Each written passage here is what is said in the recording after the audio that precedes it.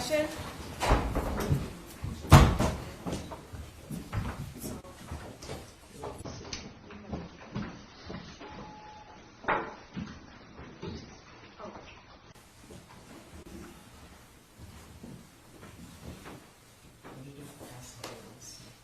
They always go away. I have no idea. Do you want me to go?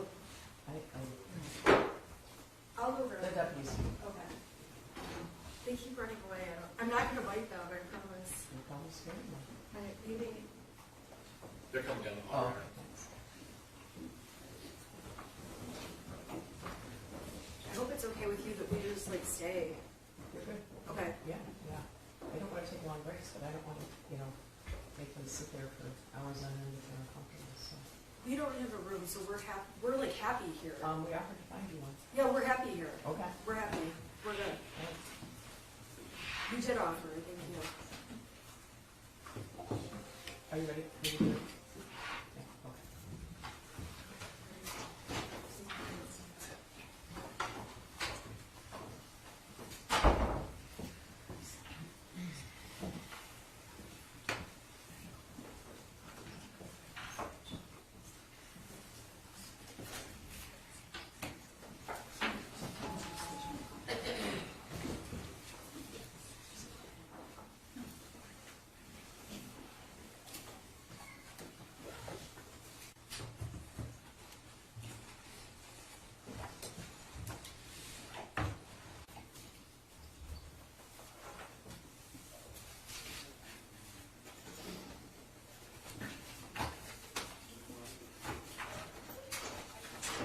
All rise for the jury.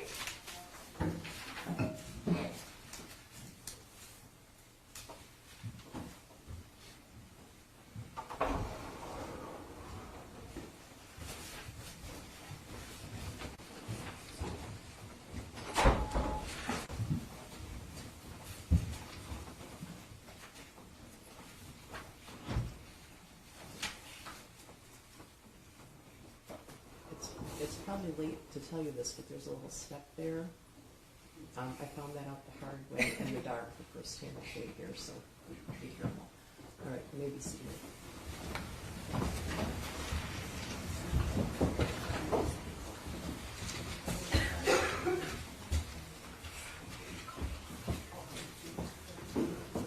Your Honor, calling people, there's Jennifer Crumbley, case number 222799990, FH. Thank you, Marquise. On behalf of people, Gary McDonald is here as well. And thank you, I'm Shannon Smith on behalf of Jennifer Crumbley. Sean Godwin. Who's the first witness? Molly Darnell. Okay. Ms. McDonald is reviewed from Molly. Your Honor, just before...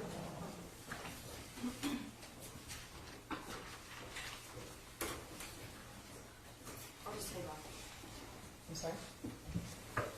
There's one exhibit that the prosecution is going to introduce that I'm going to object to. I just want to report now. Do you know what number it is? I do. It is number 7. Are you stipulating to the admission of the other ones or no? Yes. I know we were going to talk about this. Yes. At some point.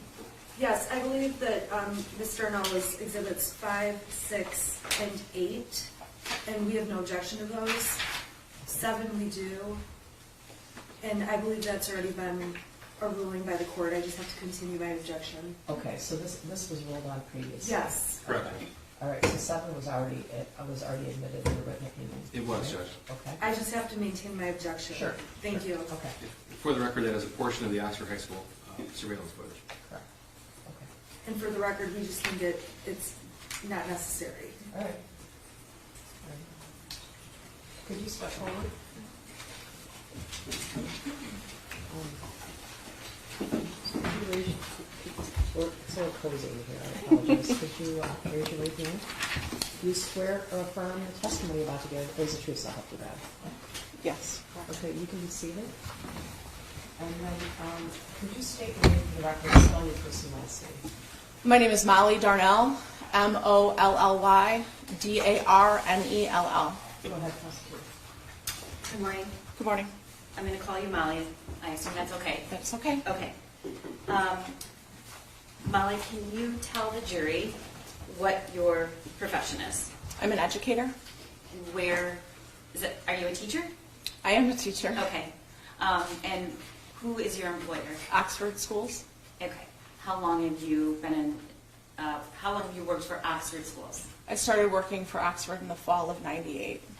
Okay. Would that be your entire career? That is my entire career. Okay. And you stayed in that one school district? Correct. Okay.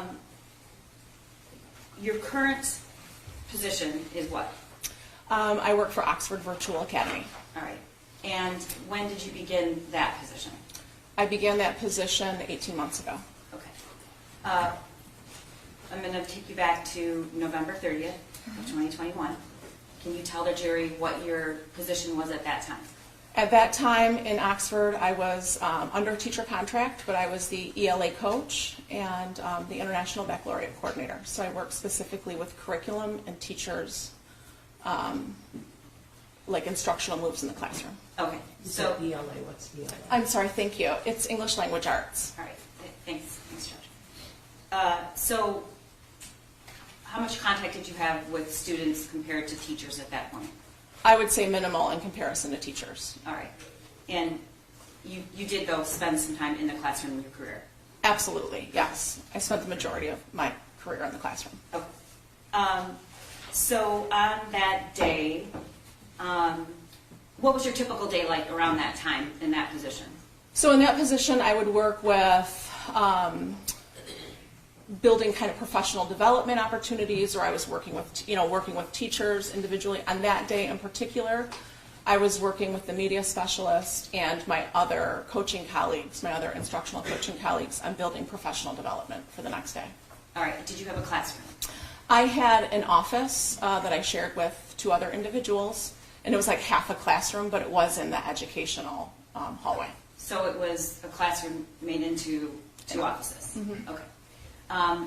Can you tell the jury when classes began that morning? What was the schedule of the day? Began and end, if you remember.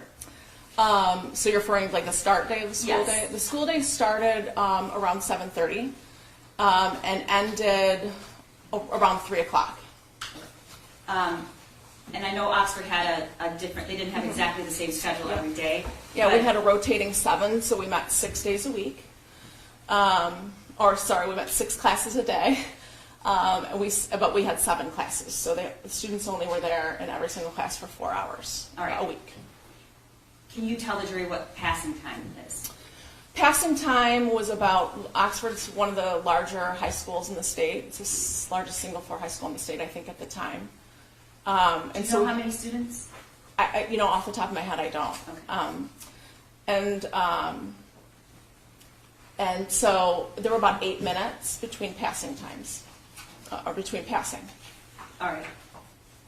November 30th, 2021, were there any COVID protocols still in place? Yes, we were still in masks at that point in time, yes. And were lockers being used? Lockers were not being used. Okay, so how were the kids getting their things from class to classroom? They were carrying book bags. Yep.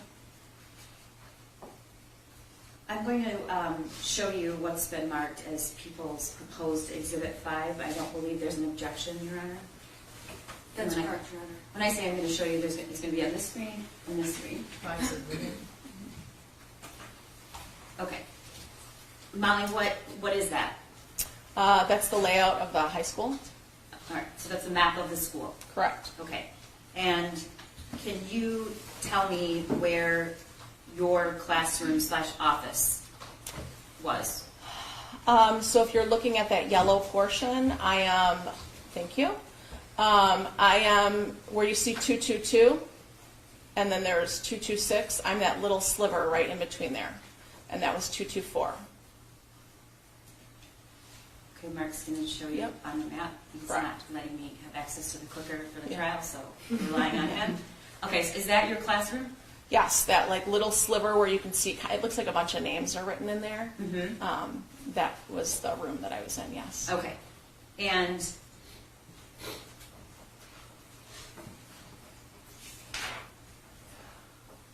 I'm going to take you to around the time of about 12:50. Okay. What were you doing during that time?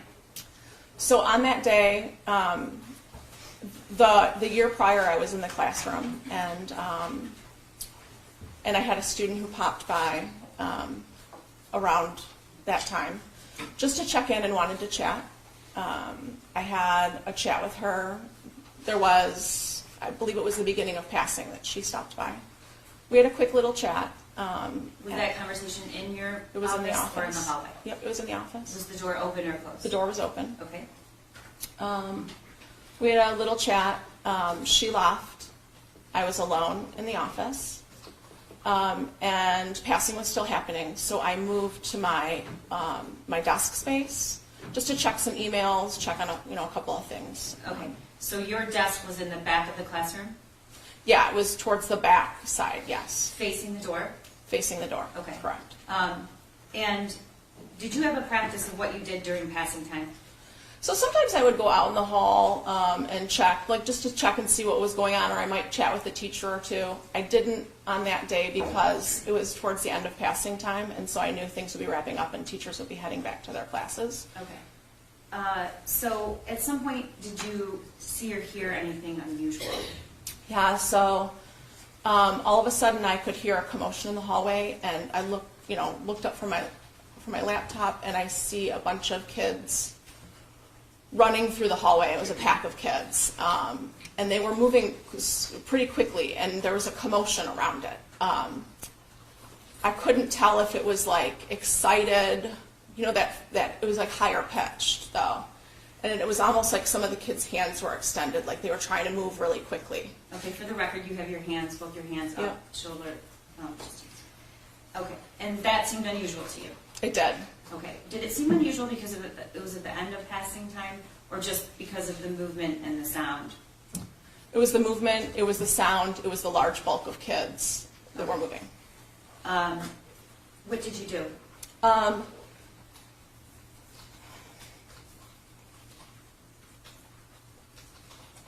I exited my office. I believe that there was possibly a fight. So I run out of my office. I'm about midway through where 222 is. And I see all those kids exiting out of door 4. So I know there's not a fight. So if you look at the map, you come out of your classroom and you look down the hallway and they're all running out of the school? Yeah, on a door 4. Okay, and that was unusual? Mm-hmm. Is that correct? Yes, I had never seen that before. All right. And then what happened? I paused for a second because I'm thinking like, well, what's going on, right? I don't know what's happening. I head back into my office space. The hallway is completely clear. And I walk into my office and I'm like, all right, what could possibly be happening in this moment? Was it unusual for the hallway to be completely clear? I don't believe the bell had rung yet, so that was unusual. Okay. And so what did you do? It was in pausing, trying to like gather what to do next. I heard 3 things pretty quickly together, like so quickly together that I have a hard time distinguishing what came first and what came last. But there were the sounds of like 3 like loud pops that I could have mistaken for lockers closing if we were using lockers. Okay. So when you heard the 3 pops, what did you think that sound was? Well, again, there was that. There was doors started slamming. I could hear like boom, boom, boom, boom, and then the principal at the time, Steve Wolf, came over the PA and said, "We're heading into lockdown. This is not a drill." And how long had you known Steve? So a couple years at that point in time. Okay. Did his voice sound panicked? His voice sounded, it was like urgent, but you could tell he was like tempering any, like panic. So was that before the loud pops or after, if you can remember? Honestly, I cannot remember. Okay. When you heard this, was your door open or closed? My door when I came back in, I pulled it, but it didn't shut, so it was open a couple inches. Okay, so what did you do? At that point in time, I moved to shut my door. Okay. Did you, after the pop, did you smell anything? No, Did you see anything? no. All right. Then you tell the jury what happened when you turned around and headed to the door. So I walk to the door. I immediately pull it shut. To the left of my door, so my door was here, and there was a glass part, like, you know, floor to ceiling glass. And then right here was a night lock system. Can you tell the jury what a night lock system is? So a night lock is a simple gadget that goes into the door, that goes into the floor, so that if the door were unlocked, it's like a second security measure. If the door was not locked, or even if it was, someone can't get in. So if the glass is shut out, even if they were trying to undo the door, they can't open the door. And when did you learn about night locks? Maybe 4 years prior. Okay. Did you do that? Well, why did you install the night lock? Well, one, I was directed that we're in lockdown, Okay. right? So as soon as I knew that we're in lockdown, that's what you do. Were you able to install the night lock? So I grabbed the night lock, you know, I undid the piece, grabbed it, and looked down at it. So I also, some of the doors have different installs, whether the door goes, you know, in or out from the room. And so I looked at it to see, just to remind myself which one, because the other office that I have at the middle school, or had at the middle school at the time, had a different At this install. point, Molly, the door is shut or closed? The door is shut. Are you facing the door or facing I'm away facing from the door, so I'm close enough to that wall because I had just grabbed it. Do you know about what the distance was between you and that door? Not even a foot. Okay. And then what happened? I look at it, and out of my peripheral vision, I can see some sort of movement. And so I look up, and I see someone dressed in dark, oversized clothing. And you're looking through that glass Looking pane through that glass next pane. to your door. Okay. They have the mask on, a hat, glasses, and a hood. And I lock eyes with them. Had you ever seen that person before? I had not, no. Did you know if it was a student or then a no? I did not know if it was a student. All right. And you said you locked eyes? I locked eyes. And then instantly I notice, I see some movement. And so I look down, and I realize he's raising a gun to me. Okay. Can you describe? Yeah, the gun was black, and I remember thinking, as he's raising the gun to me, that there was no orange tip. I had heard prior that BB guns have an orange tip. When you say he was raising the gun, can you explain what that looked like?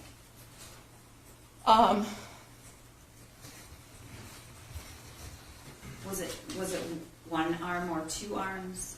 Well, I just saw the one starting to move up. I saw the gun, and I moved. Which way did you move? I moved away from the glass partition, away from the door, toward back into the room. Okay. You just described you saw something in your peripheral vision. You looked up. You locked eyes. I locked eyes. He didn't hesitate. Okay.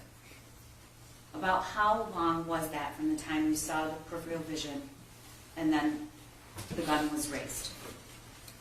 A second, Okay. if that. When you locked eyes with this individual, what did you see?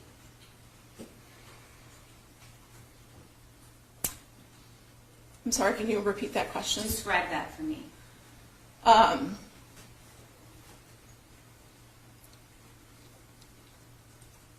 lock eyes with him, and I instantly see that movement. And I jump to the side. Okay.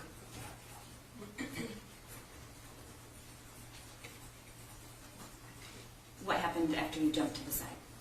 As I jump, And was did you ever get the night lock installed at that The point? night lock is not installed at this point. Okay. So when I move, I kind of jump and turn my body this way at the same time. Okay, and for the record, you're turning your Yeah. shoulders to the right. To the right. Mm-hmm. And I feel like my left shoulder moves back a bit, and I feel a burn like hot water had stung me. Where did you feel that? In my arm, Which arm?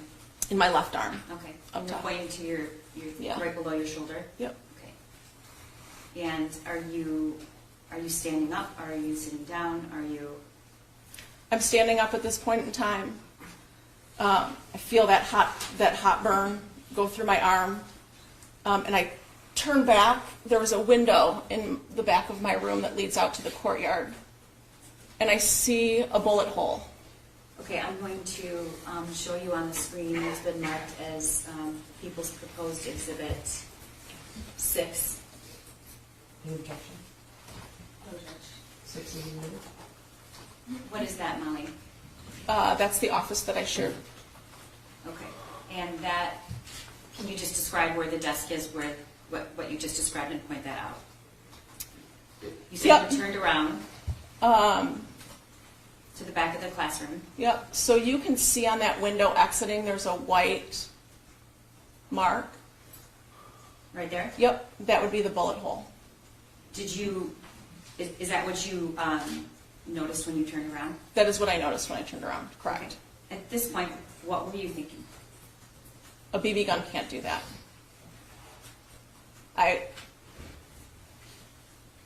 It seems like really silly. What seems silly? That I couldn't wrap my head around what was happening.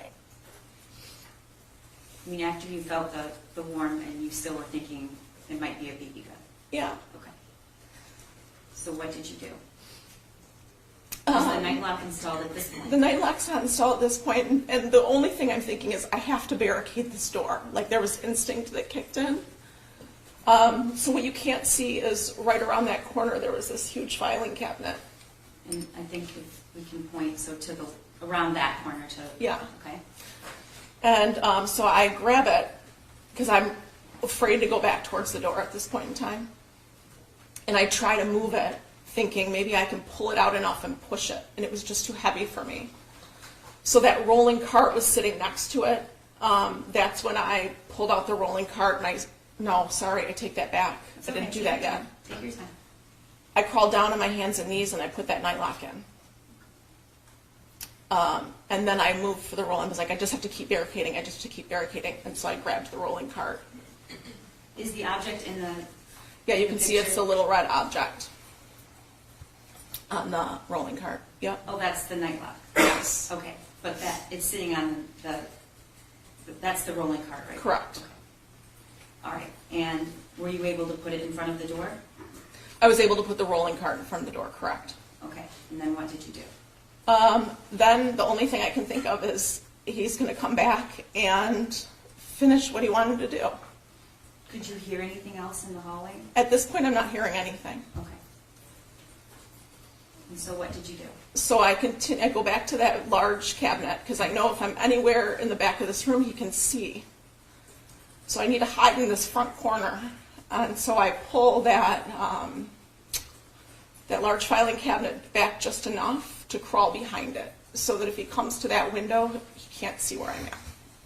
So the way the classrooms are is you have to be at a certain angle to see certain parts of the room from the hallway, correct?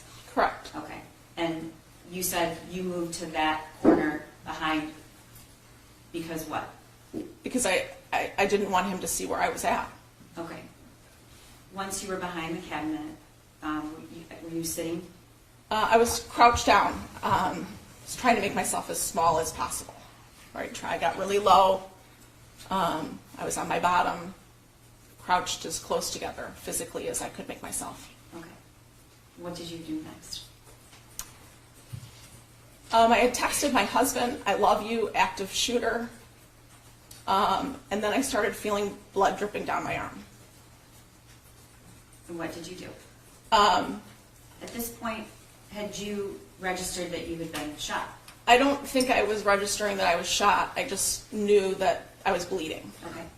What did you do? I had a cardigan on that day, and so you can see in the photo there's this red little bag on the side, on the right side of the wall. Those are, those are medical response bags that we keep in every room. So if someone's bleeding or if a tourniquet's needed, they're in there, but I was too afraid to go back and grab it. So at that point I knew I needed to put a tourniquet on. I knew I was bleeding. I removed my cardigan and I used one of the sleeves of the arm, wrapped it up on top and pulled with one arm and my teeth with the other to tighten it. And Molly, how many inches down was that wound? It sits right here. Okay. And you brought a cardigan so that you could show the jury what that looks like so they know exactly where you were hit? Yeah. Go ahead.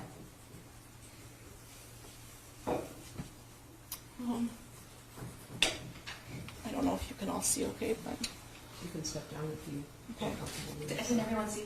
They can see. Yeah. so you can see it kind of sits in the back. So when I was turned, that was the entrance and the exit. And there's 2 holes there. Yep, so it entered here, it exited here, and the space in between, the heat of the bullet cauterized The skin. the skin. Okay.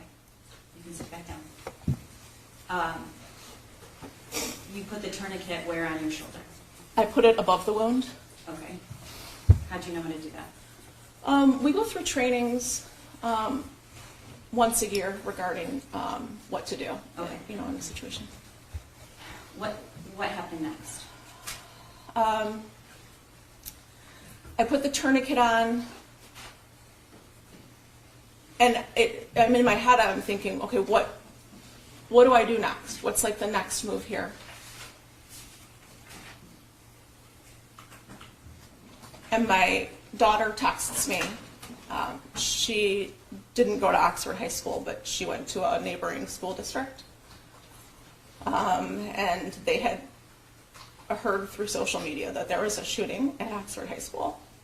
And so she sent me a message and just said, Mom, are you okay? And I responded to her that I love you. I'm sheltered in place. And I'm fine. You didn't tell her you were hit. I did not tell her I was shot, no. Molly, I want to go back, and I'm so sorry.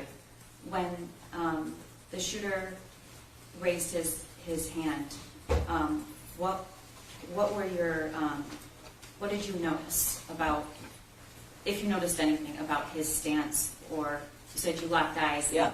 His feet were set about hip distance apart. And that's, he was, and his shoulders were like he was square, right? He was square. How long were you in that classroom? I was in there for about 20 minutes. Were you communicating with anyone else in school, or Um, law enforcement or administration? No, there were a couple teachers. My hallway had a text thread, and that was not active. There was nobody texting on that. But another part of the building where the English Language Arts Department is at, they were texting. And one of them said, I heard there was a shooter. And I responded that I saw one. Did you respond that I'd been shot? I did not. Why is that? I think I didn't want to create panic. I wanted to make sure that people knew it was serious, but there's no, I'm okay. Okay. At this point, did you have any idea where the shooter was, if anyone else had been hurt? What were you hearing? Anything? Nothing, and it was absolute silence for a long time. And then I started to hear a volume of footsteps. And I thought, they must be evacuating a classroom. And so when that shift occurred, I texted the teacher next door and I said, hey, You're the only one that knows right now, but I've been shot. I hope I'm the only one. How long was that? How long were you in the room then? At that point, it was probably 18 minutes. Okay. At some point, did somebody ask you to leave the classroom? Yes, so the teacher next door was like, oh my gosh, I'm calling the office. There was another teacher in the room with her who texted administration. Okay. And at some point, did somebody come to the door? Yep, so the text from administration, Kurt Noose was at my door within maybe 2 minutes. Time's hard on that. And he was like knocking, Molly, are you in there? I've known Kurt Noose since they started in Oxford. I did not trust that was him at my door.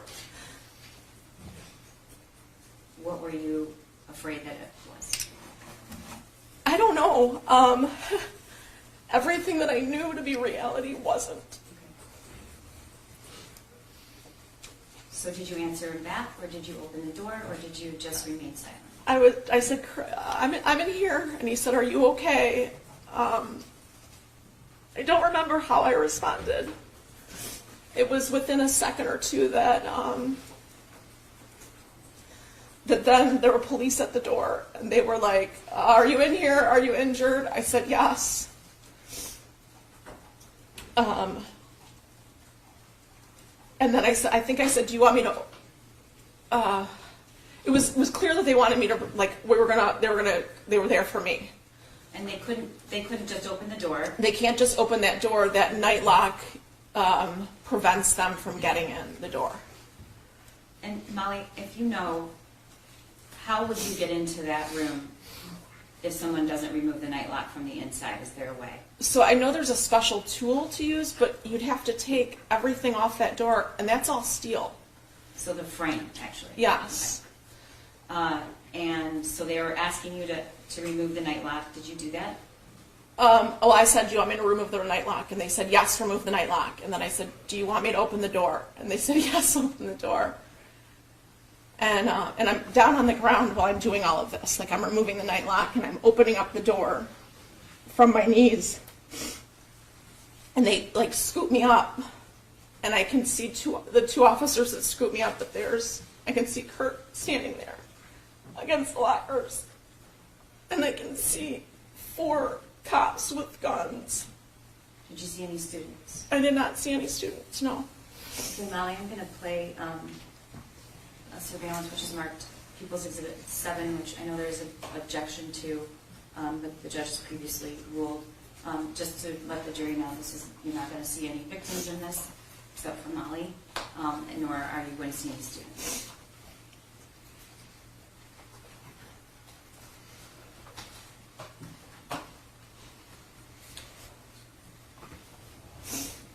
Can everybody see?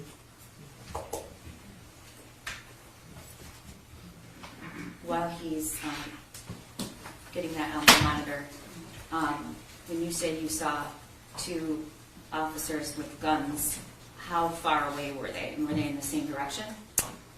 They were. When they scooped me up, the 2 that scooped me I'm gonna up. stop you. Look here. Yep. Is that the hallway? That's the hallway. Okay. So you can see there's multiple around. So it wasn't just the 2. And where's your classroom in this photo? It's farther down, right? So you can see, like they're going inwards towards the classroom. Okay. It looks like that's an officer there. Okay. So I knew that they were officers based on the vests that they were wearing. And so they were just around, right, as well, like securing the area, I suppose. All right. Can you press play?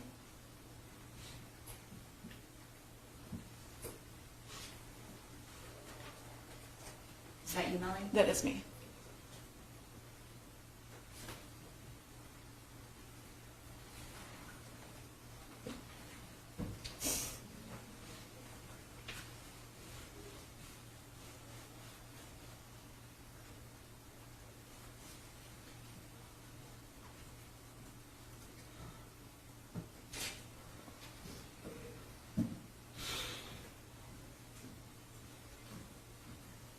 At this point, are you hearing anything in the building?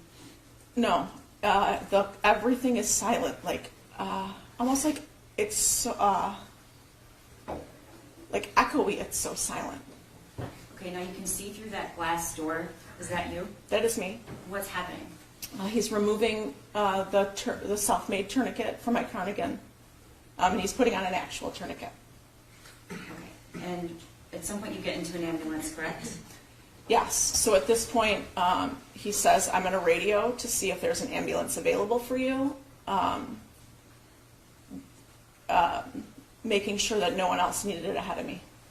Okay. You eventually get into an ambulance. They take you where? They took me to Lapeer. What happened when you got there? So I get to Lapeer, and the doctor comes out to the ambulance and introduces himself. And they said, I was sitting in the ambulance the entire time, and then they said, we're going to put you on the gurney. And I said, I can walk. Like, if I can walk, I want to walk. And so they help me out of the ambulance, and I walk in, and they're like steadying, you know, like kind of almost holding me up, steadying me. And the hallways are lined with doctors and nurses. Did you see any other victims? I did not, no. Okay. And they treated your wound? They did. Okay. Were you able to, I assume they ran some tests. I want to be cognizant of the judge's prior ruling about what you can testify to. But at what point, how long were you at the hospital? I have no idea what time I walked in those doors. Okay. I was there for several hours. Did you learn at some point there were other victims?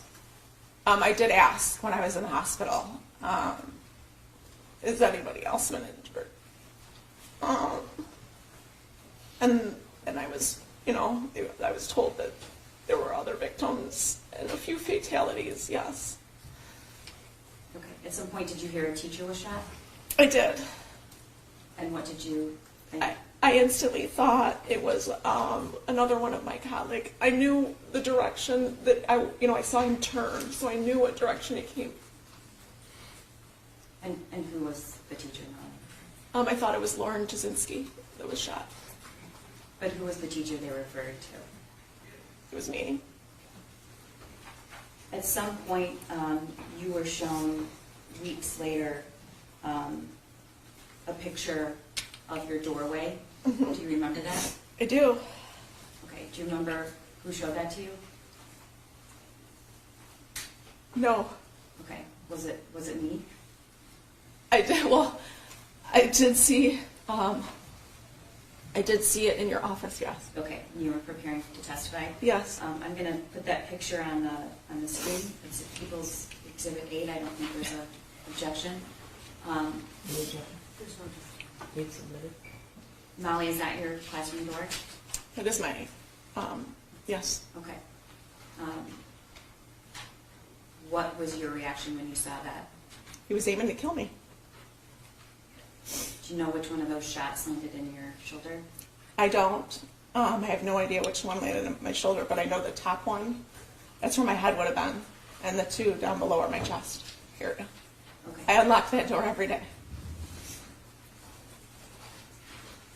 And what was your, did you have some, what is your, when you think about the wound and why you weren't hit, why was it in the chest? That door, the distance, the door,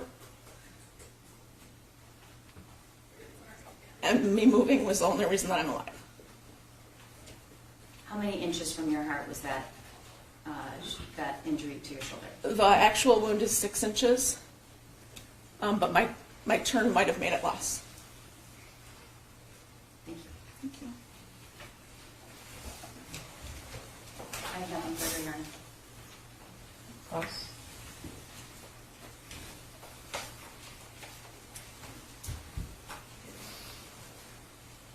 I I have no questions for her. Thank you. Thank you.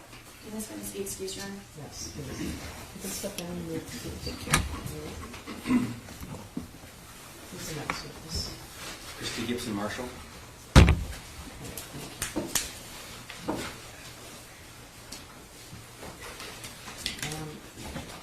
We had a discussion about the boundaries of her testimony. I don't know if we put that on the record. Do we need to or not? We prepared her, Your Honor. We understand it's not another hearing, we know it's a trial. Okay.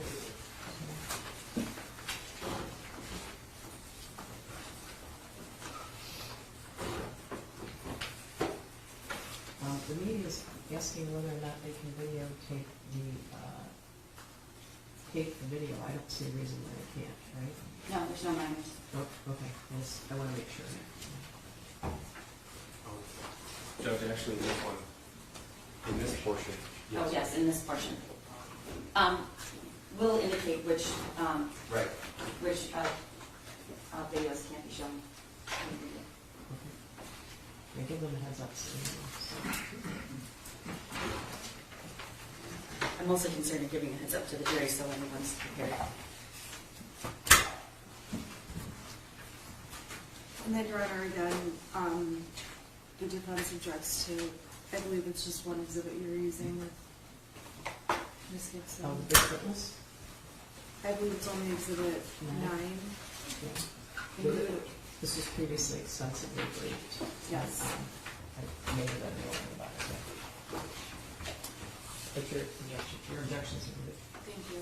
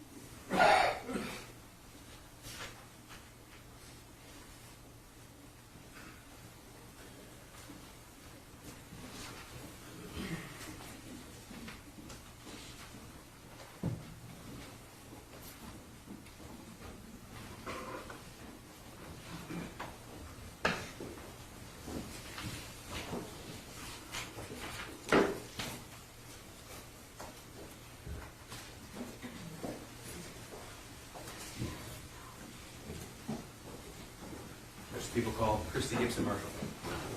Good morning.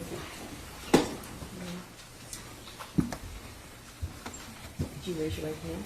Do you swear or affirm the testimony you're about to give is the truth, so help you God? All right, please be seated. And will you state your name for the record as well as your first and last name? Christy Gibson-Marshall, KRISTY-GIBSON-MARSHALL. Come on, prosecutor. Thank you. Good morning. May I call you Christy? Yes, Christy, could you please tell the jury where you're employed? Oxford Community Schools, How long have you been with Oxford? 29 years. And what do you do right now? I'm an assistant principal Okay. And that's at the high school? at the high school. How long have you been the assistant principal at the high school? 6 years. And what did you do before that? I was an elementary principal. Also in Oxford District? Yes.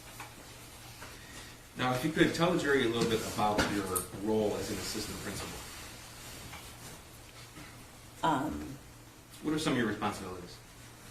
Teacher supervision, evaluation, curriculum and instruction, supervising. I do parent communications. It's hard to think of all the stuff that my big giant list while I'm sitting here, but We have a student relations team that works together to support our alphabet, part of the alphabet. Big goal is, like, to me, my biggest role is supporting students, and I love the kids, so just bringing energy and having fun with them. You've been in education, you said, for 29 years? Yeah, yes. So up until this role, you were an elementary school principal? I was, and then prior to that, I was a teacher. Teacher before that, okay. Now, as it happens, the school that you were principal at was Jennifer Crumbley's son, one of those students. Yes. And what grades, if you recall, was he there? 4th and 5th. Did you have any contact with him in your role as a principal in those 4th and 5th grade years? No. Did you have any contact with his mother or father? Not that I remember. I had an email about a report card once, but that's all I remember. And that would have been years prior? Like 5th grade going to 6th. Now, I'd like to direct your attention to November the 30th of 2021, about 12:50 in the afternoon. So we have the screen in front of you. That should be displaying People's Exhibit 5. This is a map of the Oxford High School. Yes. If you could tell us, if you recall, where you were about 12:50 in the afternoon that day. I was in the I started in the cafeteria supervising lunches. So what would be, I guess, they're the commons. So right Yes, here? correct. Okay. So was that lunchtime while you were there? Yeah, Okay. yes. And is there a time where you moved? So around that time on November the 30th, did you have a specific area of the school you would go to, or did you move around?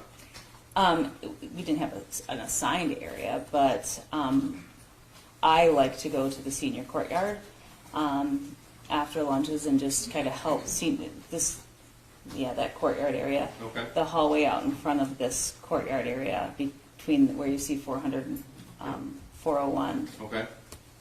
Our seniors hang out there and they congregate in a good way, not terrible. Let me just clarify. It's kind of like the rite of passage, and we just like to kind of go there and keep traffic flowing. Okay. Yeah. Is that something you would do on a routine basis? Yeah. My bad mom joke on that one is that I make it a senior citizen window, and I stand in that area. Was there a point that day when you realized something was going wrong? When I was approaching the senior courtyard, so when I was coming down the hallway from the commons, what says commons, I call it cafeteria, by the media center, by the courtyard, and hit the 500 room. When I kind of got to that triangle there, that diamond there, one of the students that I know pretty well went running by and said, "Get the hell out of here." And he was laughing and running, and I was like, that was a mixed message. Sure. At that point, was there an announcement on the loudspeaker? No, not at that point, no. Was he the only one running? Shortly after him, there was a group of kids laughing and running behind him. When I stopped to ask them what was going on, they weren't entirely sure. But as kids started to pass, you could see it got more serious. Okay. I grabbed my walkie-talkie and I What do you mean it got more serious? What do you mean by that? their faces got more, I'm sorry, their faces became more serious. Did that signify something to you when you saw that? Yeah, just something, them running signified something to me because it's not a typical behavior. Okay. But the running and laughing was confusing, and then when their faces became more serious, I was started to get very worried, and that's when I grabbed my walkie-talkie. Okay. What'd you do with your walkie-talkie? I said, "I'm not sure what's happening, but kids are running in the hallway," which is very odd, and look like they're trying to leave the building. So where did you go?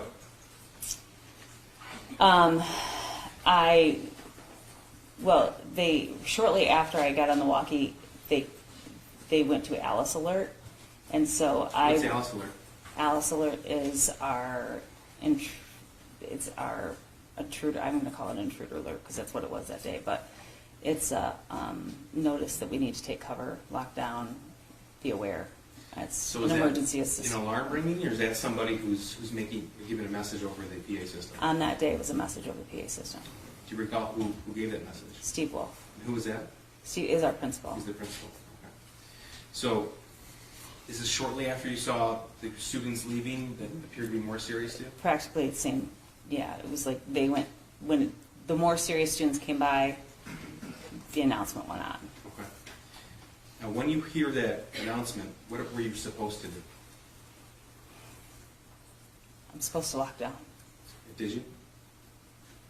No. What did you do?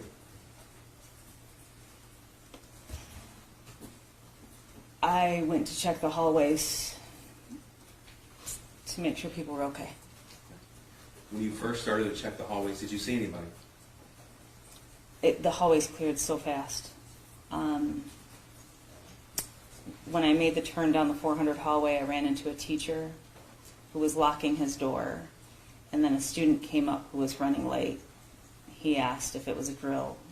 I let him know that it didn't matter if it was a drill or not, just you gotta take cover, get in there.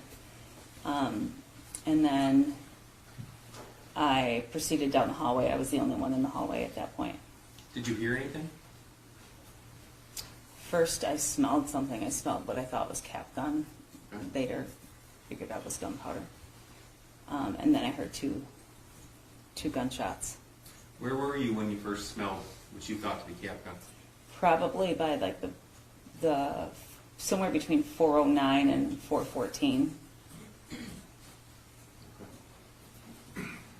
So you were continuing to walk down that hallway, the 400 hallway, towards the 200 hallway? That's in yellow highlight? Yes, that's where I heard the gunshots. I was going that direction. You were walking towards the gunshots. Yep. Yes. As you walked down the hallway, did you see anybody else? No. Tell me where you went. When I got to the end of the hallway, I realized how dumb this is. I turned left to go towards where I heard the gunshots. So this hallway, And I went towards 225. so you came down the 400 hallway and you turned left towards 225. Yes. Tell us what you saw when you made a left. I saw a student laying on the ground. Did you know who he was? I didn't at that time, no. His face was covered. And then as I continued a couple of steps, I could see another student walking my direction. He had just dropped his arm was up, and then he dropped his arm. Did you recognize him? Not at that point, no. He was too far away. What did you do when you saw a student on the ground? There was a garbage can between he and I, so I moved the garbage can out of the way, and I put my foot near him and nudged him and told him to stay there. Did he respond? No. No. Could you tell if he was injured at that point? You could tell he was injured. What happened next? Ethan then came into closer view, and I could tell it was Ethan. He had been at the school where you were principal? Yes. Did you interact with him at all at Oxford High School? Just normal, like how I interact with everybody. High fives, hugs, silly stuff that I do. Okay. I brought my elementary to the high school, so I just Did you enjoyed say it. anything to him? When he got close enough to me that we were sharing the hallway, so he was kind of walking down the center and I was kind of over to the side, so we're probably 3 feet apart. I asked him if he's okay. It just didn't seem right that it would be him. So I need to back up just a little bit. When you saw, you didn't know who it was at first, the student down the hallway, you said he had lowered his arm. I knew it was a shooter when he was down the hallway. Okay. Could you see if he was holding anything? I could see a gun. At that point, were you Was he walking towards you or away from you? He's walking towards me. It was when I realized it was Ethan that I didn't think he could possibly be the shooter was what happened. Like, I know I said I knew he was a shooter down there because I could rationalize that that is a gun. He is putting that gun down. He just shot something. Okay. Now, I know this is difficult, but I need you to use your teacher voice and speak Okay. as loud as you can. You saw him coming towards you. How close, how far from him were you when you recognized who it was? He was probably by the room 221 when I could tell who he was. Okay. And I was standing between 226 and that weight section there. That, yeah. There's exit doors there. Now, you said you said something to him? Yeah, it seemed so odd that it was him. So I said, "Buddy, are you okay? What's going on?" And when he didn't respond to me and he looked away, that's when I knew it was him, that he was the shooter. Did he point the gun at you? He did not. What did you do at that point? I got on the walkie and I told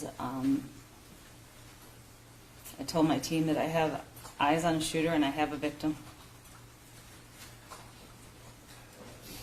Now this hallway, 200 hallway, there's a curve to it. Yeah, yes. And he was walking, if we follow the mouse cursor here, he was walking down the 200 hallway towards 233 and 237, Yeah, he was walking that direction. that direction. Yes. Did you watch where he went? No. What did you do? There was a student who was injured, so I went to him. I didn't. Okay. I knew he needed me. He has, I know you're aware, but there's been certain rulings by the court, so just in general terms, did you render aid to that student? I did. Did you tell if he was injured at that point? Yes. Did you recognize him? Yeah, I knew it was another one of my students from Lakeville, Tate Myre. It just took my breath away.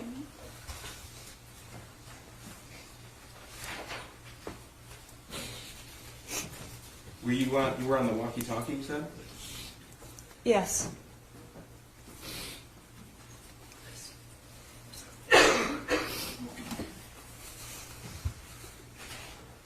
So I let them know I had eyes on the shooter and that I had a victim. Kurt News asked me where I was. It's probably the biggest hallway we have, and I said I was in the 200 hallway. Kurt let me know that that's a very big hallway and needed more direction. I don't know why I couldn't process the fact that, like, my exact location, I told him I was near the 400. Okay. Did you stay with Tate until help arrived? Yes. Now, you have seen at least a portion of the Oxford High School surveillance video, is that right? Yes. I'm going to show you what's been marked as People's 9. It's been admitted. It cannot be broadcast on media. All of it? I've never seen it, so you have to tell me. The entire, this is a short clip of it. None of it can be broadcast.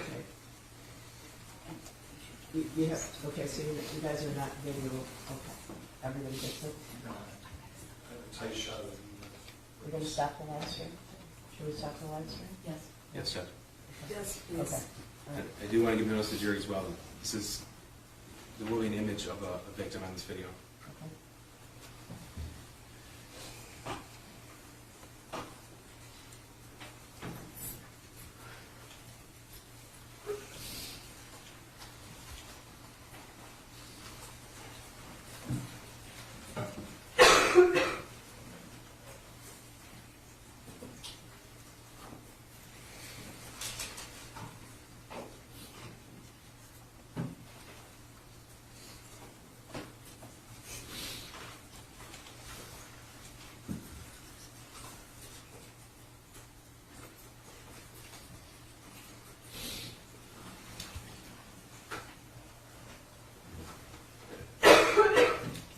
Christy, tell us when we see you.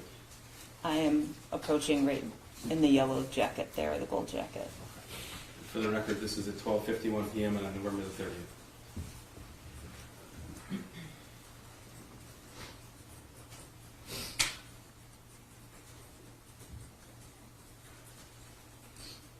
So no one's come by at this point. No.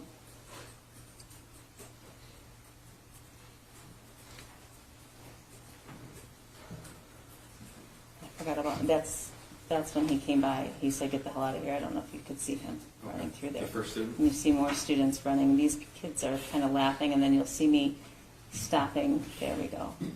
There's my walkie. You're walking down the And middle I'm hallway there? walking towards the direction that the kids told me. They cleared the hallways very, very, very fast.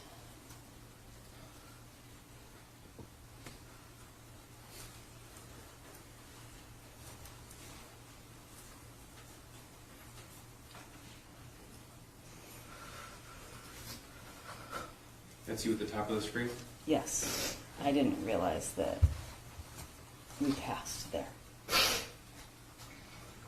This is where the teacher came out.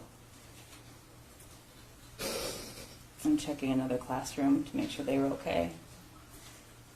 And then I'm continuing on.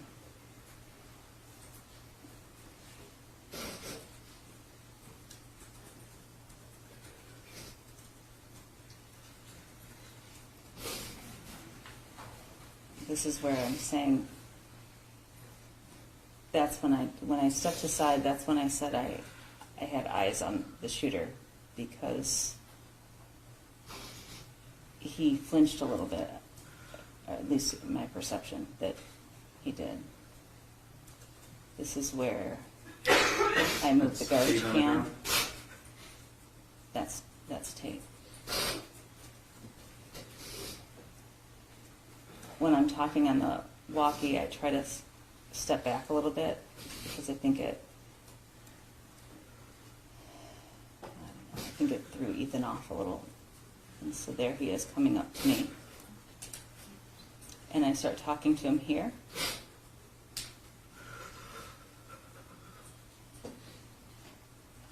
And I'm letting them know that I have a victim and I have a shooter. I'm asking him questions.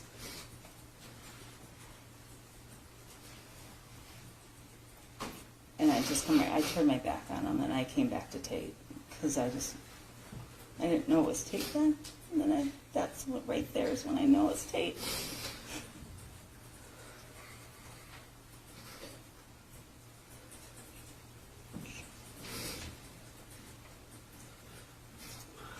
This is after the police arrive on scene and cut portions of it. Yeah. So police arrived on scene, and they were trying to figure out his name. The shooter's name? Yes, and so I left Tate to go tell them who it was, and then I went right back to Tate. I did not want to be away from Tate. I was telling Ken, his name's Ethan.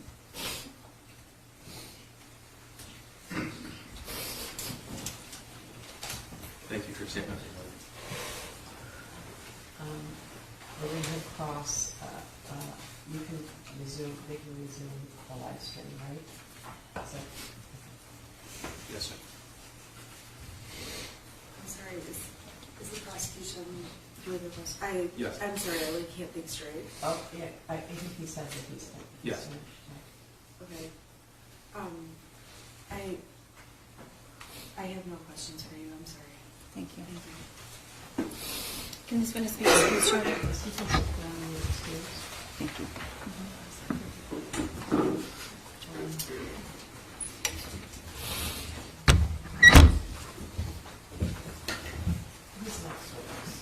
Is Cammy back?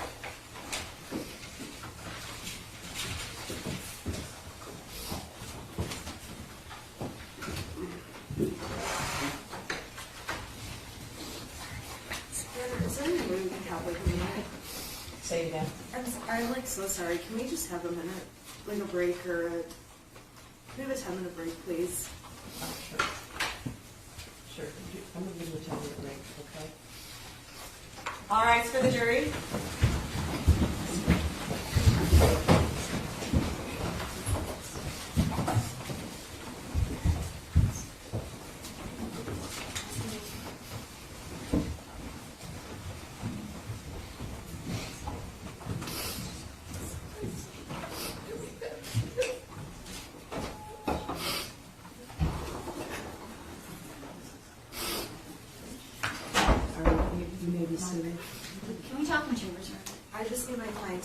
to like, Okay, sure. I guess I want to, you can all be seated. I want to confirm with the deputies that I've done about a bajillion trials in the courthouse. I wasn't always under the understanding that the defendant had to go downstairs every time we take a break, but is that what you're? I've been ordered by my sergeant. Okay, well, all right. Okay, so you have to take her downstairs right now. Is that accurate? Yes. Okay. All right, so we're going to have about a 10-minute break. thank you. All right. Is there something you want? Yes. Go? Okay. Yes, I'm gonna record. Can we go on the record? Are we on the? You can go back on there. Okay. You want to be on the record? Yes. Okay. You can be seated. Okay. You are on the record. Your Honor, this court, upon the defense's request, instructed the prosecutors not to show emotion. You instructed the prosecutors to tell our witnesses not to show emotion. And you instructed us to let our victims know. I understand the ruling, Your Honor, I do. You're concerned about influence of the jury. I take no issue with it, but it was a difficult thing. It's difficult, and we're doing it. And then to have not just the defendant, her lawyer, sit there sobbing so that I did not sob. I just want to finish, Your Honor. I just want to finish. I think if that is the instruction, we are trying really hard to respect the court's instruction because I understand the reason for it. Okay, I didn't tell people not to show emotion. Some of that is involuntary, but there have been times in this courtroom during trials when people will show facial expressions or things like that, or make comments. I understand this is a very emotional situation for everyone here, right? If someone was audibly sobbing in the audience, I would hope that they would exit. And as you said, the reason for it. I didn't tell anybody not to show emotion. I guess some emotion is involuntary. So I guess I'm asking what you're asking of me. I think it should apply to both sides. Your Honor, first of all, I was not sobbing, and this is horrific. I've never seen this before. It's horrific. That's why we asked the court not to play it. This is horrific. I don't know how the prosecutors. She's watched it 100 times, and with these witnesses, it's horrific. You had this video for over 2 years. I don't know. I don't have this video. I have to go to their office to watch it. You've seen it? No, I haven't, because it's not necessary. It's not relevant to my client's case. We've already litigated this, but we're doing our best. We were not sobbing or making the scene in any way. All my eye makeup's still on. I checked my camera. I'm not having. I need to run to the bathroom. I need a break. Okay, we're having a break. That's what we're doing. And you gotta keep your voices down because I'm sorry. The walls are cardboard in here. So I'm sorry. okay, all right. Everyone here is human, right? Everyone here is human. I understand that. I'm striving really hard to give both sides a fair trial, and if people don't at least try to check themselves, to exit if it's that excruciating, which I know it is. I'm not a robot. I'm trying to keep myself from sobbing. I'll do it at 6 o'clock tonight, okay? I appreciate that, Your Honor. That's all I'm asking. Okay. That's all I'm Your Honor, asking. we don't have the option to leave the courtroom. We're trying our best. We're trying. I promise you, we're trying our best. All right. Thank you. Everybody needs to take a deep breath. She has to go downstairs, right? And we're going to call you late, have her come later. How long do you think the next witness is? I'm bringing lunch in for the Next witness is Cammy back. I anticipate very brief questioning. Okay, because I'm having their lunch delivered so they don't have to commingle with people in the cafeteria. It should be less than 30 minutes, so Okay, it'll work out. okay, all right. Are we going to break then after that witness? Yes. Okay, thank you. Yes. All right. I apologize. No, it's natural. It's horrifying. It's horrifying. It is horrifying. But We're trying. We're trying. Okay. We'll keep trying. All right.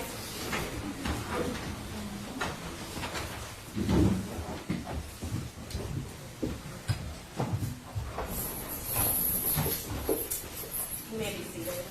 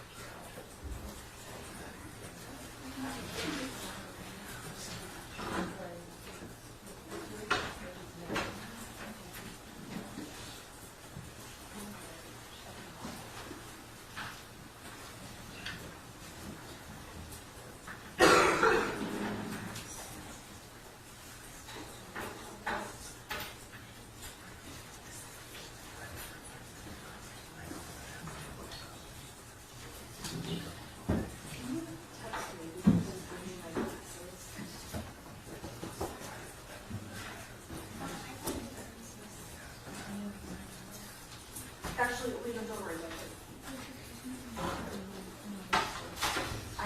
My glasses are at my house. If he has problems, ask him if he's at my house. If he is, then you ask him. I mean, if my glasses are fine. I don't know which ones. I just know when this is happening.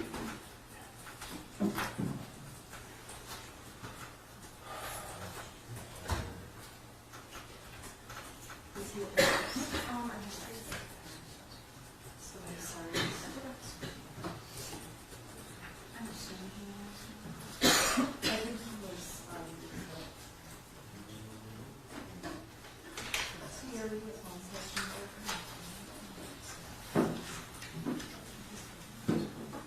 I listened to the transcript, but when she tested me about it, I didn't need to put in my glasses.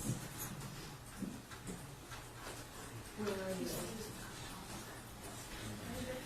Okay, never mind. I'll be fine. I think they have instructions in my car.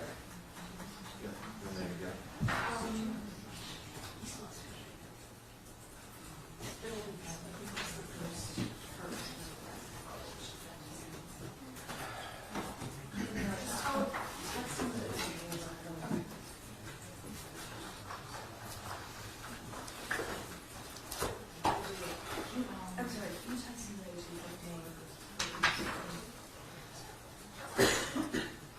I've got plenty. I have plenty.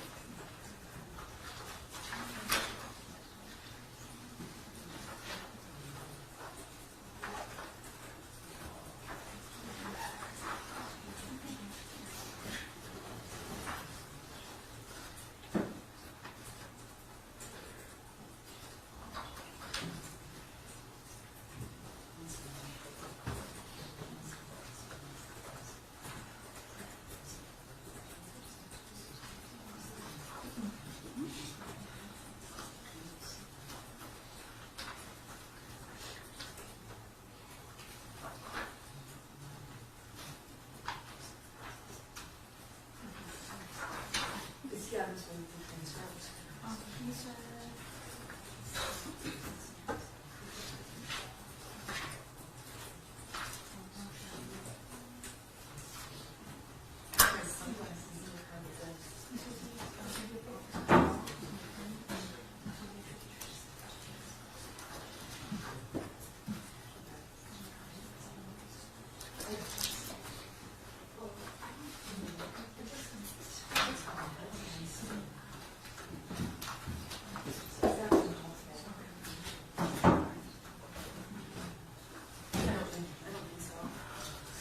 Let me double check.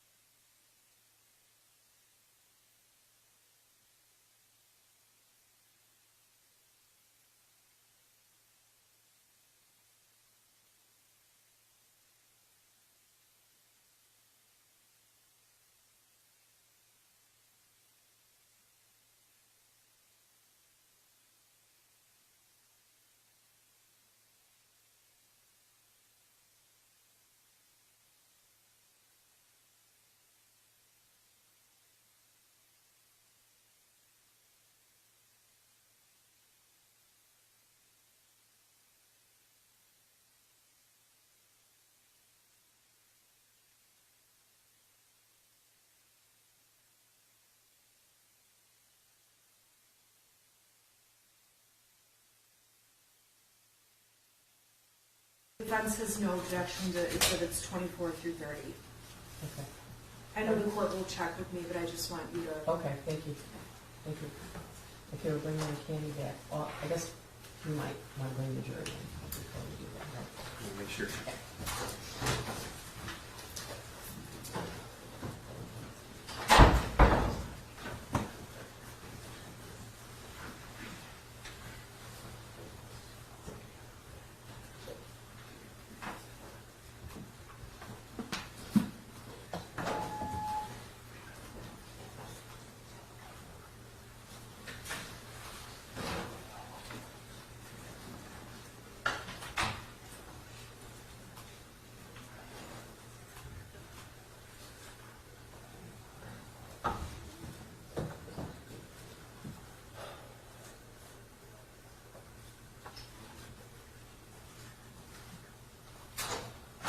All rise for the jury.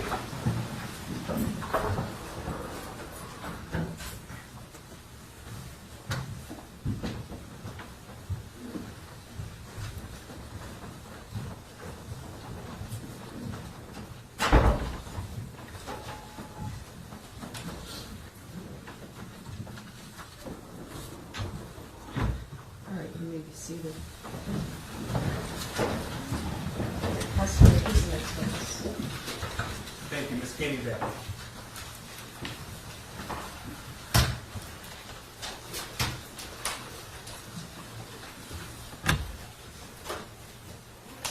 Good morning. Good morning. Could you raise your right hand? Do you swear to affirm the testimony about the truth so help you God? Yes, ma'am. Okay, you can be seated, and then will you state your name for the record and spell your first and last name? Cammy back. And spell your first and last name, please. CAMMYBACK. Go ahead, prosecutor. Thank you.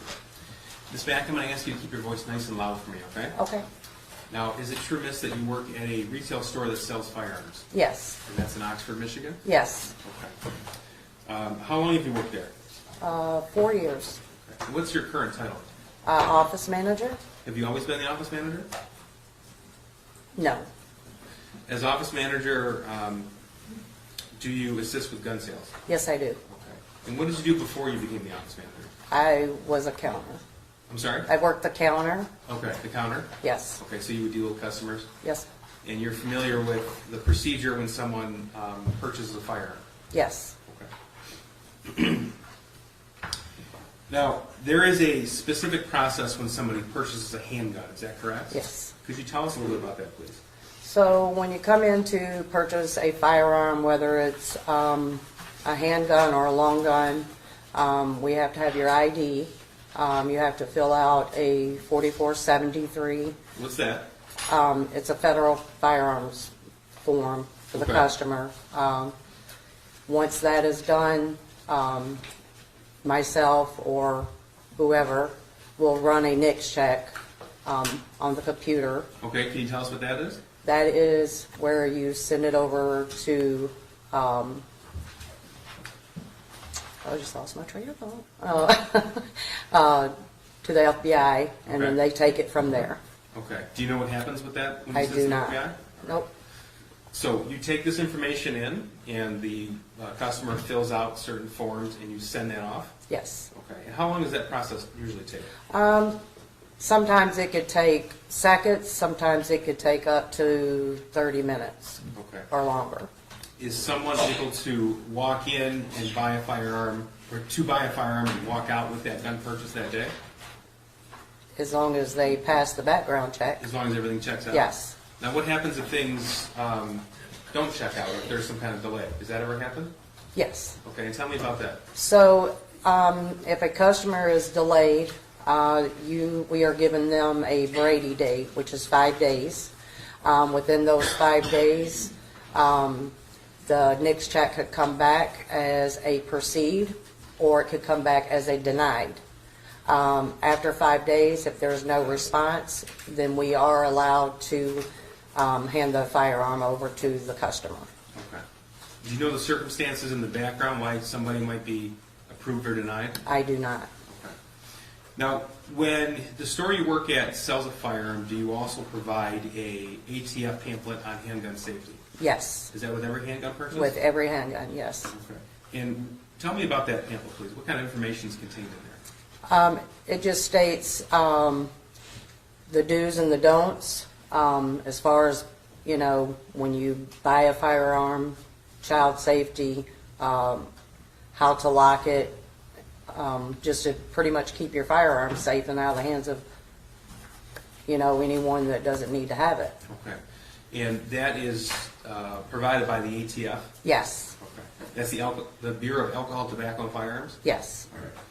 Does your store also provide a trigger lock statement? yes, Okay. And is that one of the standard forms that has to come with the firearms purchase? yes. And tell me what that is, please. So it's just, the trigger lock form, we take and we make sure we check the box, that it has the lock in the box, and that it has a box that can be locked. Okay. Now, we say the lock in the box. What do you mean by that? The trigger lock, Okay, so when your store sells a firearm, you also provide a lock with it? yes, Okay. And that's not an actual gun safe, correct? That's a smaller locking device. yes, All right. And that happens with every handgun sale from your store? yes, I'd like to direct your attention to November the 26th of 2021. Do you remember that day? I do, Okay. And were you working? yes, I was. Did you, well, first of all, I should ask you, as office manager and someone who's been employed at the store for 4 years, every time a firearm is sold, is there a receipt kept? Yes, Okay. On November the 26th, 2021, did you sell a handgun to James Crumbley? I did, Okay. And was he there with somebody else during that purchase? yes, he was, Okay. Was it an adult or was it a teenager? teenager, Okay. Did you come to learn who that person was? later, yes, Okay. And you came to learn that it was the defendant's 15-year-old son? yes, sir. Okay. But you didn't know that at the time? No, I did not, Okay. Now, during the purchase between yourself and James Crumbley, did his son do anything? never, Okay, so he was there, present, but he didn't interact with you. no, I'd like to direct your attention also to June the 15th, 2021. Did James Crumbley make another purchase of a firearm that day? that I cannot say, Okay. If I showed you receipts, would that refresh your memory, you think? yes, Okay. So what I'm going to do is go through some exhibits with you. They'll be on the screen in front of you. These are all stipulated to. Can you see that? yes, Okay. This is Exhibit 24. This is, do you recognize this as a receipt from the store you work at? yes, Okay. This is June the 15th, 2021. Do you see the date? yes, All right. And the purchaser is James Robert Crumbley, yes, and it has his address, and it has the item purchase, and that's a Cobra Classic for $180 total. yes, And that's actually a 22 Derringer pistol, is that correct? yes. 24 has been admitted, I believe, with stipulation. I believe that Ms. Smith was willing to stipulate to 24 to 30, is that accurate? That's correct. 24, 25, 26, 27, 28, 29, and 30 are admitted, so. Thank you, Jeff. This is Exhibit 25 right here. It says pistol sales record. Can you tell us about that, please? So each time that a pistol is sold, we have to provide the customer with a pistol record. They are given those, and they are instructed to have those dropped within 10 days of the purchase. Okay. Now, this has a description of the pistol, is that right? Yes, So it says, this is the Cobra Classic, we just saw the receipt for. Do you see that on there? yes, Okay, and it says pistol shot in the number 2. What does that mean? it's a 2-shot. Okay, so it's a small handgun, Yes, and barrel length 2.25. Is that in inches? yes, Okay. It says purchase transfer date is June the 16th of 2021, whereas the receipt was June the 15th, 2021. Can you tell us what happened there?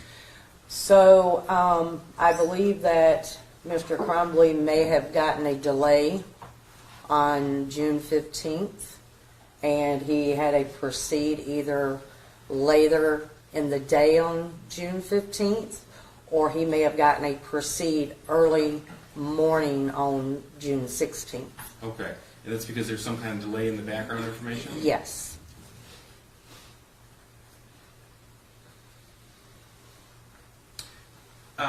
Ms. Mack, is it true that some handguns sold by the store actually come with their own cable locks, not just from the retailer themselves? Yes, Okay, so whereas on November the 26th, you provided a lock, not every handgun has to be provided a lock by your store. yes it does. Because the manufacturer gives the lock themselves. Yes. Okay, so I don't think that was clear, so I just want to back up for a second. So, some guns that come in from the manufacturer do not provide locks. We Okay. have to provide those. Got it. Sorry. Okay, no, that's okay. No, Okay. that's my fault, not yours. The 6 Hour, for example, they do not provide their own locks, is that right? Some they do, some they do not. Okay, and if they don't, then you would fill in that gap. Yes, All right. Now, this is Exhibit 26. This is a receipt, James Robert Crumbley, June the 16th. And this is the Caltech P17 22LR, total price $349. Do you see that? yes, Okay, this is Exhibit 26. And again, this is June the 16th. That's the day that he would have received the Derringer. Yes. Right? Okay. And here's Exhibit 27, which is the actual pistol sales record. And again, purchase transfer date June 17th of 21. So there was a delay in this purchase as well? yes, Okay. And this description is, it's a 16 shot, barrel length is 3.8 inches. yes, So it's bigger than the Derringer. yes.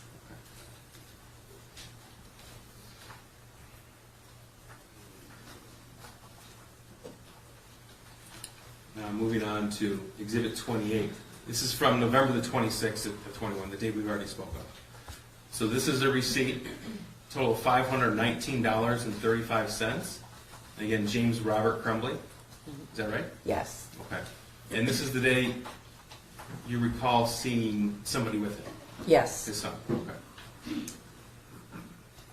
Do you recall if his son was with him in June, or did you not complete that purchase? I did not complete that purchase. Okay, that's fair. But as office manager, you can tell us that those records are from your store. Yes, Here's Exhibit 29. This is the pistol sales record.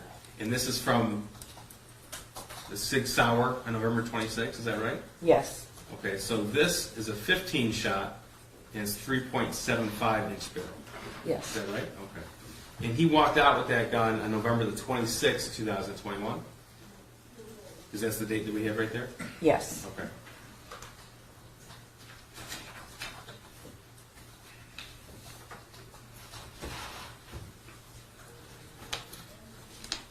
Now, hypothetically speaking, if there was a 15-year-old who walked in your store and tried to buy a handgun, would you let him?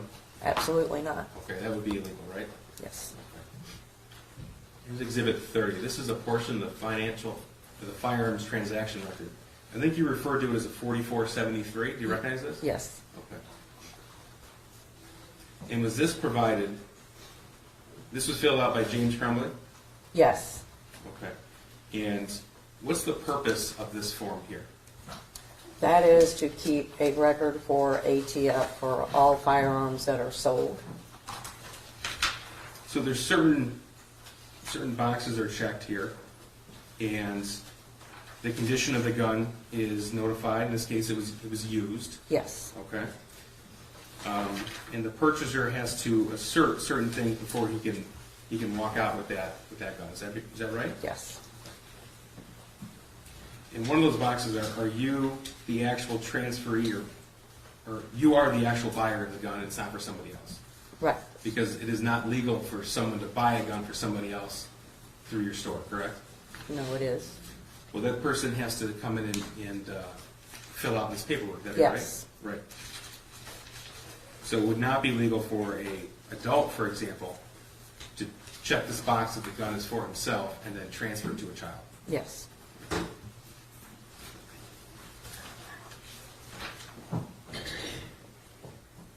Can you tell us the difference between a cable lock and a trigger lock?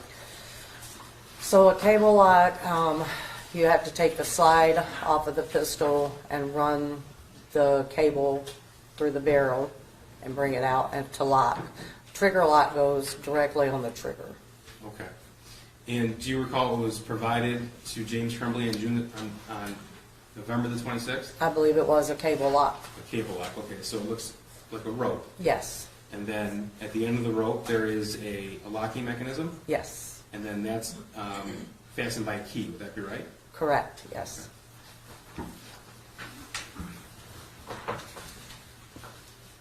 There's some firearms that can't be secured with the cable lock versus trigger lock, or is it unique to certain guns that you need one versus the other? I don't believe so. Okay. Does your store always provide either a cable lock or trigger lock, or does it depend? We provide both. Both? Yes. Okay. But on this particular occasion, on November of 2021, it was a cable lock. It was a cable lock, yes.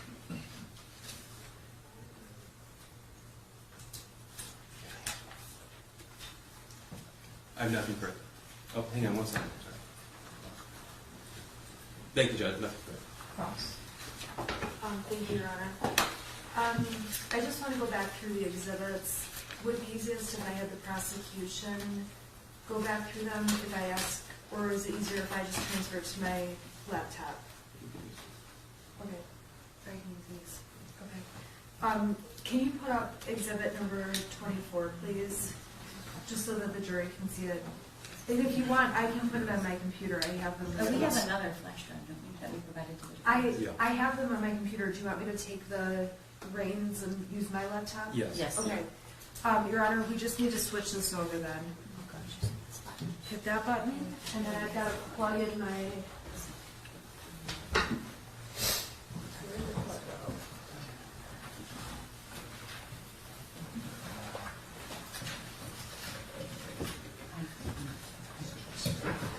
All right, and I'm just going to pull up the exhibits on the laptop while Mr.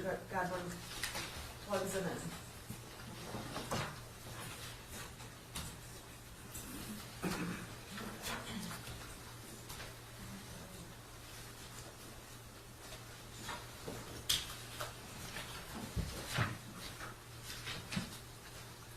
Okay. Good afternoon. My name is Shannon Smith, and I represent Mrs. Crumbley. I'm going to ask a couple of questions, and if I ask anything confusing, can you please just slow me down and let me know? Sure. Okay, thank you. It's not my job to confuse you. I want to make sure you understand each question I ask. Okay. The first exhibit the prosecution showed, Exhibit 24, which was admitted, is a receipt for a Derringer gun. And I just want to be clear that Derringer gun was purchased by James Crumbley, correct? I cannot say. If you look at the receipt, By the receipt, yes. okay, so by the receipt, it indicates James Crumbley purchased the weapon. And Yes, I'm sorry. and it's fair to say that Jennifer Crumbley's name does not appear anywhere on that receipt. No.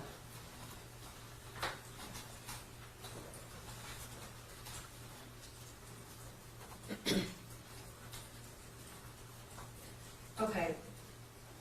We talked about Exhibit 25, the pistol sales record. And this was the pistol that was bought back in June of 2021. On this receipt, or I'm sorry, on this pistol sales record, James Crumbley is the person who purchased this pistol. Is that correct? Yes.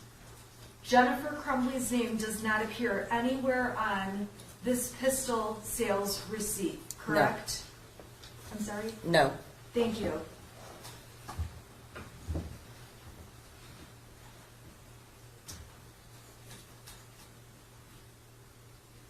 All right, Exhibit 26 was admitted. This is a receipt from a Kel-Tec gun that was purchased, correct? Yes. And again, on this receipt, it indicates that James Robert Crumbley purchased the gun, Yes. and Jennifer Crumbley's name does not appear anywhere on that receipt. No.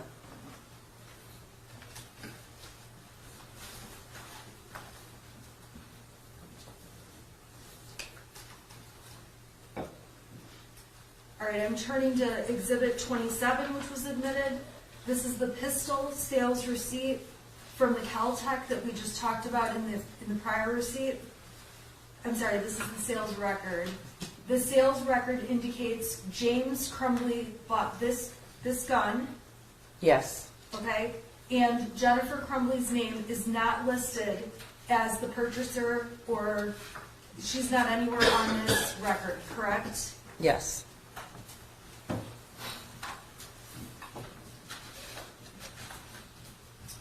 All right, I'm going to number 28, which has been admitted.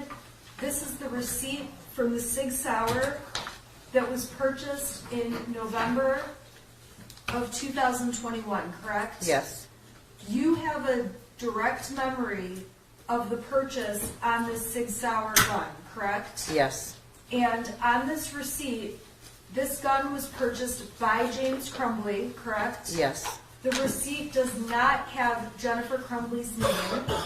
no, And when this gun was purchased, James Crumbley was accompanied by a teenage boy and no one else, correct? correct, And you were testifying that you didn't have any interactions with the teenage boy who was with Mr. Crumbley. correct, And when you saw this teenage boy with Mr. Crumbley, there was nothing about him that stood out to you as unusual or weird or something that would have raised concern about selling the gun to James Crumbley with his son, correct? No. I'm sorry.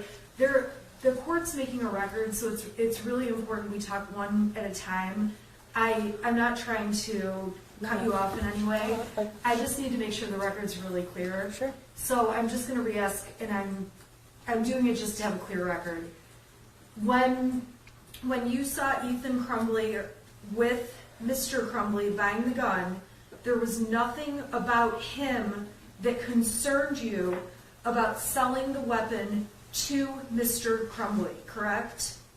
correct, And on that date, you vividly remember it was only the two of them at the gun store purchasing that weapon, correct? correct,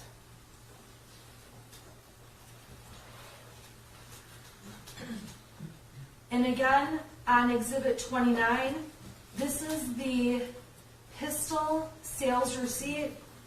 Jennifer Crumbley's name does not appear anywhere on the pistol sales receipt, correct? correct,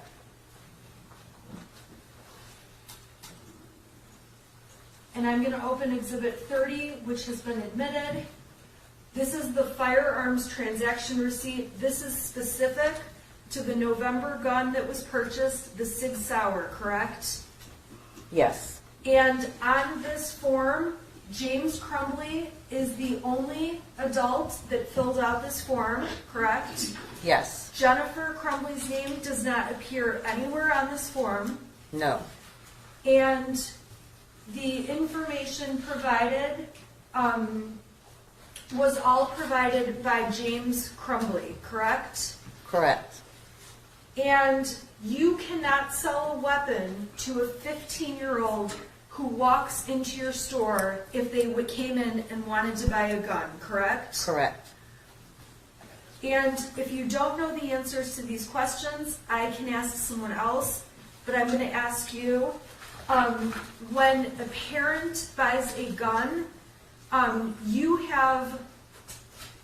parent has a right to take their child to a shooting range, correct? yes, A parent has a right to take their child hunting, correct? yes, A parent has a right, when they own a gun, to allow their child to use the gun at things like a gun range or hunting or along those lines, correct? yes,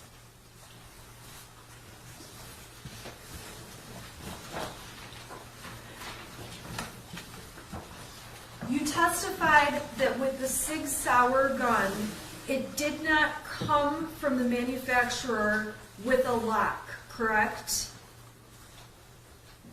A cable lock. that was a used gun, Okay, so the used gun did not come with a cable lock in the case, correct?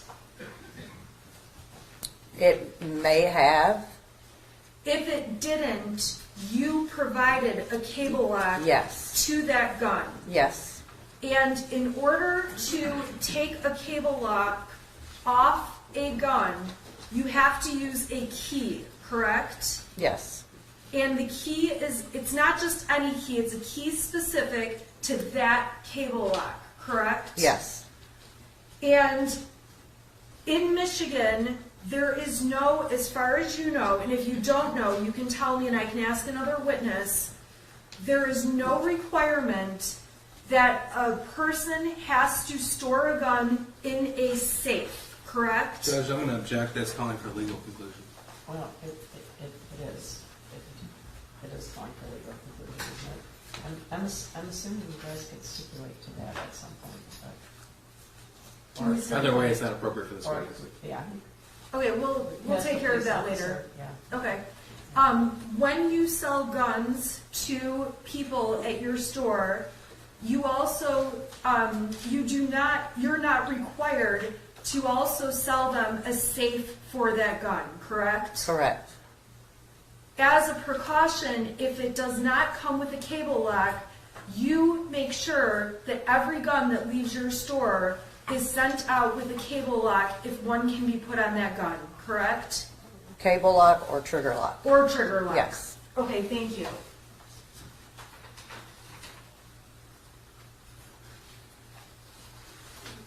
There is not any time that you recall seeing Mrs. Crumbley at the store looking at guns, considering buying a gun, anything along those lines, correct? correct, And of course, I don't expect your memory's perfect. I'm just asking by recollection, you don't recall that Mrs. Crumbley was in there.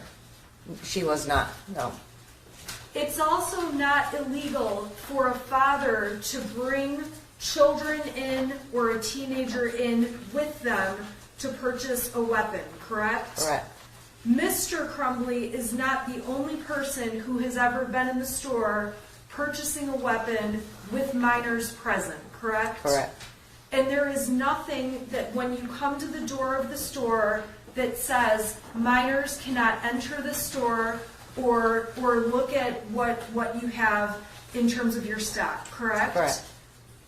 May I have just a minute? Sure.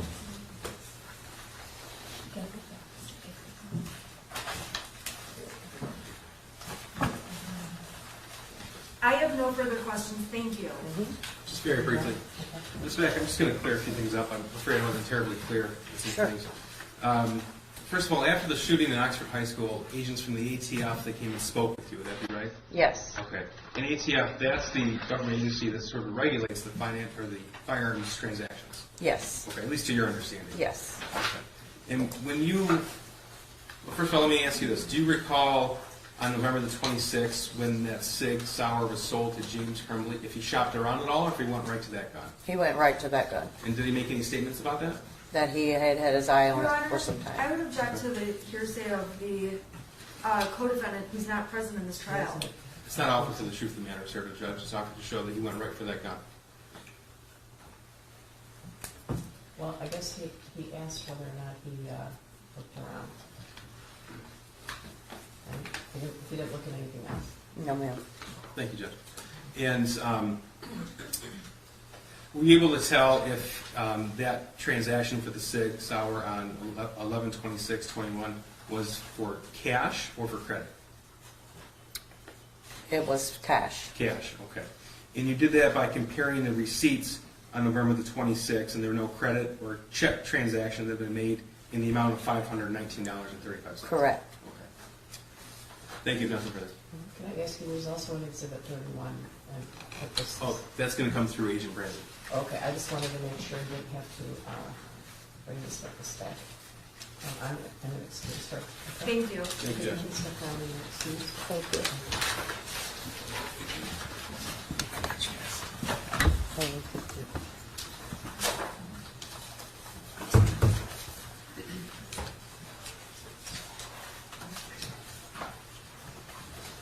Your lunch is here.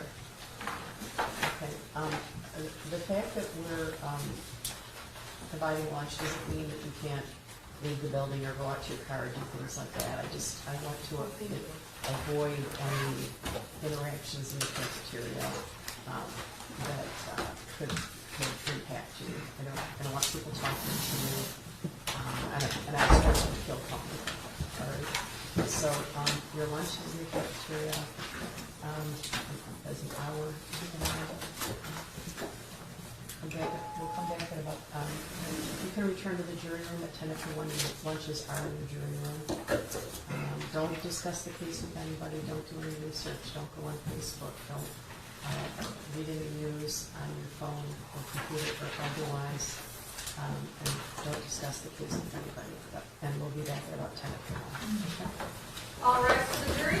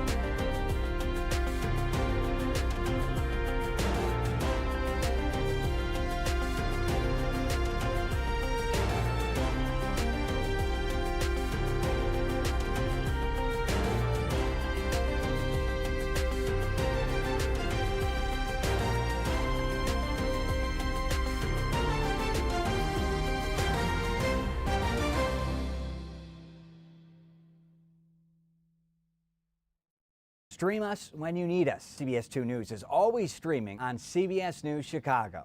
Committed to telling your stories. CBS 2.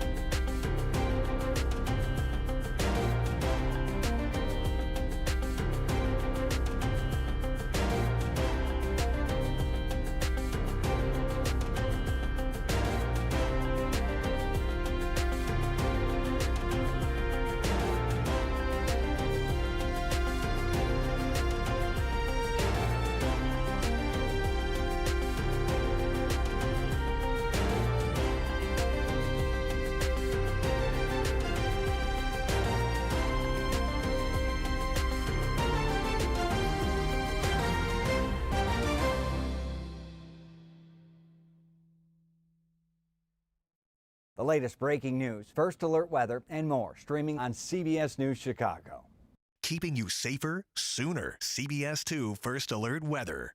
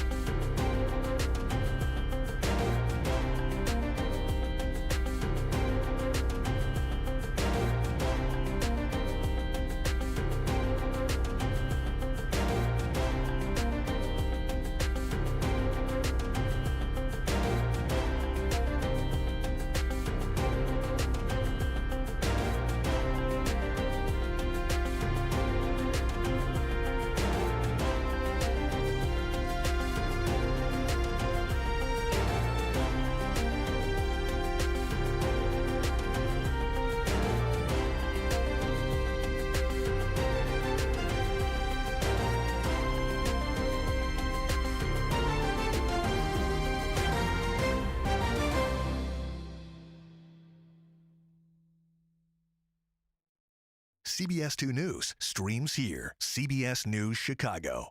Cutting the cord on cable? Stream CBS 2 News live every day on CBS News Chicago.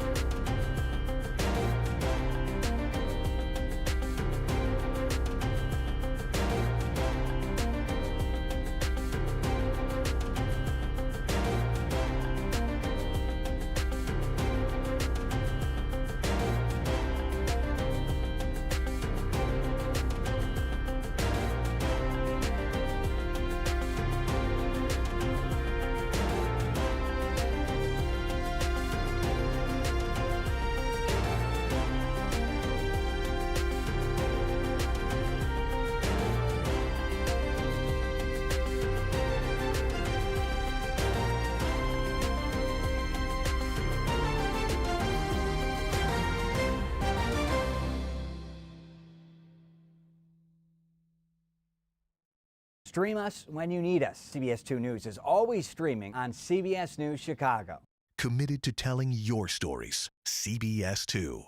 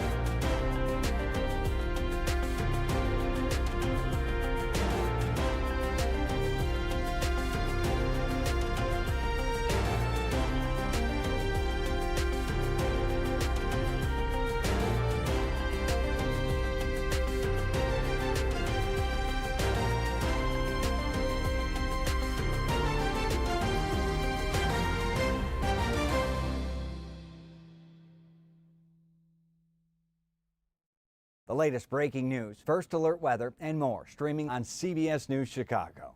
Keeping you safer, sooner. CBS 2 First Alert Weather.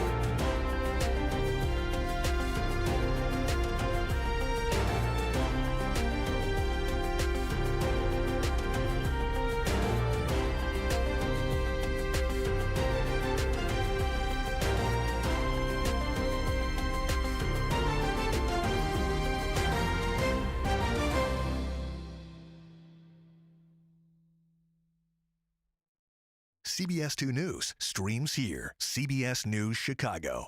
Cutting the cord on cable? Stream CBS 2 News live every day on CBS News Chicago.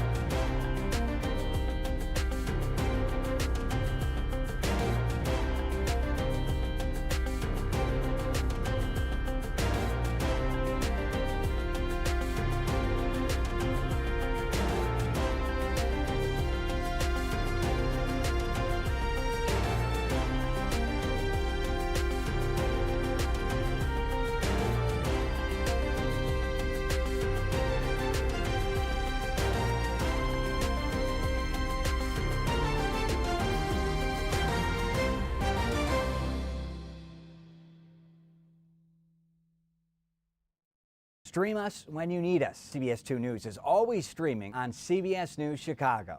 Committed to telling your stories. CBS 2.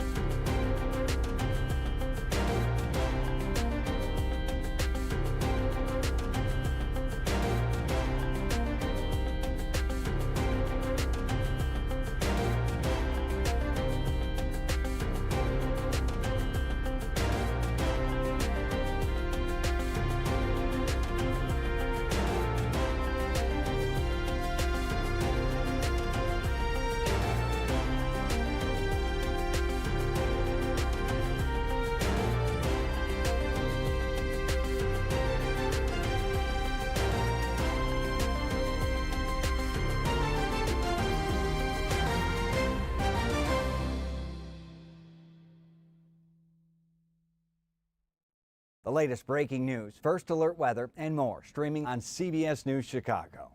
Keeping you safer, sooner. CBS 2 First Alert Weather.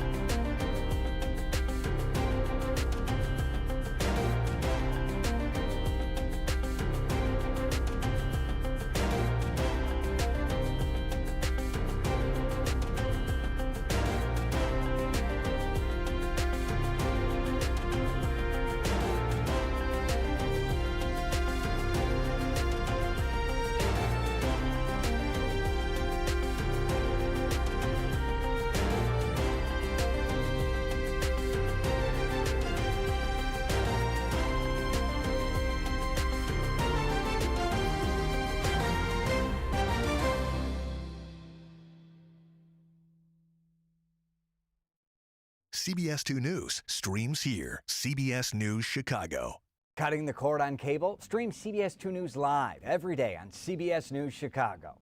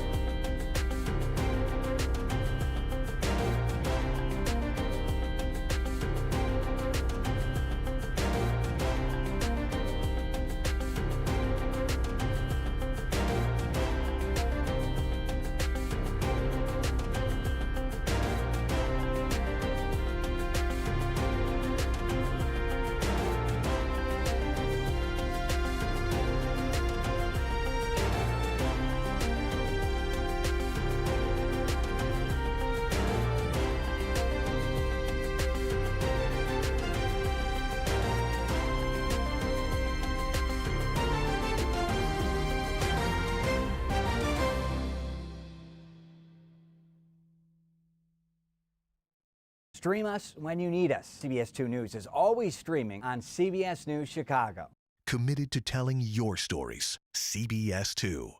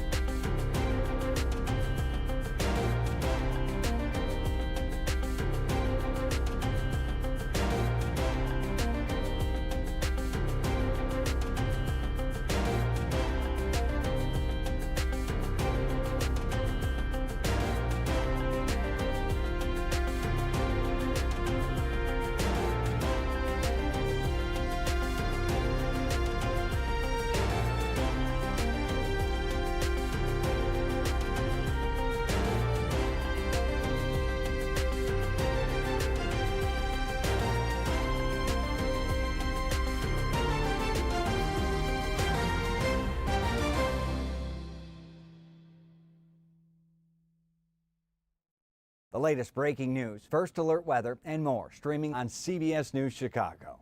Keeping you safer, sooner. CBS 2 First Alert Weather.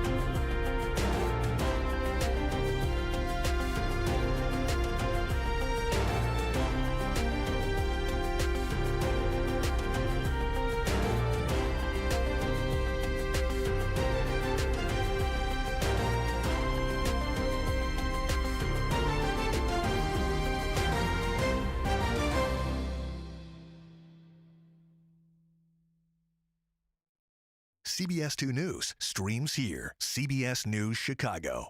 Cutting the cord on cable? Stream CBS 2 News live every day on CBS News Chicago.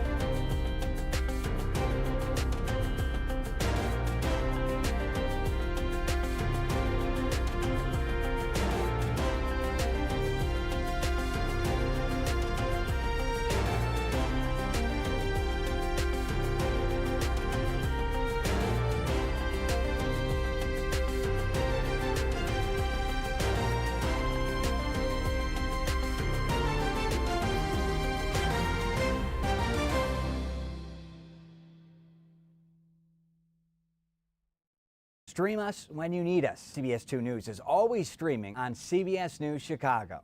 Committed to telling your stories. CBS 2.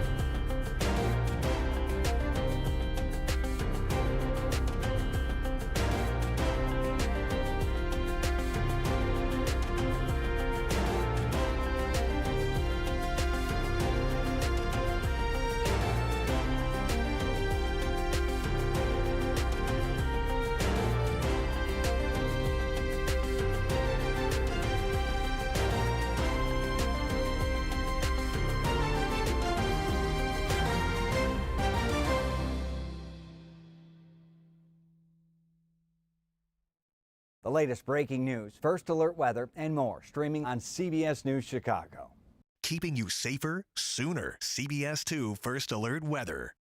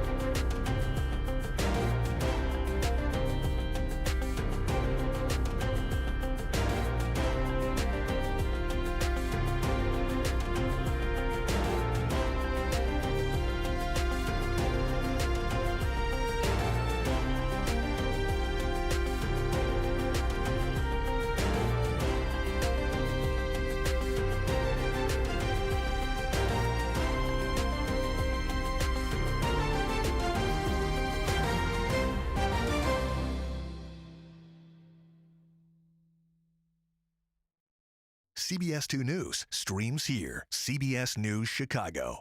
Cutting the cord on cable? Stream CBS 2 News live every day on CBS News Chicago.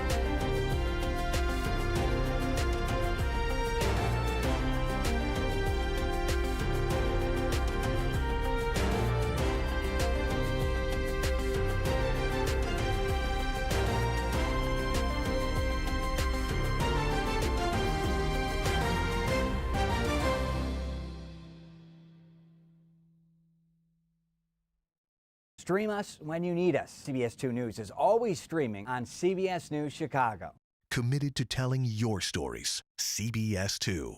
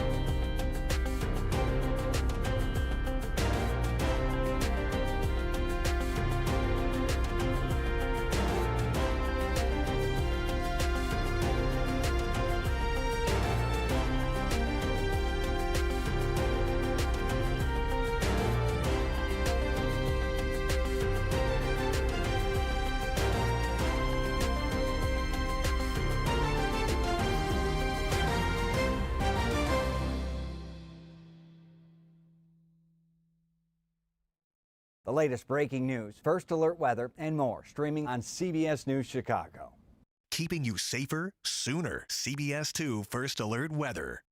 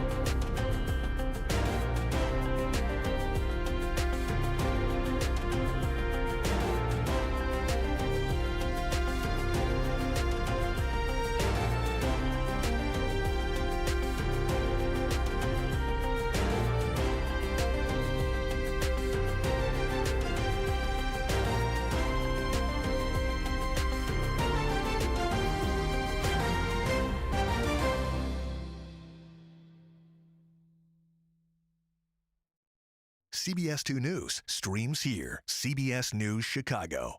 Cutting the cord on cable? Stream CBS 2 News live every day on CBS News Chicago.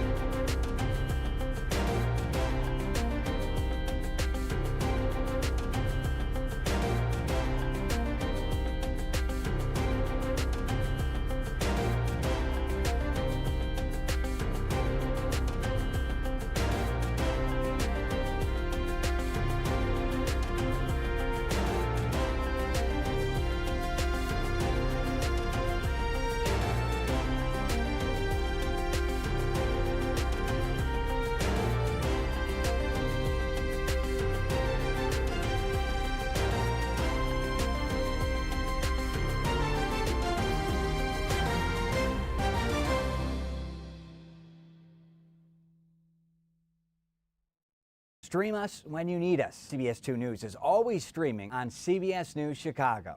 Committed to telling your stories. CBS 2.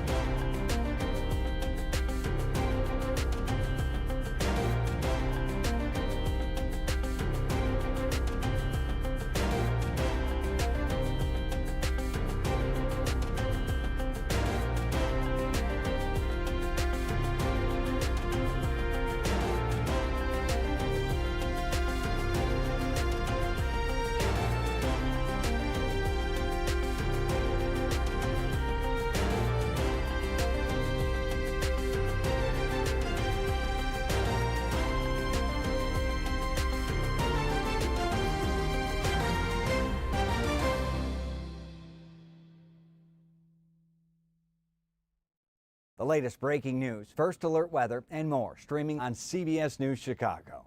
Keeping you safer, sooner. CBS 2 First Alert Weather.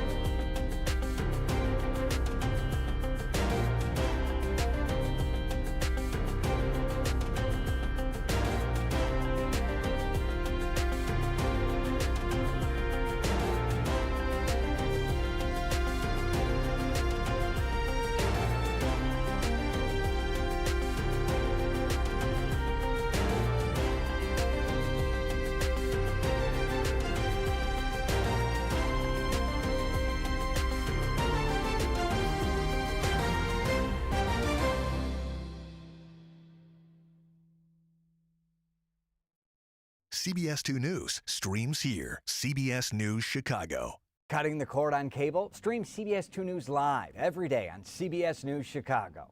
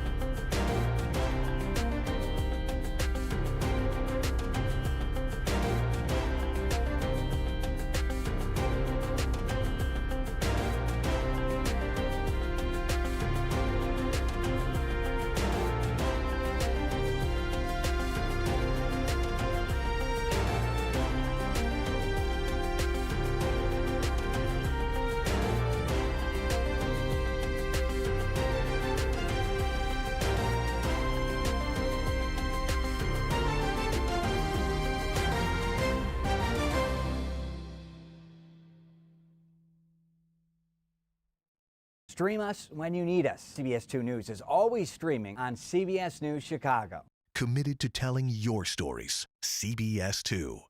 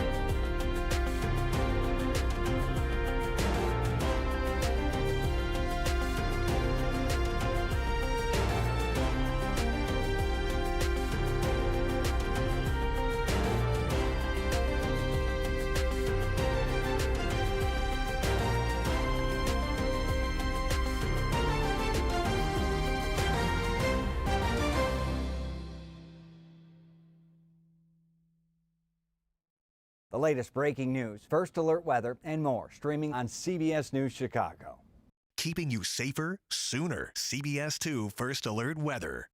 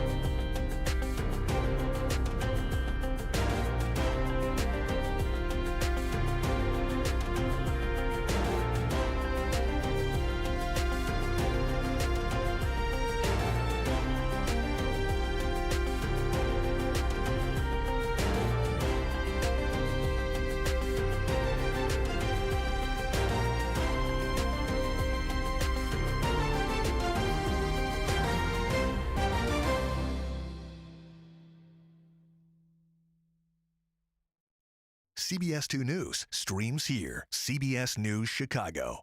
Cutting the cord on cable? Stream CBS 2 News live every day on CBS News Chicago.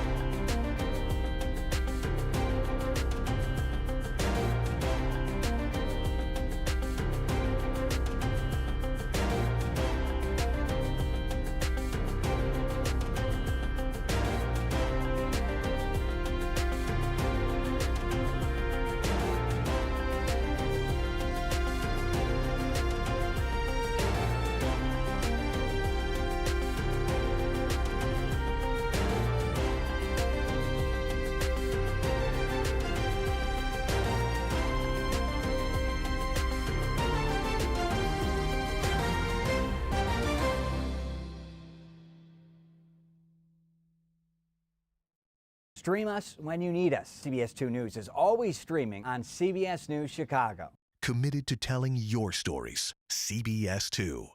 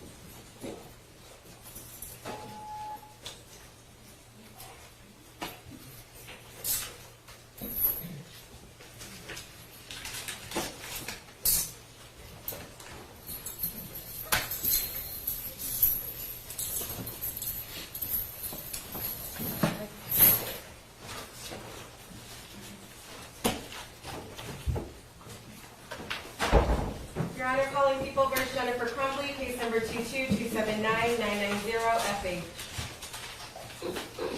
Karen McDonald, voting in progress.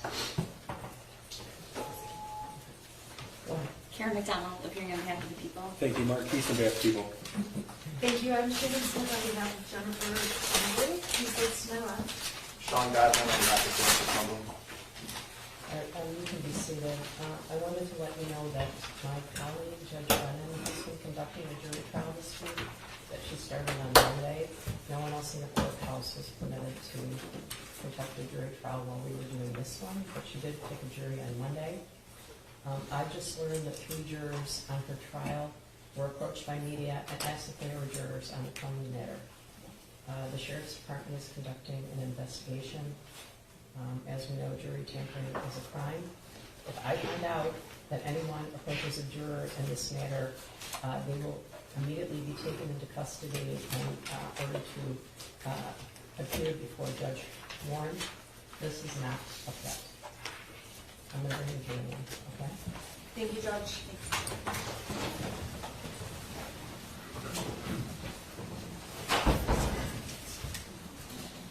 Just so the record's clear, our next witness is Agent Brett Brandon. Counsel's indicated that she has no objections to any of the exhibits. I'll make that record for you. Okay. And that's correct.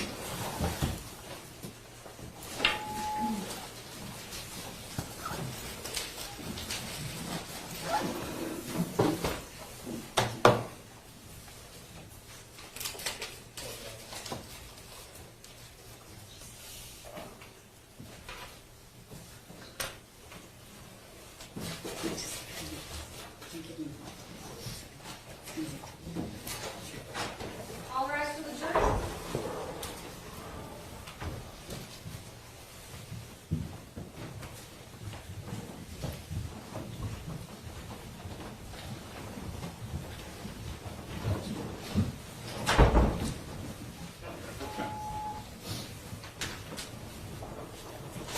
All right, you may be seated.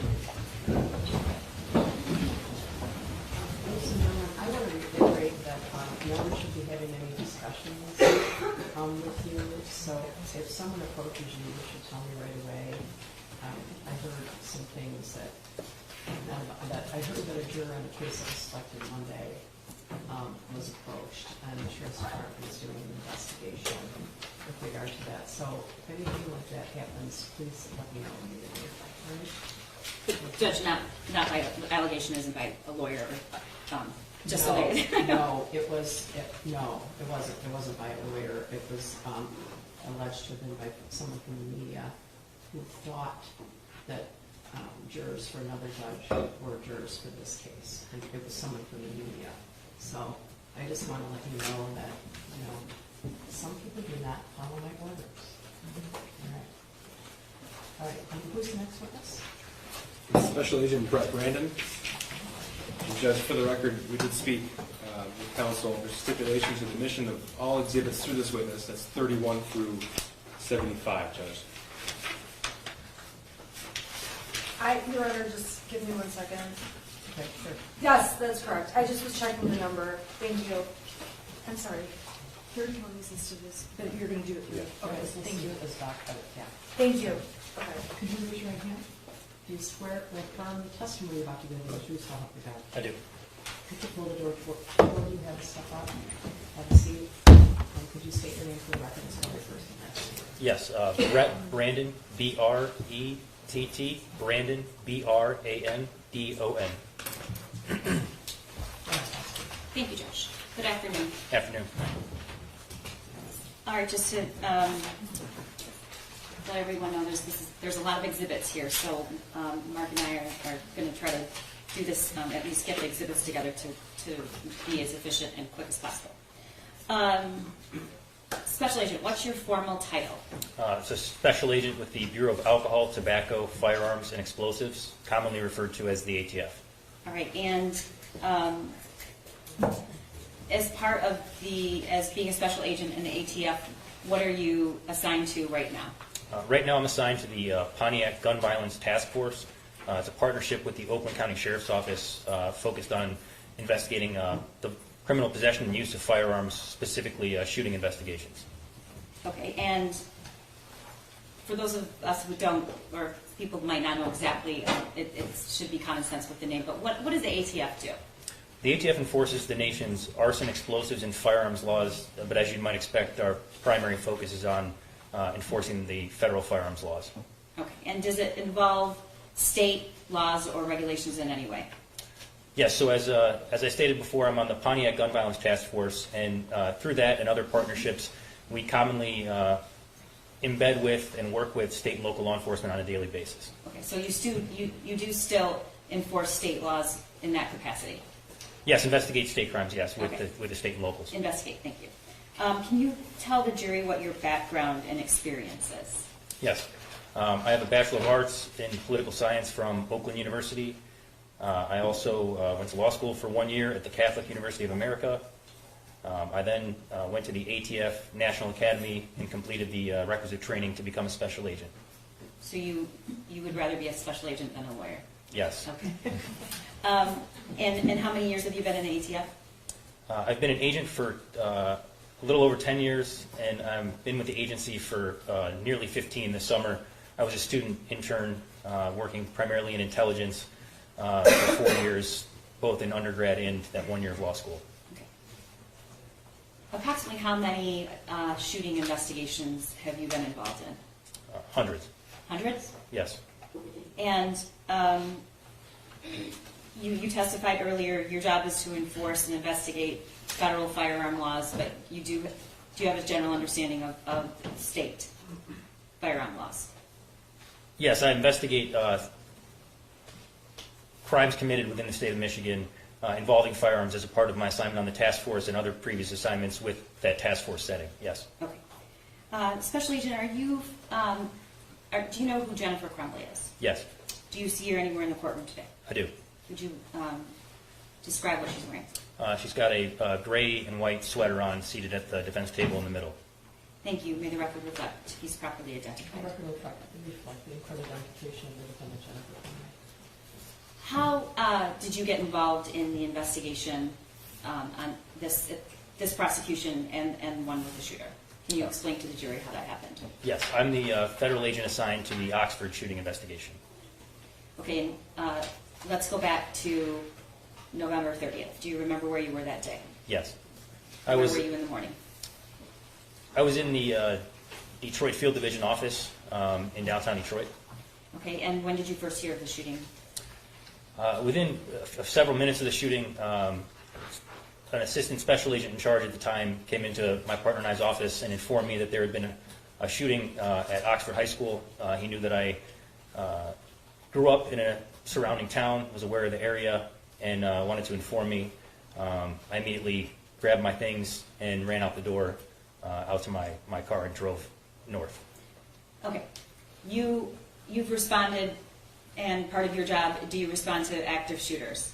Yes. Okay. When you heard about the Oxford shooting, did anyone assign you or tell you you had to drive there and go to the scene? No. And did anyone else in your office at that moment go with you? At that time, I think information was still coming in. At that time, I don't think anyone had responded yet. No. And what made you go immediately? I had familiarity with the area. I knew exactly how to get to Oxford High School. I'd also been involved in another investigation recently with the Oakland County Sheriff's Office at that time. I had a close relationship with them and thought that I'd be able to get on the ground quickly and help out in any way I could. And this was the community that you're familiar with? Yes. Okay. About how long was it after you heard that you left the building? Immediately. My chair was still spinning, according to my partner. So was your partner there when you left? No, he had stepped out for a minute. And when he came back, your chair was spinning? Yes. Okay. So how long does it take you to drive from downtown Detroit to Oxford High School in a normal day? With traffic, could be quite a time, definitely around an hour. All right. Talk to me about once you got on the road, on the way up there. As I started driving on the freeway, I believe it was when I got to the Troy area, the Big Beaver exit, that I began to notice other law enforcement with their lights and sirens activated, also driving north on 75 and joining somewhat of, I'd call it, a caravan on I-75, joining other people. What was the rate of speed in the caravan? It was fast, but it was safe. So there was no traffic. Was everyone moving to the side of the road?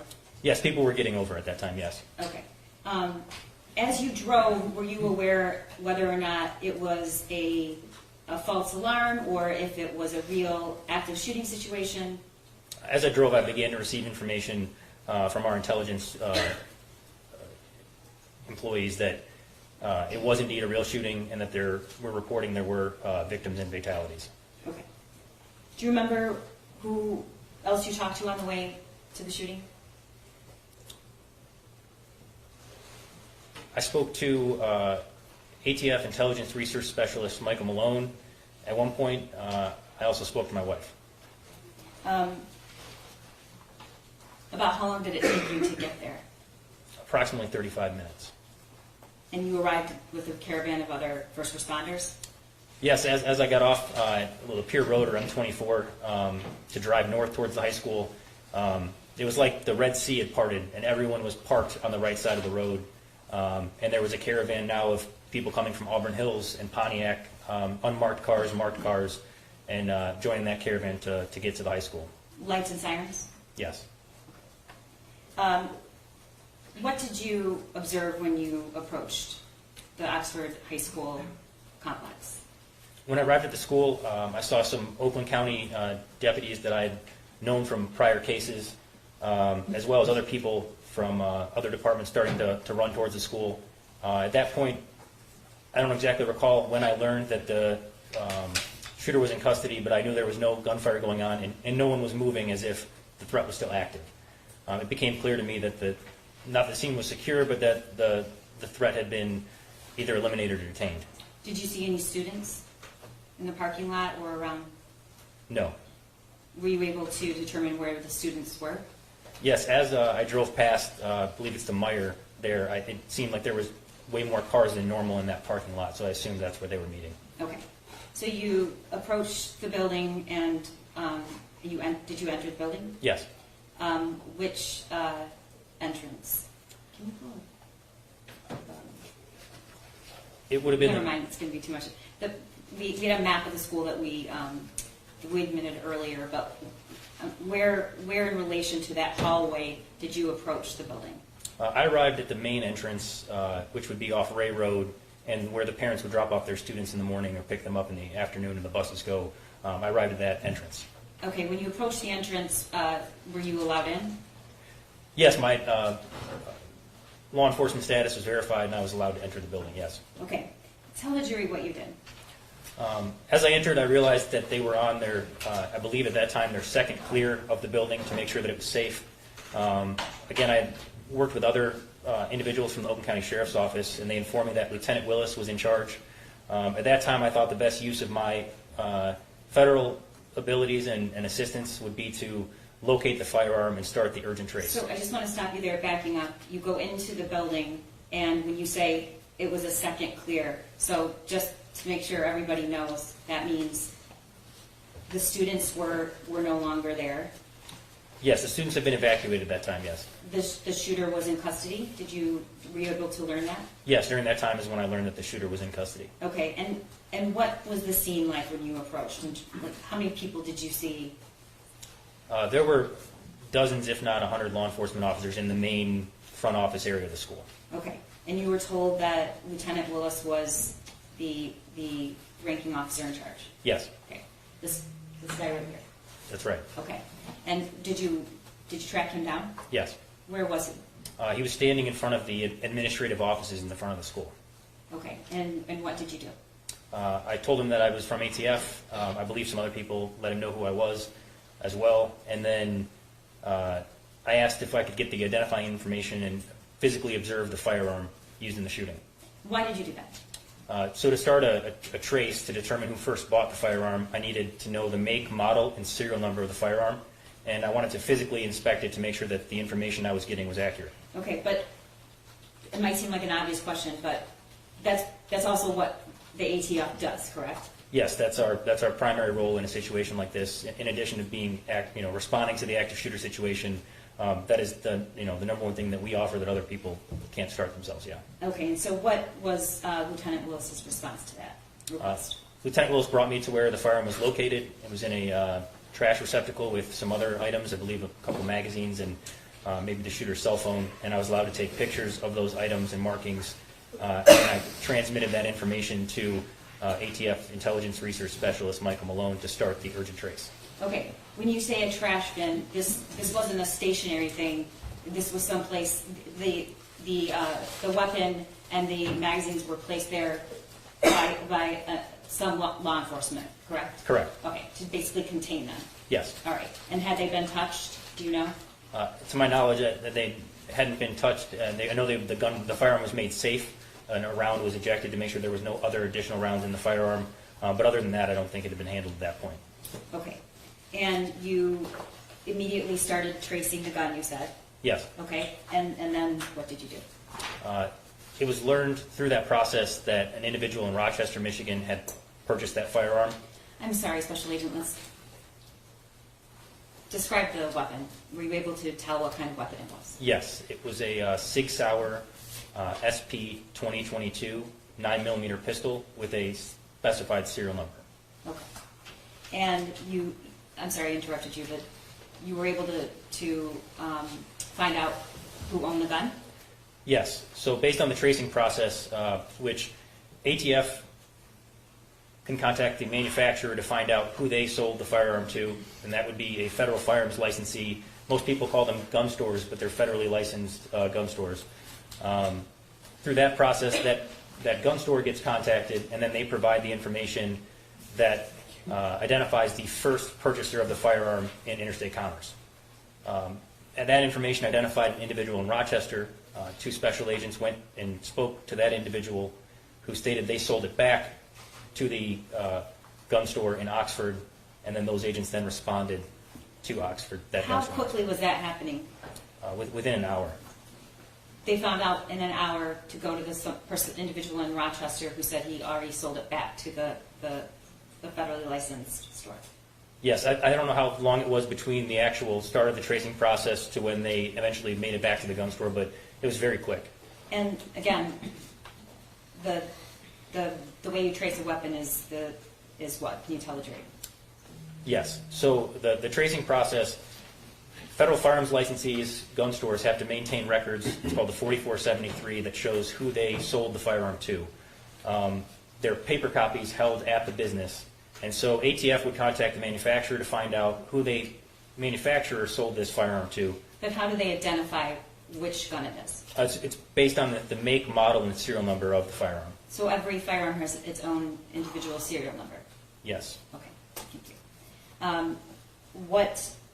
You said agents were doing that, and they ended up at the store where the gun was sold back to, correct? Yeah, all right. correct. What were you doing during this time? At that time, I looked for Lieutenant Sam Marsban of the Oakland County Sheriff's Office. I had, again, worked with him on prior cases and wanted to see what I could assist with. It became clear that the Oakland County Sheriff's Office was beginning to type a search warrant for a residence in Oxford, the Crumbley residence on East Street, and I began gathering facts and creating timelines for Lieutenant Myre's band to use in the search warrant affidavit. Okay, and at some point did you find out what the other special agents found out from the gun store and who that gun was sold to? Yes. And what did you discover? It was sold to James Crumbley on November 26, 2021. Okay. At that point, you said you started assisting Lieutenant Myre's band? Yes. Okay. And then what did you do?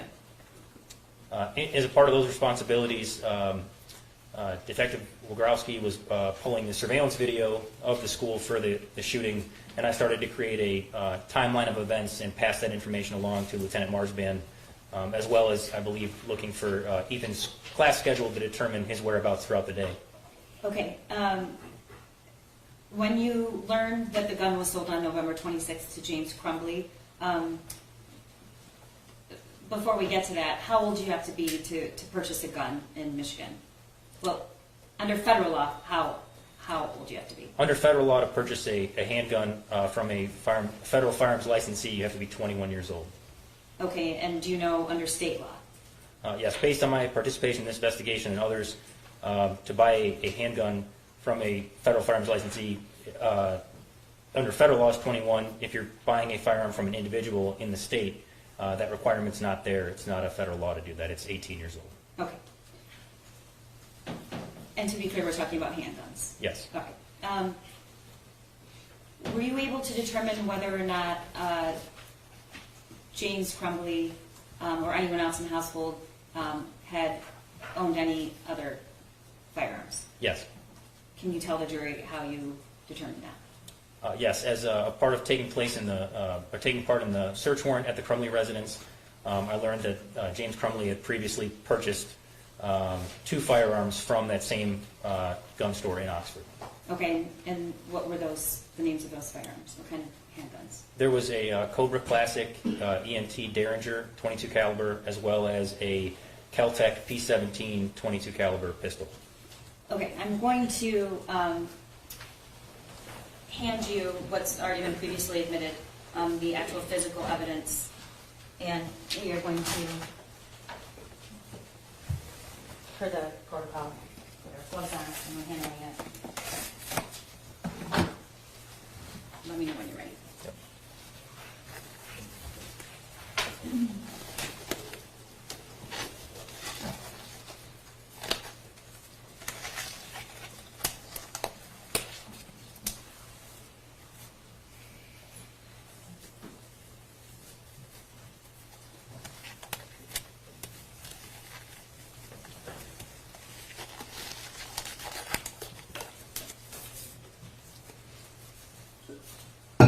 Okay. Your Honor, may I approach? Okay. I'm handing you what's marked and admitted as People's 32, Exhibit 32. Can you tell the jury what that is? Yes, this is the Sig Sauer SP 2022 9mm pistol that was used in the school shooting. Okay, and just so the jury knows, you've made that safety handle, correct? Correct. Okay. And just hand it to you for a Yeah. second, just so everyone can see it.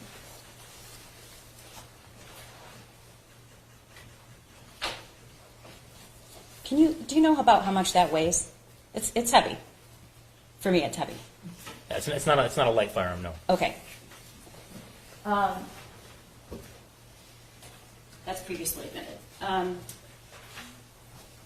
It's Exhibit 32. It's Exhibit 32.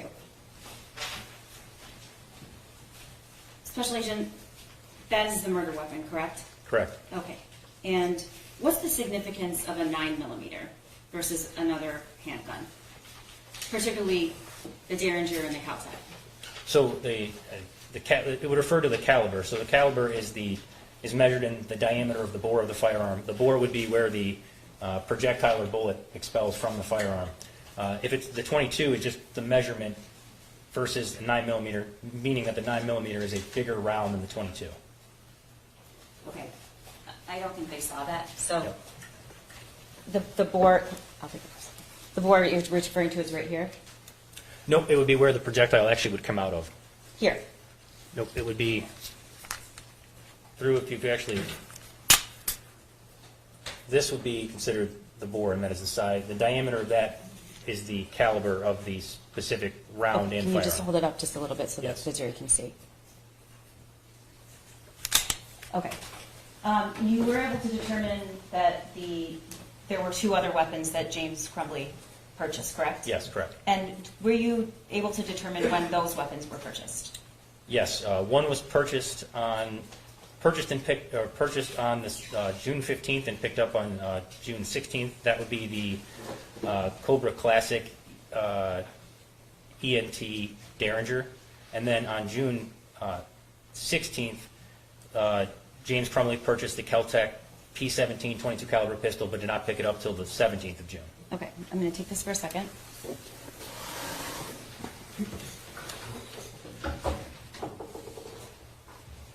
And then I'm going to hand you what's People's 33. You can just grab that out of the box. Yep. And can you tell the jury what that is? Yep, this is the Cobra Classic Derringer purchased on June 6th, picked up on June 16th. Okay, can I have that for a second Yes. so they can see? Everyone see that? Okay. So this is significantly smaller than the 9mm. What is, you said earlier, it's the caliber, but some might look at this and say it doesn't even look like a handgun.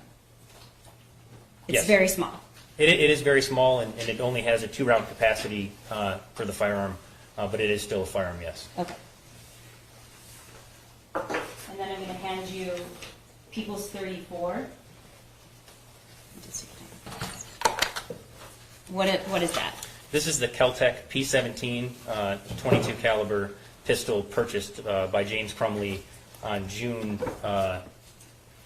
picked up on June 17th. Okay. So I've just handed you and admitted 3 separate weapons that were in the Crumbley household. This was the murder weapon referred to. You've examined all the evidence in this case. In fact, you're one of the officers in charge, correct? Correct. Okay. And is this the same gun that was posted by Jennifer Crumbley as a Christmas gift to her son? Yes. Okay. And how do you know that's the gun? Is there anything unique about it? Just looking at it. Yes, that's the specific make and model, and obviously the serial number would be distinct as well for the purchase by James Crumbley. Okay. And then this is the Kel-Tec, significantly lighter. Do you know how much each weighs? I don't know off the top of my head how much each weighs, but it is lighter than the SIG and the Derringer. Or the Derringer and the SIG or the Kel-Tec are less than the SIG. Okay. Can you tell me what the difference is in terms of caliber between the Derringer, the Kel-Tec, and a 9mm? Actually, can you tell the jury? Yes. So the Derringer on the top is a 22 caliber. The Kel-Tec in the middle is a 22 caliber, and the Sig Sauer is a 9mm. Okay. So what would you typically use a Derringer and a Kel-Tec for? Generally speaking, target practice. I guess some may use it for self-defense. I would say more than 9mm for self-defense and target shooting. Okay, and you said you investigated hundreds of shootings. Yes. Okay, any multiple victim shootings? Yes. All right, have you ever responded to an investigation or a scene on multiple victim shootings where a Derringer was used? I can't say for certain if a Derringer was used, but a 22 caliber, regardless of the type of firearm, I don't believe in my career I've ever worked a multiple victim case with a 22 caliber scene. Okay, why is that? This is like again, Your like Honor, I would object to that. That would be speculation on why he hasn't. Yeah, there's probably a better question. But he doesn't know why. Can I just get some leeway and I clear it up. I'm just going to get to that question very, very quickly. Well, because that does help with speculation. So go ahead. Okay, thank you. What is the weapon you normally see on a multiple victim shooting? Your Honor, I would object to the relevance of this. This case is about the Sig Sauer being the weapon. We don't dispute that. We all know that. Response? My response is that that weapon is more dangerous. It Your causes Honor, more damage. I object to this record. I'm I just- object to making this record in front of the jury. Ms. McDonald is using this opportunity to tell the jury information that I'm objecting to, and I'm asking if we can approach. Okay. Do you want us on the hall? Or- Actually, the whole.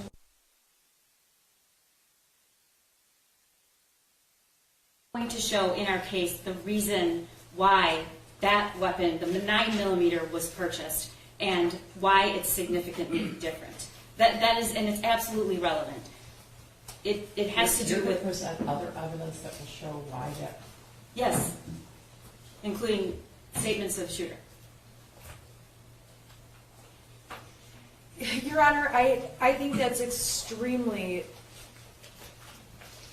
Well, there are some statements that are coming into the trial, right? there are, Your Honor, but there is no way the prosecutor can prove this weapon was bought to kill people, specifically by James Crumbley or Jennifer Crumbley. And this case is about Jennifer Crumbley. It's not about Ethan. It's not about James. Okay, so part of it is about what they knew, though, right? Part of it is about what the parents knew. Part of it is about what the parents knew, but there is no evidence to lay a foundation that my client knows anything about the deadly capability of these guns. Nothing. She has no, there has been no It sounds like foundation. an argument she's going to make in defense and in her defense, and she has a right to. I just want to be able to have my witness testify about what kind of weapon this is and what the reason you have a 9mm versus a 22. Well, I guess a better question is that you can shoot more bullets out of that quicker. Is that what you want to know? That and Well, the I type sound of like damage that. those bullets can I do. know a lot about guns you can take. Right? I thank you, Your Honor. Okay. I'm not sure every member of the jury does, so I'm trying to explain it to people who are not familiar with firearms. Okay, well, yeah, no, I understand that. Part of what you're saying might be argument, but it's a fact question that the SIG can eject more rounds quicker. You can shoot rounds quicker from the SIG I don't than the know. other two. I don't know that that's necessarily true. So if you just give me a couple questions. Okay. All right, thank you. What Okay, is let's the do a difference between the SIG and a 22? It's the size of the round is the main difference. And Okay, the size of the actual bullet, for lack of another. Yeah, I know correct. you say round. Okay. Yes. And why does the size matter? The size matters because the larger the bullet, the bigger the hole. Okay, more damage, whatever it is you're shooting. Correct. Okay, thank you.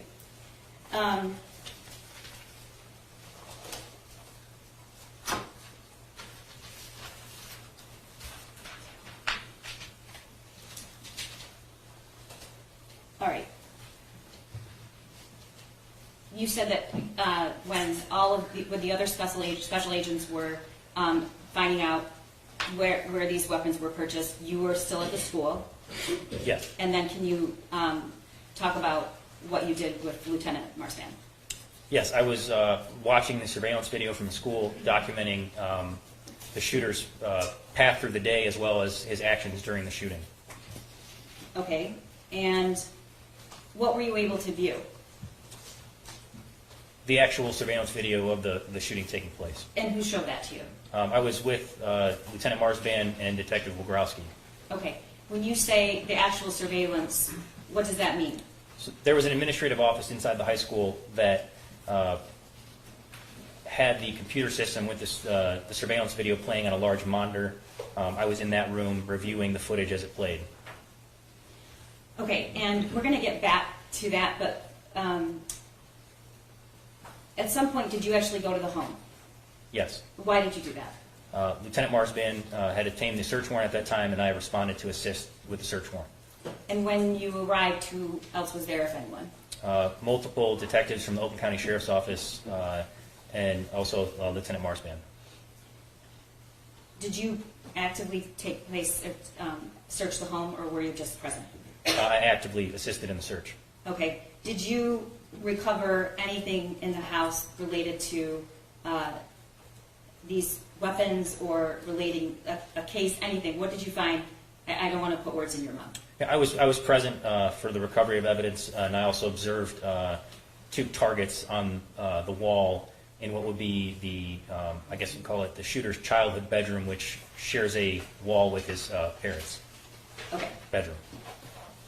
Before we get to that, did you recover these 2 handguns in the house? I was not the one who recovered them, but I was present when everything was there. Okay. Recovered, yes. Were any other cases or boxes or anything related to the firearms recovered? Yes. Okay, I'm going to hand you what's been marked as People's 35.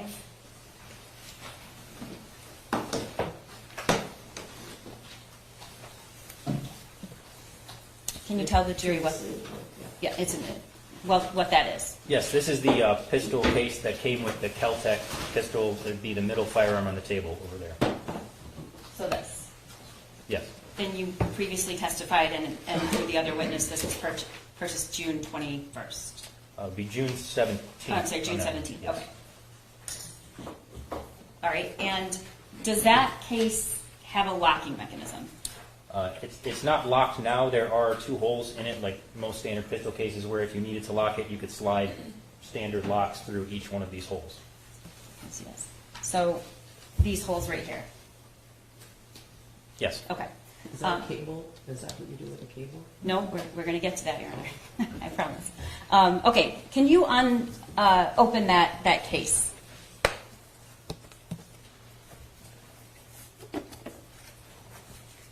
Okay. Do you know where that case was found? Yes, it was in the kitchen, I believe, underneath the islander in a cabinet. Okay. And if I can see this for a second, you open it up, and what's inside this Kel-Tec case? That is a cable lock. Okay.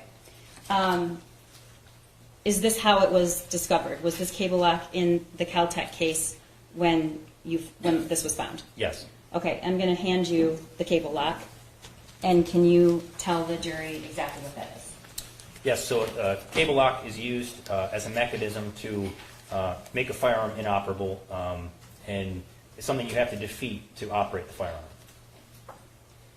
What do you mean, defeat? So you'd have to find the key, unlock it, or take it off in some other way to load and discharge the firearm. Okay. When you examined that for this first time, what, if anything, did you notice about it? I noticed there wasn't much wear and tear. The packaging didn't have many markings on it, as if the cable lock had been taken in and out. It's very wide, so taken out many times, there'd be more markings on the sides of this cable lock. It looks almost new. Does it look like it's ever been disturbed?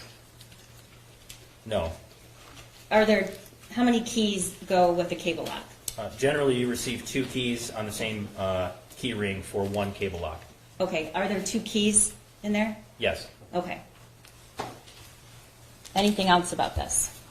No. All right. Have you ever opened this up? No. And as far as you know, no one's actually disturbed this? Not to my knowledge. Okay, no. so this is in the same condition as it was when it was found in the Kel-Tec case, correct? Yes, that's my understanding. Okay. Can this be used on all of these handguns? It can be used on the Kel-Tec pistol and the Sig Sauer pistol. I'm not sure how small that cable is for the Derringer. It may fit, I'm not quite sure. Okay, thank you. This is Exhibit 39, Yeah. the cable lock. Oh, the lock is separate. Yes. Okay. Okay. And that's admitted.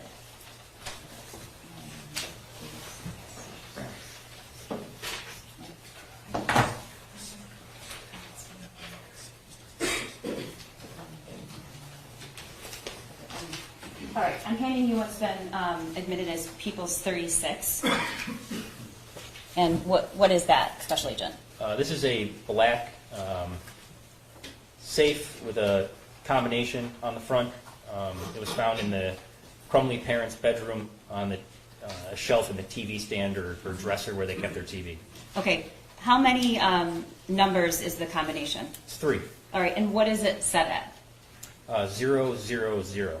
All right, what's significant about 000? That is generally the factory default for a lot of safes. Okay, so even though to some people who aren't familiar with firearms, this might look like a box, this is actually what you refer to as a gun safe, correct? Yes. You call this a safe? I would call that a safe, yes. Okay. What, if anything, was found inside this safe? Both the Derringer and the Keltec pistol were located inside that safe. Okay, I'm going to hand this back to you. And then I'm going to hand you the Caltech that was found in it. And if you could place that in there as it was found, you can. Imagine the slide was forward on this when it was found.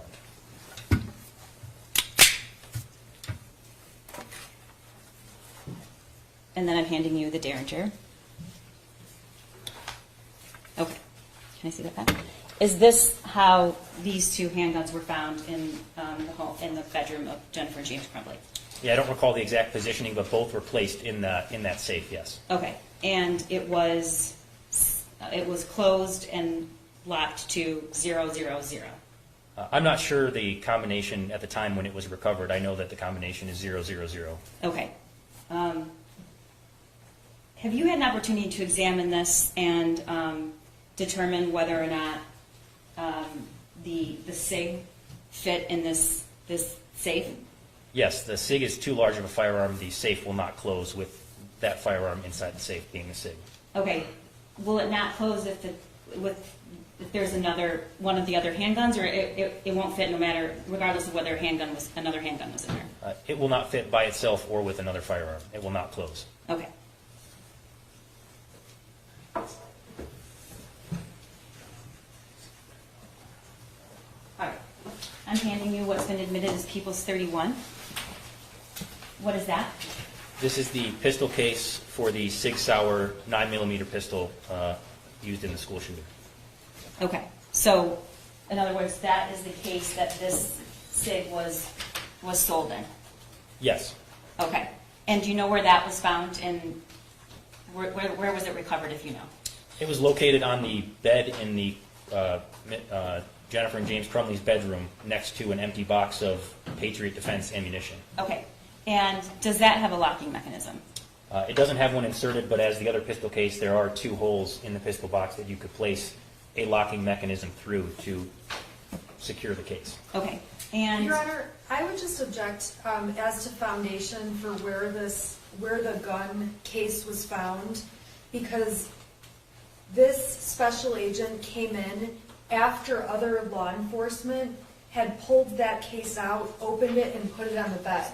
And so it's very misleading for this jury to hear that this gun case is just laying on a bed. And so I would just ask that there be foundation laid about how he... Okay, I understand. So, could we respond? Yeah. Okay. Judge, he was on scene at the search warrant scene. He was on the search warrant scene, but what she's saying is he initially the one that found that case, and was it found on the bed? Can you clarify? It was found on the bed, but I think at least 2 times Ms. Smith said she didn't object to foundation on her exhibit, in which case it sounds like she does, because that's a foundational question. And That's not true. I object to the question. I don't object to the exhibit. I object to the foundation about the testimony of that being found on the bed, making it sound like these parents left it out on the bed. we're happy to have we have Officer Stoic to... When you saw the gun case, it was on the bed? No. No. Not when I was in the search warrant house, no. When I was in the house for the search warrant, I did not observe it on the bed. No, at that point it had been moved off the bed. Okay. We're happy to bring that in through another officer, Okay. no problem. Okay, Can we get clarification then on where he saw this gun case? I can ask on cross. I'm sorry. Never mind. When's the first time that you had a chance to examine that, Special Agent? I believe it was on with the other evidence, either on the kitchen counter or on the dining room table inside the Crumbley house once I arrived on scene. So you saw it that day? Yes. Okay. And if you can place it on the ledge there so the jury can see it, can you turn it around? Is it clasped right now? You're moving for submission, right? It's already admitted. I don't think it was admitted. Oh, she stipulated to the admission. And You know what happened? It was listed under a different witness, but we do stipulate. Okay, thank you. Could you? Is it clasped completely right now? Yes. Okay. Could you? Can you? Would you mind if you stand right there? Yep. They're all like trying to stand up to see. So, is that okay, Judge? Sure. Okay. I'd like you to demonstrate how to open that for the jury. If you could just maybe place it on the ledge so that they. Can you all see it? Your Honor, we can't see it. Can we? You can move if you want. Okay. You can- Or can we just see it maybe twice, like Sure. show them, then? Sure. Thanks.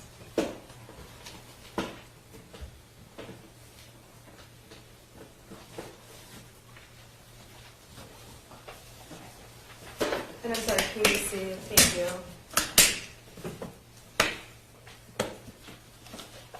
Thank you. Okay, and then if you could clasp it back.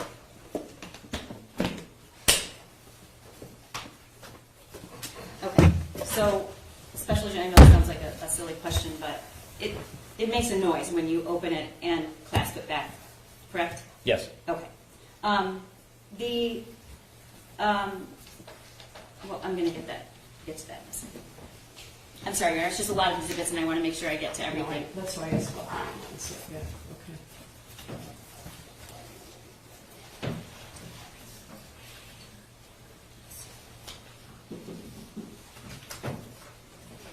okay.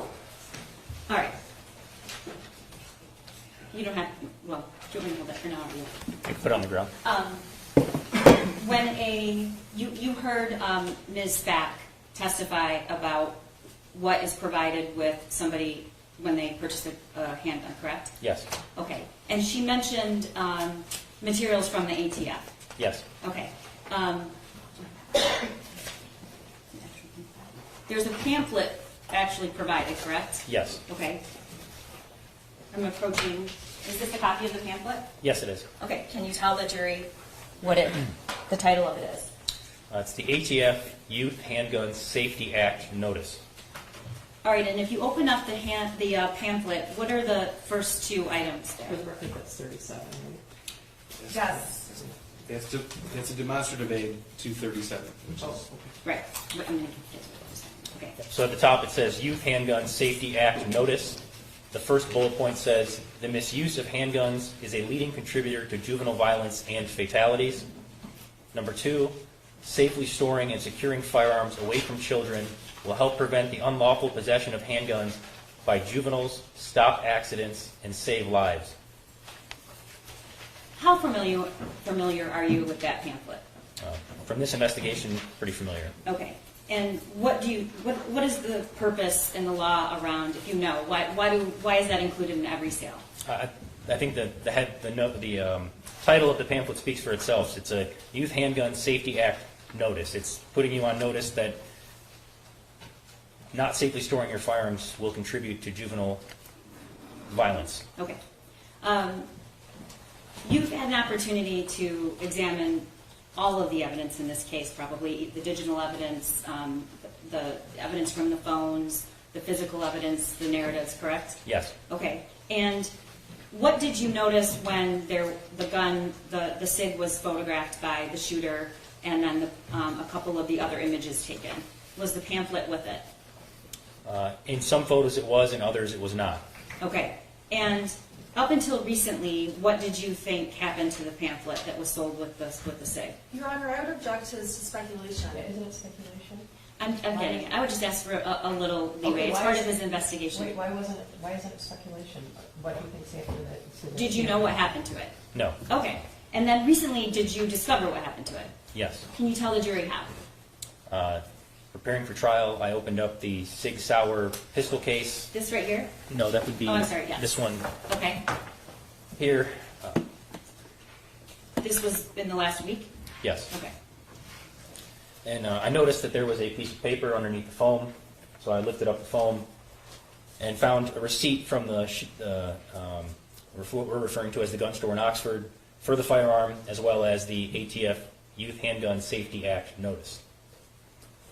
So it was under the foam in the case that the SIG was stored in? Yes. When they left the gun store? Yes. Okay. All right. Thank you. One moment, Your Honor. That's 37. Okay. The one in the cases, please. Yes.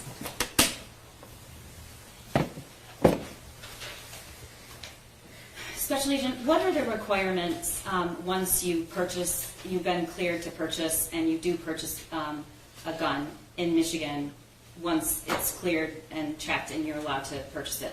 So you as a just part, take it home and it's yours and that's it? no. So as a part of this investigation and others, I am aware that when you purchase a firearm in Michigan and are given a pistol sales record by the federal firearms licensee, you do have 10 days to take that to basically local or county law enforcement. Okay, were you able, or are you able to ever determine whether or not that was done for any weapon? How do you do that? So there's a law enforcement Your database. Honor, I would just object. May we please approach? Okay.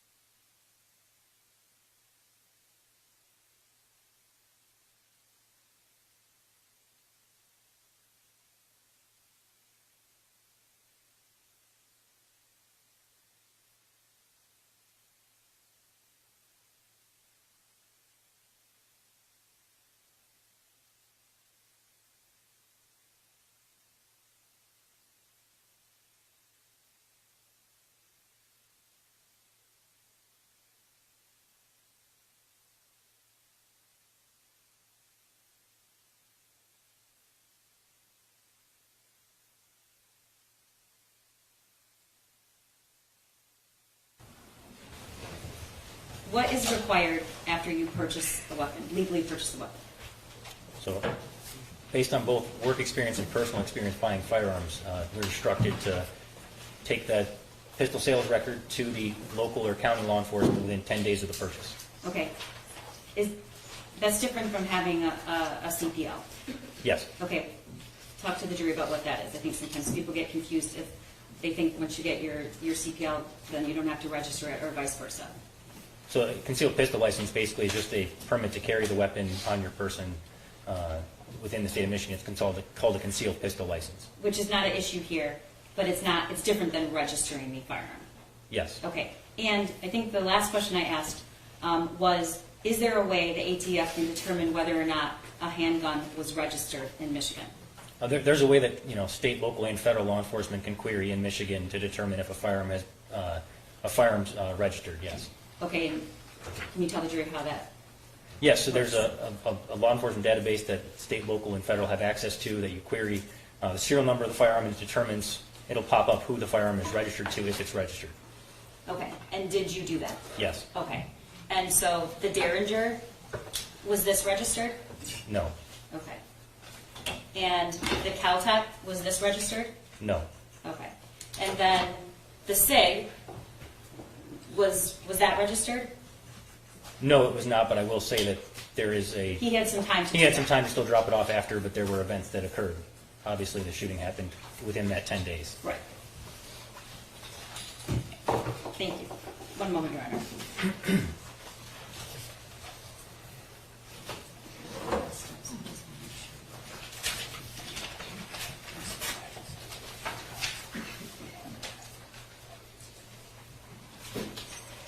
So we previously admitted the trigger lock statement, and Mark's going to try to pull that up and keep track of. There it is, and it's People's 38.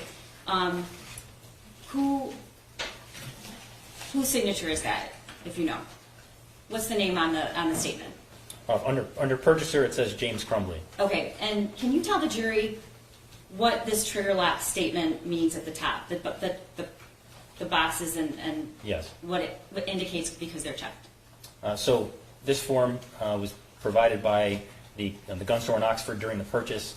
It was filled out by both James Crumbley and Cammy Beck during the purchase. And the first part says, this sale included, the first box that checked is, it says, a trigger lock or other device designed to disable a firearm and prevent the discharge of a firearm, or a gun case or storage container that can be secured to prevent unauthorized access to the firearm. It basically means that those two things have been provided because those boxes are checked. In this case, being the cable lock and the gun case itself, if you put locks in it, could be locked. Okay. Thank you. And that's been previously admitted. I want to take you back to watching the surveillance of the shooting. And when I asked you, what does that mean? From what time to what time were you able to watch surveillance in the school? Are you referring to the actual time of the day? No. How much surveillance did you watch, and what did it include? I watched a majority of the footage, including Ethan's whereabouts through the day, or the shooter's whereabouts through the day, and then also the actual shooting itself and the aftermath of that. Okay. And if you know, were you able to determine how many rounds were fired? 32. Okay. And watching the surveillance from an investigative standpoint, was anything interesting or caused you to take other steps? Yes, there were three main things that caught my attention during the video, specifically during the shooting. There were three things? There were three things, Okay. yes. Can you list them for the jury? Yes, so first, as the shooting began, the shooter was using only one arm for a majority of the first part of the shooting. And then as he moved down the hallway and Tate comes into view of the screen, he takes a two-handed shooting grip, takes I would call a shooter stance, feet wide, his shoulders roll forward, and he takes aim with using the sights and fires one round. When you say using the sights, what do you mean? Meaning that there's a mechanism on the firearm that allows you to take aim. If I can... Yep. Okay, I'm handing you the SIG, which is the murder weapon. Can you show the jury? You might have to stand up. Yes. So, and here you see how there's two white dots back here. I'm sorry for, this is a safe firearm. The two dots back here are considered the rear sight. See that over there? And if you line up the front sight with the rear sight, that is how you aim a firearm. In the video, I noted that Ethan did that on the shooter did that on the first shot, as well as the second shot he took at Tate. Okay, Special Agent, we have not shown that surveillance video at this point. So I'm going to try to provide some context. And what did you, when you were watching this, and you mentioned the stance and lining up the sights, was the shooter rushing? Was the shooter going at a fast pace? Can you describe what you saw? Yes, during that specific portion, he came to a dead stop and took aim, and then as he moved forward, he walked 2 or 3 steps forward and then took aim again and discharged the firearm. And what seemed remarkable about that to you, Well, if anything? Your Honor, I just object to the relevance. This is not the trial for the shooter. Your Honor, the knowledge of firearm proficiency is absolutely relevant, and it is a contested fact, and it is relevant to these proceedings. Yeah, I'm going to allow it. I hope you guys do understand that, right? Some of these things overlap, but you were carefully chosen to distinguish between what the shooter did and what we're here about. And we all trust you to do that. So I know it's difficult and an emotional day, but some of these things are not to horrify or upset you, but to let you know some of the circumstances. So I hope that you separate those things. And it is offered precisely what he's testifying to about the proficiency with the firearm that the shooter had. I'm going to allow it. Thank you. What, if anything, was remarkable about that? When I first saw it, I immediately said to others in the room that I thought that the shooter had been to a shooting range or had had training in firearms. And that's based on what you just testified to? Yes. Okay. Particularly with the shot fired that killed Tate Myre, was there anything about that other than the stance? It was the stance, the way he rolled his shoulders forward, and then the way as he walked up to take the second shot that he re-established a stable shooting platform to take the second shot. Okay. Thank you. The entire shooting lasted how long, if you know? The entire shooting, I don't recall the exact length of time, but it was less than 10 minutes. Okay. Were you able to observe any loading of magazines in the SIG? And I should back up. What is the magazine? So a magazine is the part of the firearm that contains ammunition that's loaded in the magazine well of the firearm. And I'm sorry to keep doing this, but Sure. Can you show the jury where a magazine, how you would load a magazine if you had one? Yes. So I think there's actually one in the SIG. So this is a... Could you stand up so yes. I can see? So this is a SIG Sauer pistol magazine. It's a 15-round magazine. This would be inserted into the magazine well when it's loaded with ammunition. You would then send the slide forward, chambering a round, and at that point the firearm's ready to be discharged. Okay. And you said 32 rounds were fired? Yes, there were 32 fired cartridge casings or shell casings that were recovered from the school, yes. And there were how many in a magazine? The SIG Sauer magazine is a 15-round magazine, and you can also fit an additional round in the chamber for a total of 16 rounds. Okay. Did you ever observe on the video the shooter reloading? Yes. Can you tell me about that? Yes, so I believe it was the first time the shooter reloaded. The magazine was empty, and he loaded a new magazine into the firearm. At another point, this was the second thing that I thought was notable in the surveillance video, he conducted what at ATF we're trained as a tactical magazine exchange. I know other agencies call it a combat reload, but basically he was not out of ammunition in the firearm yet, but he knew that, I can't specify what he knew, but... Why are you trained to do a combat reload? To make sure that you always have more rounds in your magazine, so that that you have sufficient ammunition.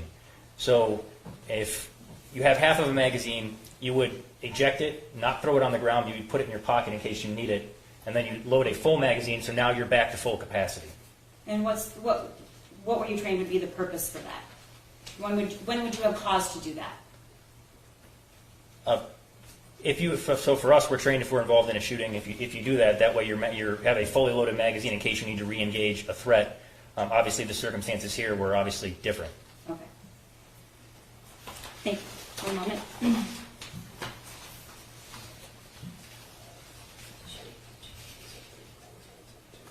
Okay. That was the first thing. There were two other things. So the first was his shooting stance. The second was the tactical magazine exchange. The third thing was after the shooter exited the bathroom where he gave himself up. Eventually, he ejected the magazine out of the firearm and placed it on top of a trash receptacle, which I found odd at the time because if you were just doing a school shooting, it seemed odd to take the magazine and make a firearm safe. So he walked out of the bathroom, and the evidence showed that is where Justin Shilling was killed. He walked out of the bathroom, and you say he took the magazine out, and you're saying that is making the firearm safe. Yes, I don't believe he ejected around from the chamber. I don't recall right now. I don't believe he did. But yes, he separated the magazine from the firearm as if you were at a shooting range and taking the magazine out and setting it on like your shooting stationary platform. trash can. Yes. Okay. And what did he do after that? At that point, he got on the ground and was shortly thereafter taken into custody by sheriff's deputies. Okay. And when he was was he standing? Was he laying down? Was he sitting?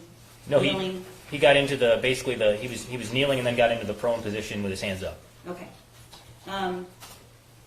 Were you able to determine whether or not he used anything to protect his ears? During the shooting? Yes. I don't recall, no. Okay. And then the third thing was,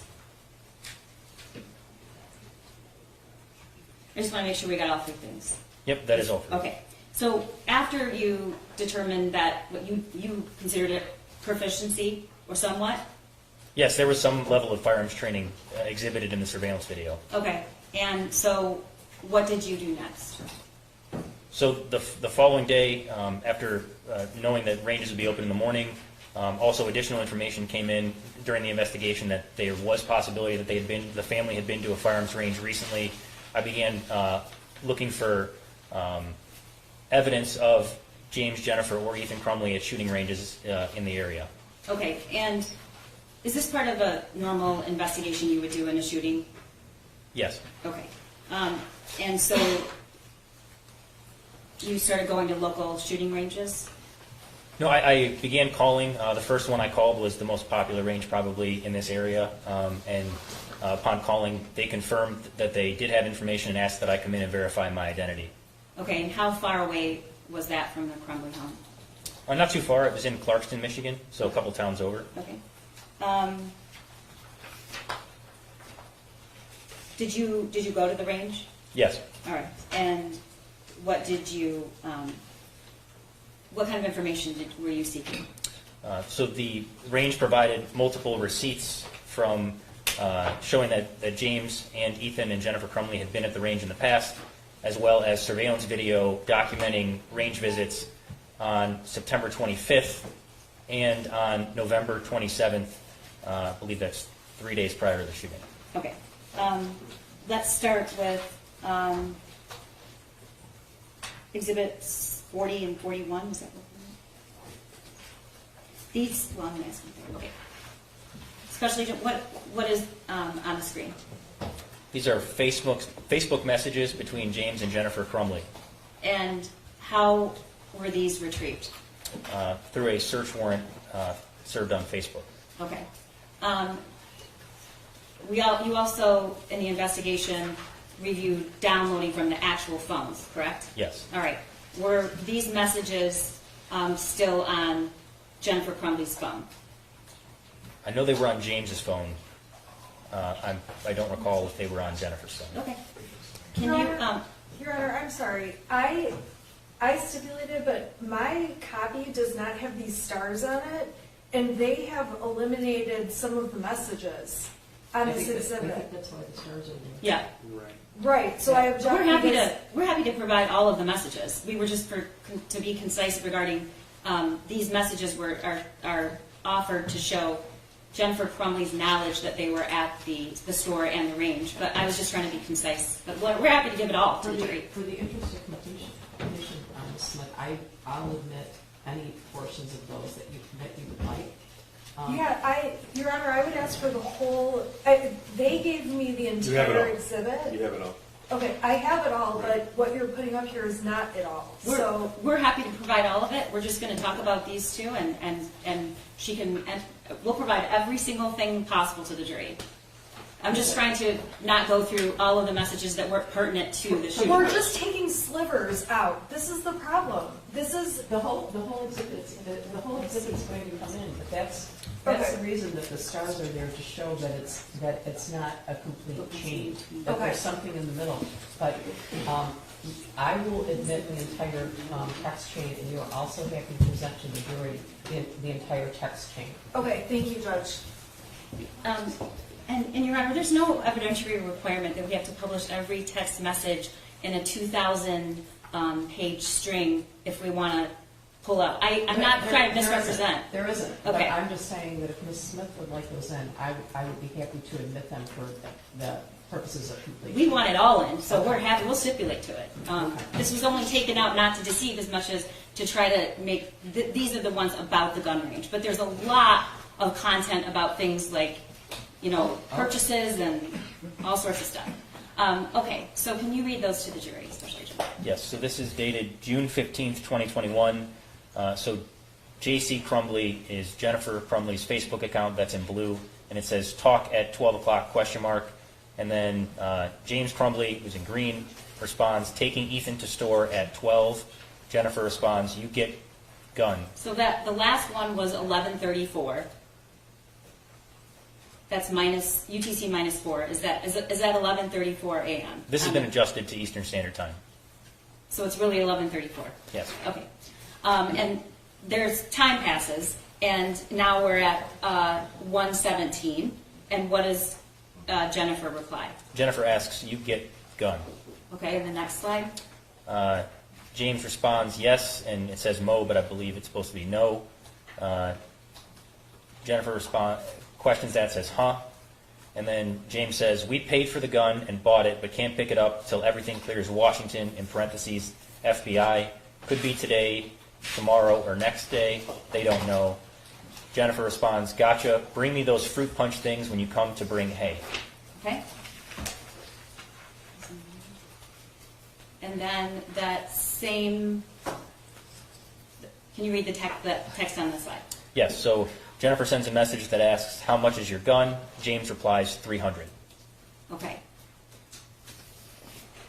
I want to direct your attention to Exhibit 24 that's already been admitted.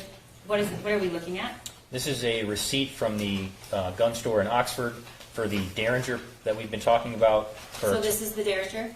Correct. Okay. And how much was the price? Total price was $180.15. Okay. And then the next, who purchased the Derringer? James Crumbley. Okay.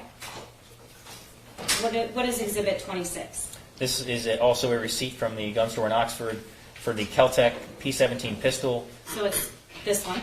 Yes. All right. And the same day? Were these on the same day purchased? They were purchased on different days. Okay.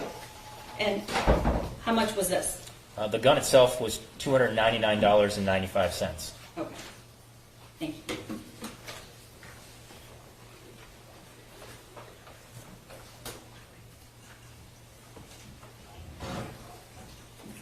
All right. I want to draw your attention next to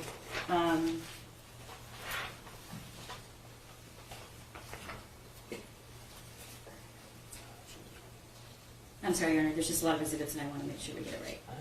Okay. 27? No, we did that. I'm sorry. Facebook messages between James and Jennifer on June 20th, 2021. Can you read those? That's Exhibit 42. Yes, again, so Jennifer is in blue. It says, can you guys answer your phone? And James responds, no, at gun range, loud. Okay. And then Exhibit 27. Can you tell the jury what these two videos are? Yes, so there's, on James Crumbley's cell phone, there was a video on the 20th of June at 12:58 p.m. that shows the shooter shooting the Kel-Tec pistol, and then after that, a couple minutes later, there's a video of the defendant's son shooting the Derringer pistol. And these are it's the same day of the Facebook message before you just read? Yes. Okay. And this is Exhibit 43 and 44.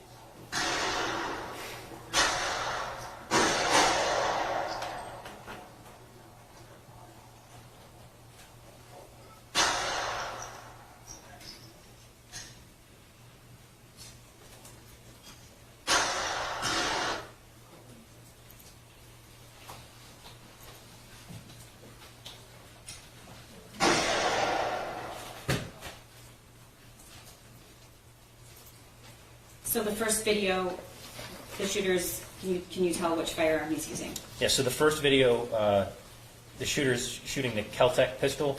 This right here? Yes. And Okay. This was the one for $300? yes. Okay. And then the second one was the Derringer? Yes, that's correct. Okay.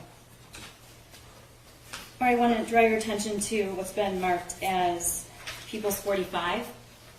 Can you tell the jury what this is?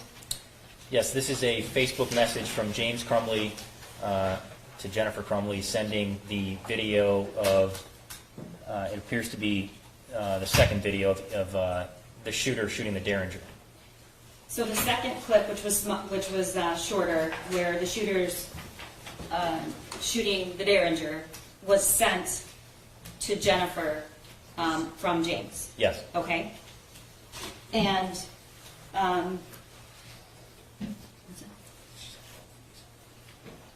is this a Facebook post? No, this is a Facebook message from James Crumbley to Jennifer Crumbley. Okay. That's the I already said that. That's the second clip, right? And then People's 46.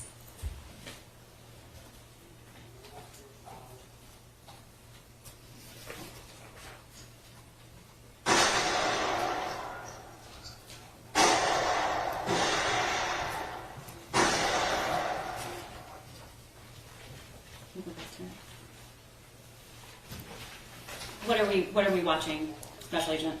This is the video that James had sent to Jennifer via Facebook that she then posted, I believe, as an Instagram story that said, Ethan and James Crumbley both got handguns this week, testing them out at the range. Okay, Ethan and James both got handguns this week, testing them out at the range. Correct? Yes. Okay. That's People's 46, Your Honor. I don't believe there's an objection. I'm going to direct your attention to the Exhibit 47, which was June 26th of 2021. What is that, Special Agent? This is a receipt from the firearms range in Clarkston for range time and targets. Okay, and Exhibit 48? This is a Facebook message of, I believe, the shooter shooting at the range in Clarkston, sent from James Crumbley to Jennifer Crumbley via Facebook Messenger. Okay.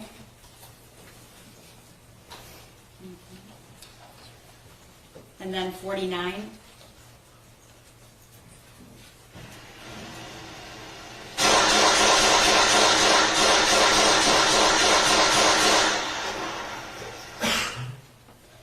Was that the same video that was sent from James to Jennifer on June 26th?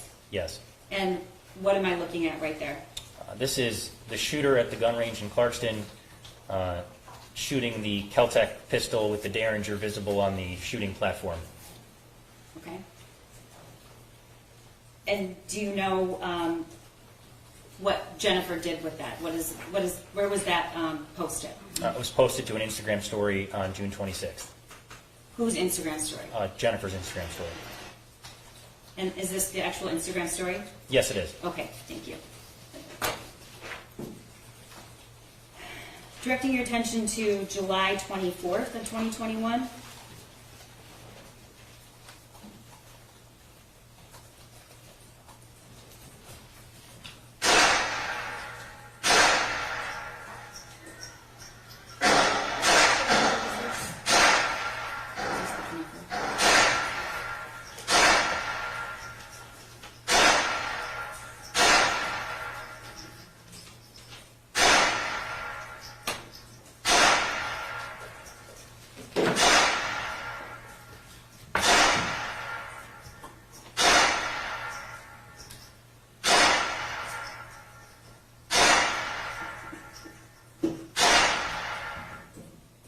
Your Honor, what number was that? Yeah. 75. 75. 75. I'm sorry, it's Oh, July sorry. 25th.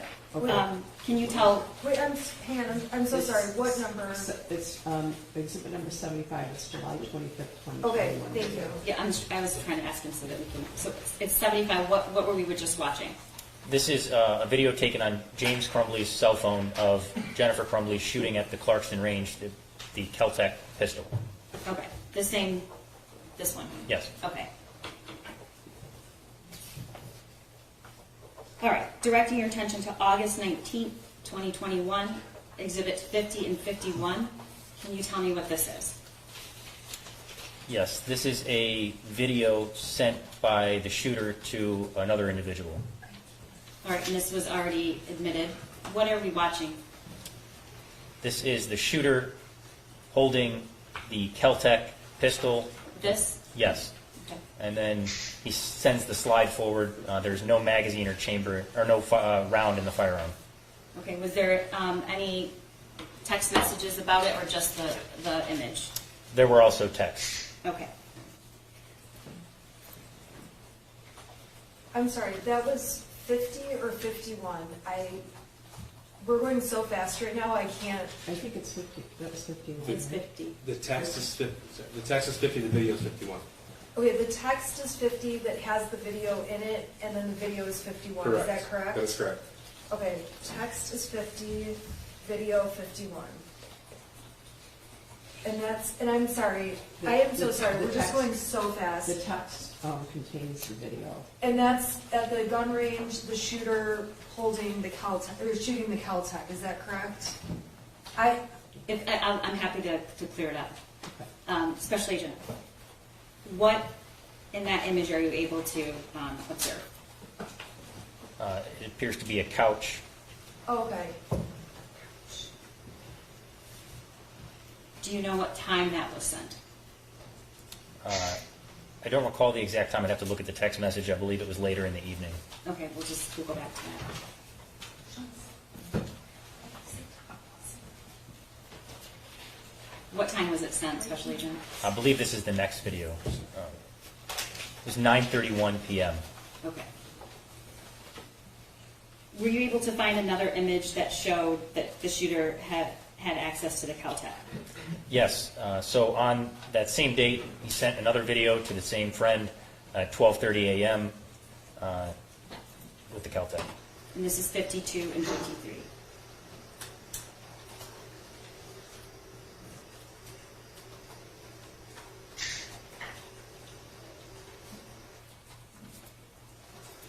All right, Special Agent, you said this was sent at what time? I believe it was 12:30 a.m. And on that same day, which was August 19th.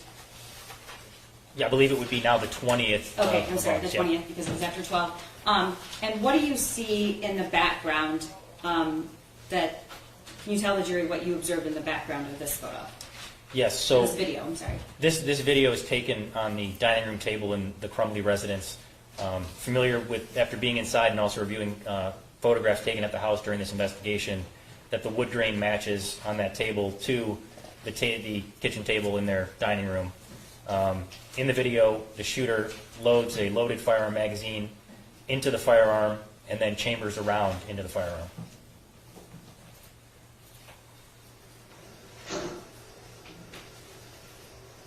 So,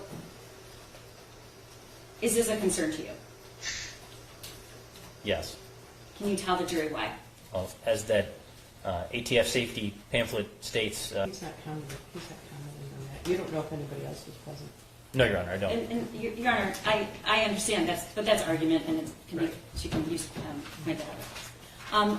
Was there any message accompanying this video to his friend? Yes. What was the message?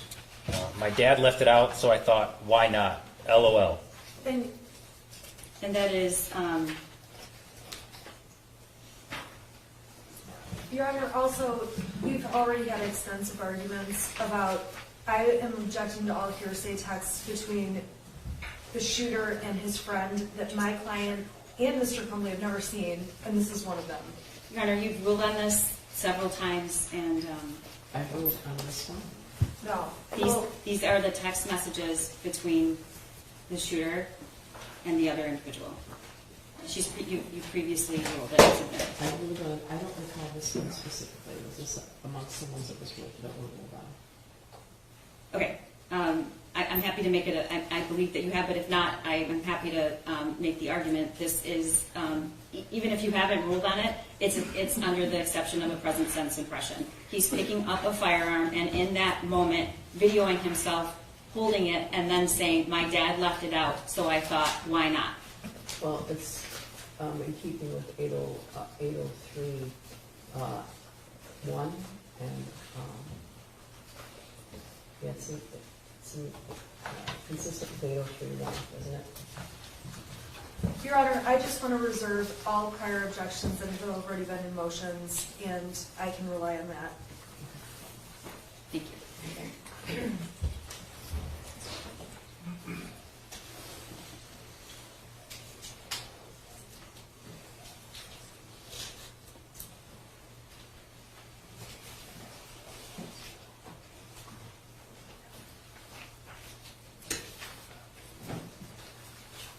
All right, Special Agent, this is People's Exhibit 54.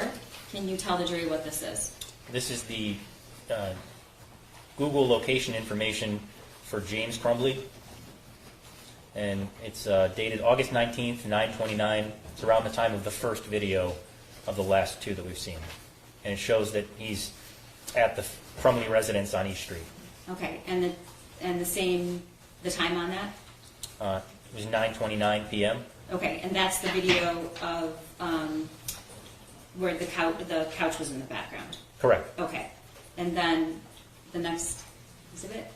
This is 55. What is this? This is the Google location information for Jennifer.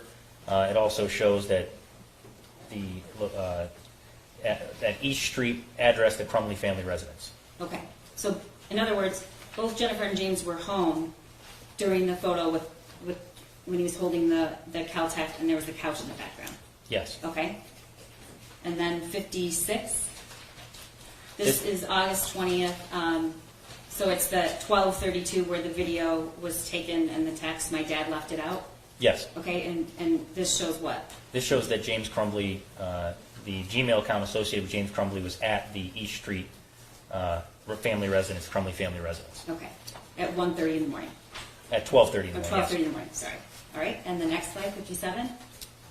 This is the same thing. It's Google location information for Jennifer's account, and it shows that she was at the Crumbley family residence at 12:21 a.m. that day as well, during the time, around the time of the video. Okay, thank you.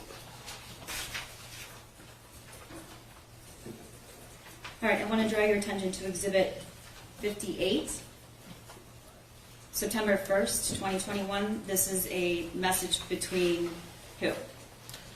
This is a message between James Crumbley and Jennifer Crumbley on Facebook. Okay, and the time is 4:56 p.m.? Yes. And what does the message say? Ethan and I are headed to gun range. Okay.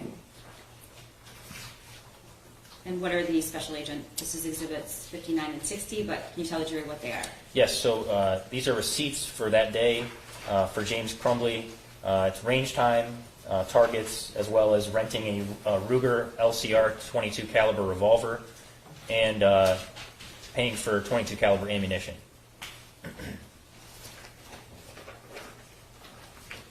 And this is a video, Exhibit 61 of that same day? Yes. Okay.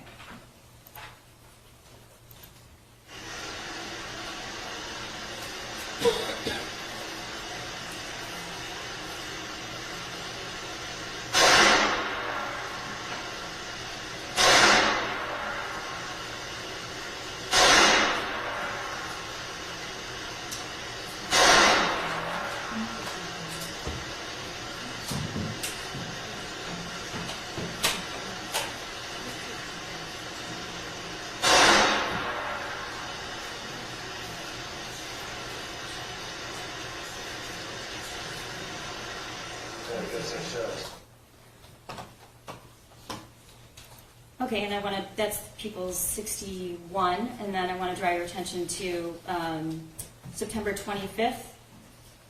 Did either defendant go to a shooting, did this defendant go to a shooting range in Clarkston? On September 25th, I believe I don't recall for sure. I believe it was just James and Ethan that went. So it wasn't this defendant? No. Okay. Were you able to determine whether or not she was aware they were at the range? Yes. And how do you know that? I believe it was the same thing through Facebook messages. Okay, and this is 62, and this is a receipt. What was the receipt for?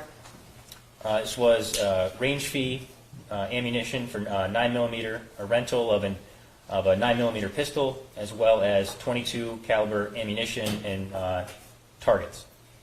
In all of the videos you were able to obtain and observe, is this the first range video using a 9mm? This is the first that I could find. Yes. That we know of. Yes. Okay. All right. And this is 63.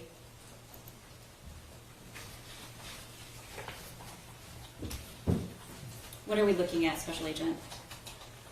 So that's James Crumbley in the white sweatshirt and gray baseball hat, and then the shooter is behind him wearing a light gray sweatshirt, dark pants, Nike shoes, and a black hat.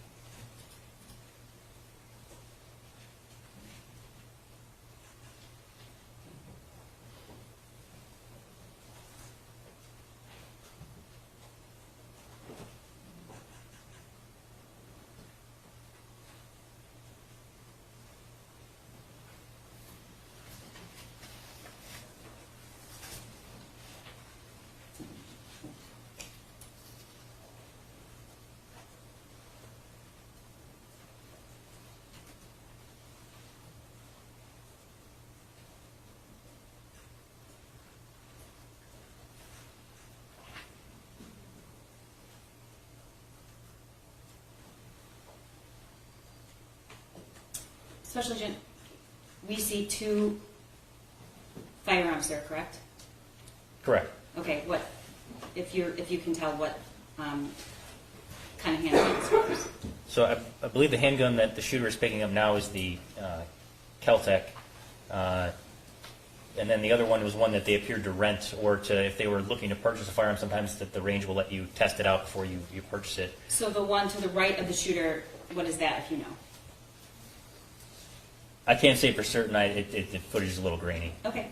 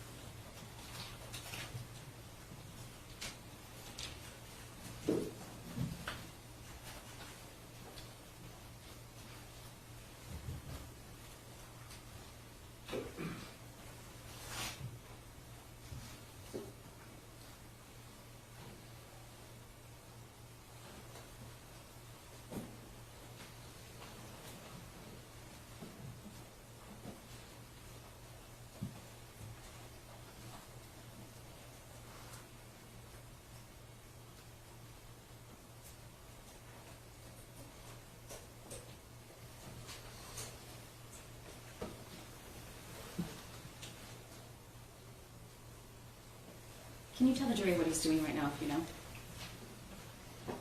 I believe he's having trouble with the firearm discharging. He appears to be having some type of malfunction that he's not able to clear on his own.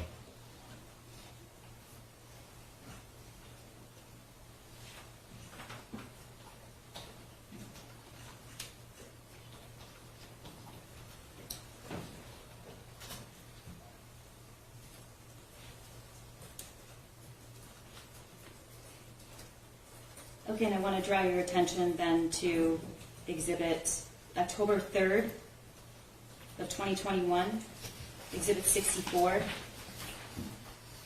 What is this? This is a Facebook message from James Crumbley to Jennifer Crumbley at 12:01 p.m. that says, "Cool, just got cleaning our guns, leaving for range in a few." Okay, that's 64, and then... Wait, I'm sorry, Your Honor, can we just slow down for 1 second? Because the exhibits I was given have more content. I just need to We'll go as slow as you'd like. Okay, this is Okay, We separated them to make it easier to read one message at a time. I understand, but this is different than what you provided me, and I just need to make sure I'm keeping up, so thank you. I'm happy to go at any pace you'd like. Thank you. Okay, so this is Exhibit 64. Thank you, and I'm caught up. Okay. Okay, sorry. It's okay. It's all right. It's all right. All right. It's a lot of information. It's a lot of information. 65. What is that, Special Agent? That's a receipt for the gun range in Clarkston, dated October 3rd, 2021, for range time, targets, and .22 caliber ammunition. Okay.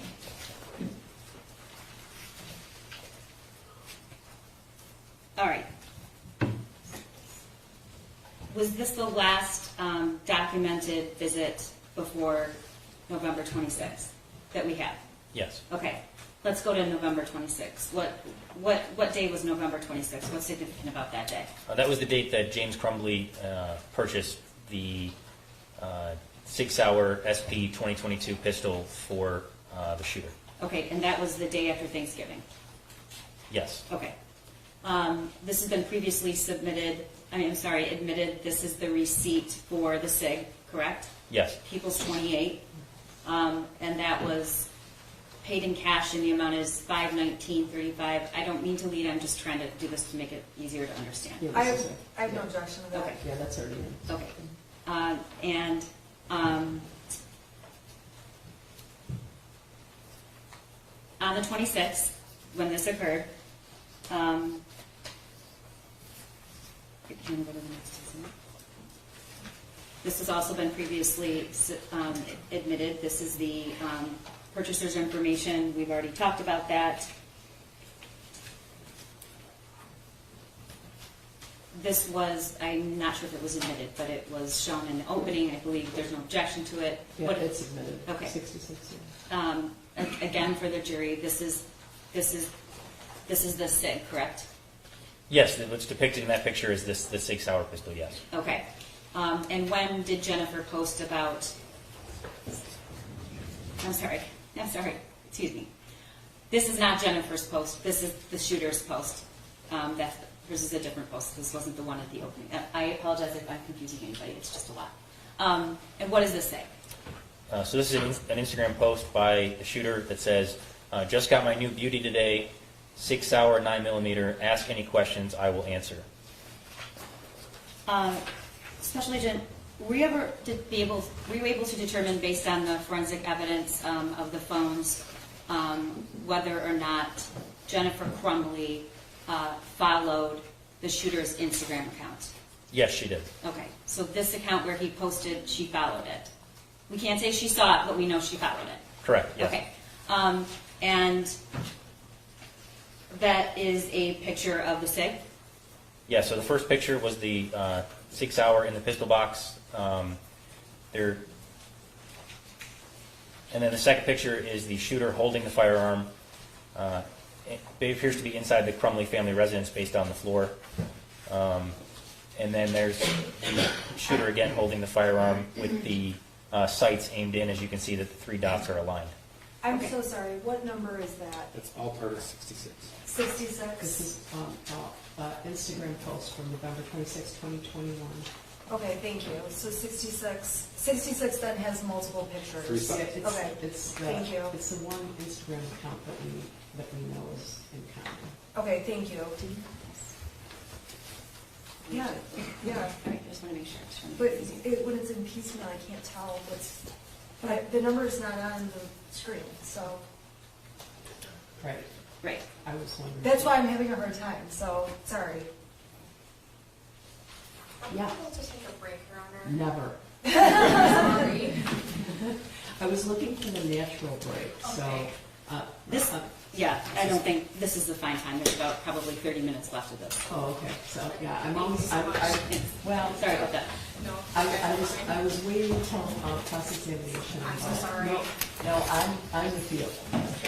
All right. So a few things. You can't discuss your testimony with anyone right now because you're still Understand? Understood, Your Honor. But you can step out and we will come back at 3:15. How's that? All right? All rise for the jury.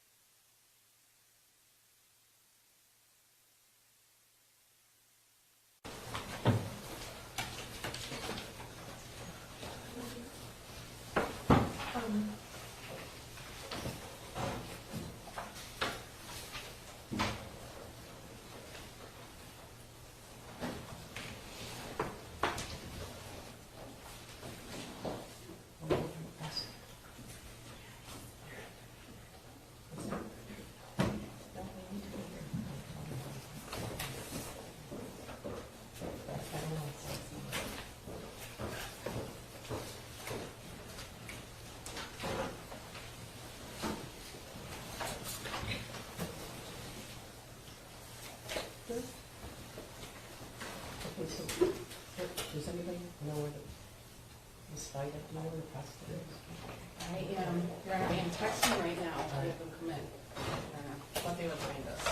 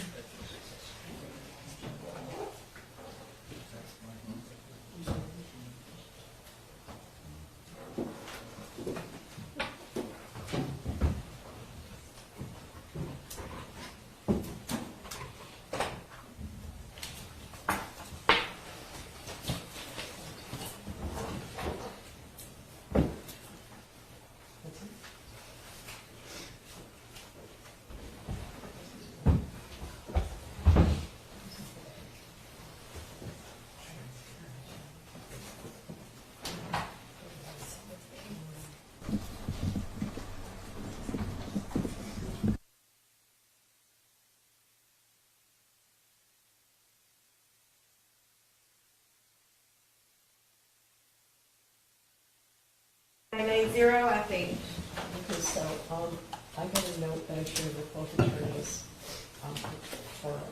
from Juror 374, he's our parole agent, right? And, he said, I may know ATF Mike Malone when I worked in Detroit 2005 to 2006. I've not talked to him since that time. I do not recall him being on the witness list, but he was mentioned in ATF Brandon testimony. I share the vote with both sides. I don't know, does anybody care?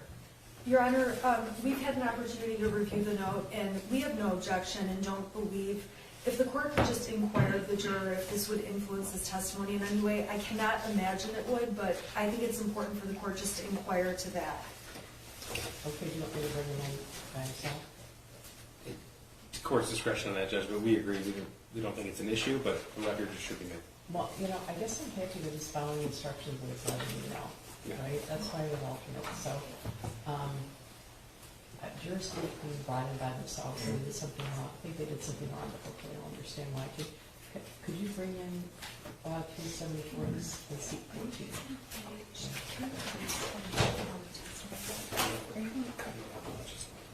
Are you going to Yes.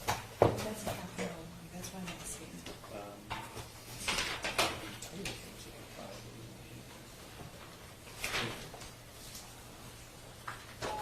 It's number 71. Yeah, I just am. Yeah, you're going to. Okay, so that's a half hour, so it's going to be longer than half hour. Yes. That's all I'm asking. Yep. Okay, thanks. Yep, that's right. Thank you. Thank you. We think we're finishing today, I hope. I don't think so, Your Honor, because one of the exhibits that still has to be played is a half an hour long. Oh, really? Okay. There's a video. It's okay. Yeah.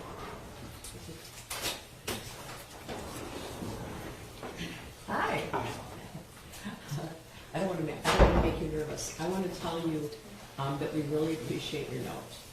That's exactly what you're supposed to do.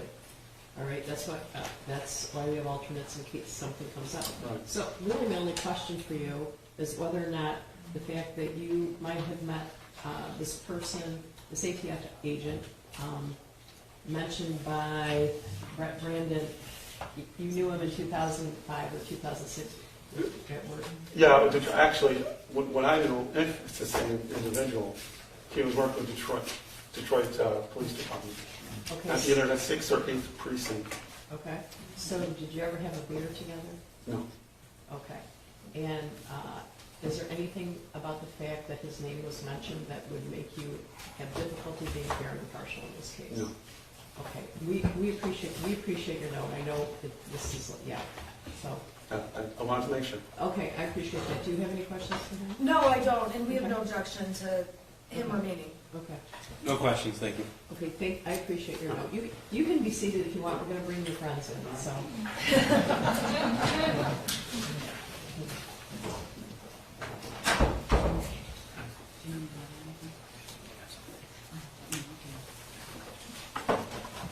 Yeah, go ahead. Thank you.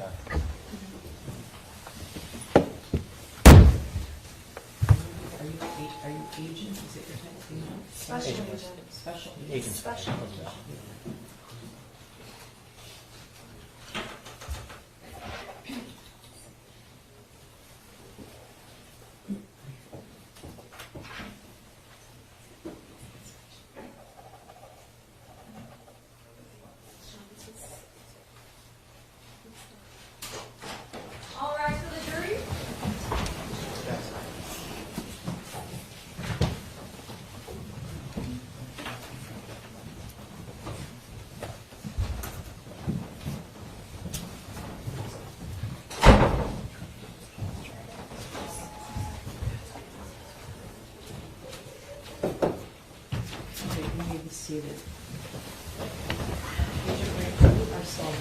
Yes, Your Honor. Thank you. All right. We have an opportunity, my co-counsel and I, to reorganize so that we can do this as efficiently as possible. Special Agent, I'd like to direct your attention to Exhibit 66. I'm sorry. This is the Instagram post of the shooter, and you already testified earlier that Instagram account was followed by Jennifer Crumbley. Is there anything about this image that you want to remark on in terms of what you see and what you don't see?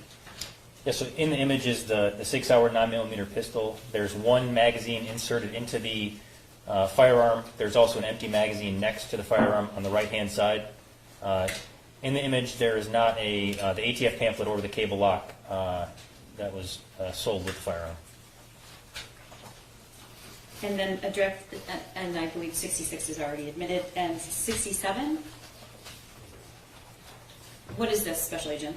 This is a picture from Jennifer Crumbley's cell phone taken, I believe, 30 to 40 minutes after, it was in around 6:38, 6:40 p.m. on the 26th. The day the gun was purchased? Correct. And this is a picture of the Sig Sauer is the bottom pistol with a magazine inserted. The top pistol is the Kel-Tec 22 caliber pistol, and then there are the two Sig Sauer magazines, the ATF pamphlet, and a cable lock with a key inserted and a second key attached. And this was previously admitted, this cable lock. It's People's 39. Can you testify about whether or not this is similar or the same? Can you tell that?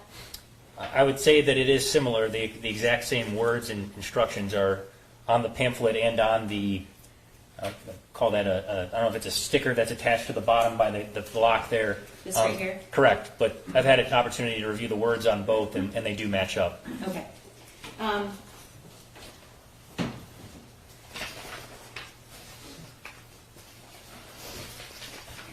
And you see the pamphlet in that picture? Yes. And Jennifer Crumbley took that photo of the day the gun was purchased, and you said around 6:30? It was between 6:30 and 6:40 p.m., I believe. Okay, thank you. I want to go to now the next day. That would be this Saturday. The 26th was Friday after Thanksgiving. The 27th was Saturday. Did you have the opportunity to review surveillance video from a gun range in Clarkston? Yes. And do you know about what time that surveillance began? In other words, who's the surveillance of? It shows Jennifer Crumbley and the shooter entering the gun range, paying for range time, targets, and 9mm ammunition, 100 rounds of it, and then they proceed to take turns firing the Sig Sauer pistol. Okay, so do you recall about the time they arrived there? It was approximately 1 o'clock p.m. Okay. So the receipt is for, you said 100 rounds? Yes, they bought two 50-round boxes of Patriot Defense 9mm ammunition. Okay, and so the only firearm that ammunition is for is the shooter's Christmas gift, the SIG? Yes, out of the firearms in their home, it would only be utilized in that one specific firearm, yes. Okay, and the previous receipts that we've admitted into evidence that you obtained, is there any record of any purchase of a 9mm ammunition before this day? Not that I found, no. Okay. So in terms of the evidence you obtained, this is the first time and only time you saw a purchase of 9mm ammunition? Correct. Okay. And who was at the range with the shooter? Jennifer Crumbley. Were you looking at the phone evidence and the forensic evidence from the phones able to determine where James Crumbley was that day? Yes, I believe he was door-dashing during the daytime hours that day. He was a DoorDash driver, correct? Yes. Okay. And I want to draw your attention to the actual surveillance video, which is Exhibit 71. We are not going to play the entire video, Your Honor, although the entire video will be admitted into evidence and the jury can view it. We're going to try to focus on the most relevant parts, and then the entire video is in evidence. And, You can play the video yeah, if you want. got it, thank you. Okay. All right. Okay. What are we looking at, Special Agent? So that's Jennifer Crumbley had just arrived and placed the 6-hour pistol box on the display case there, and the shooter is standing over her shoulder.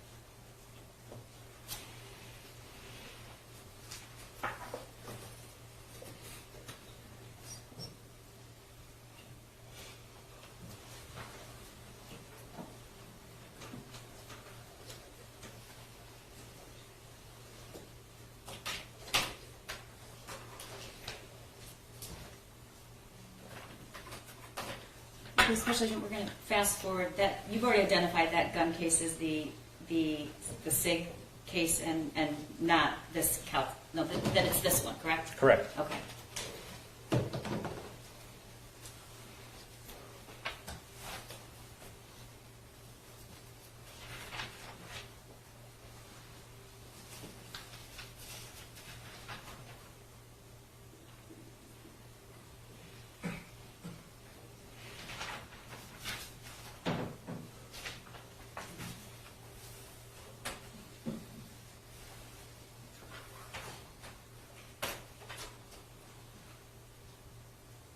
So at this point, if you know, where is the gun? So the handgun is in the 6-hour pistol case with the 2 boxes of ammunition sitting on top. Okay. And Jennifer Crumbley is handling those? Yes. Okay. And what are they doing now? They're putting on ear protection before entering the range. The previous footage shown of Jennifer Crumbley at the shooting range, do you remember, did she have ear protection on? Yes. Okay.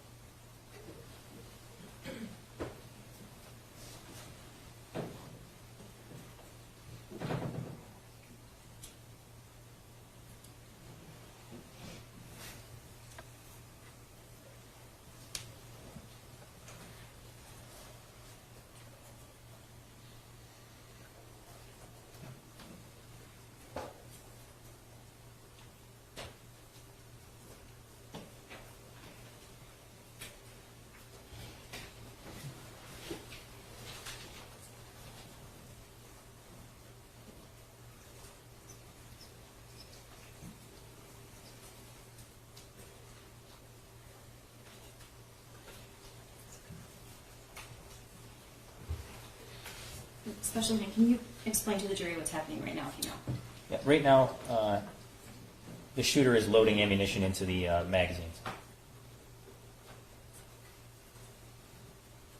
Now, at this point, he had the gun for 1 day?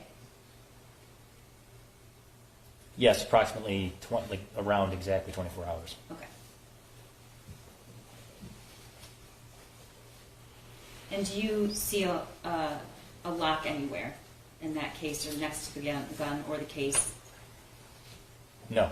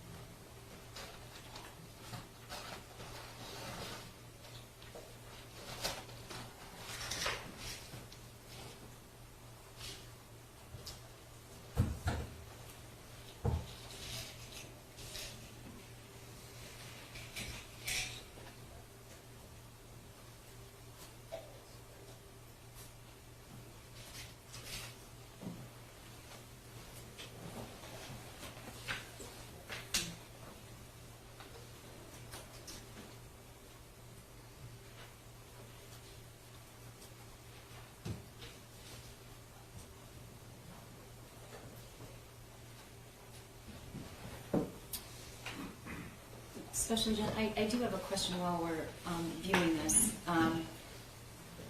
Are all of the visits and purchases stored on surveillance and ranges and licensed firearm dealers? So in this particular gun range, there is surveillance camera equipment. I don't believe it went back past September 25th, which is why there wasn't surveillance video for the previous visits. Okay.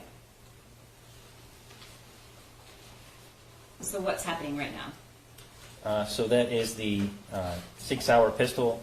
I'm going to call that the stand, as well as a loaded magazine. And now the shooter is placing a target on the cardboard before sending it back down range.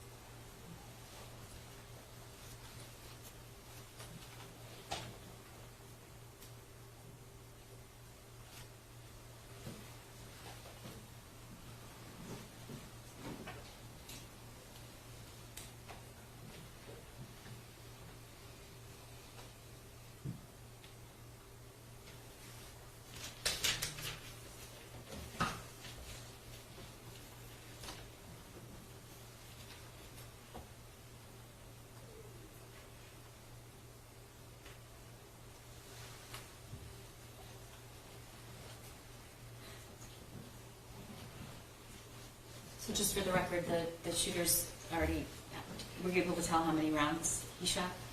It depends on how full the magazine was, but if he had a full magazine, it would have been 15 rounds once he loaded in the firearm that he discharged. Okay. And can you tell the jury what's happening now? Yep, so now he brings a new target over for Jennifer Crumbley, and then he affixes it to the cardboard and then sends it downrange.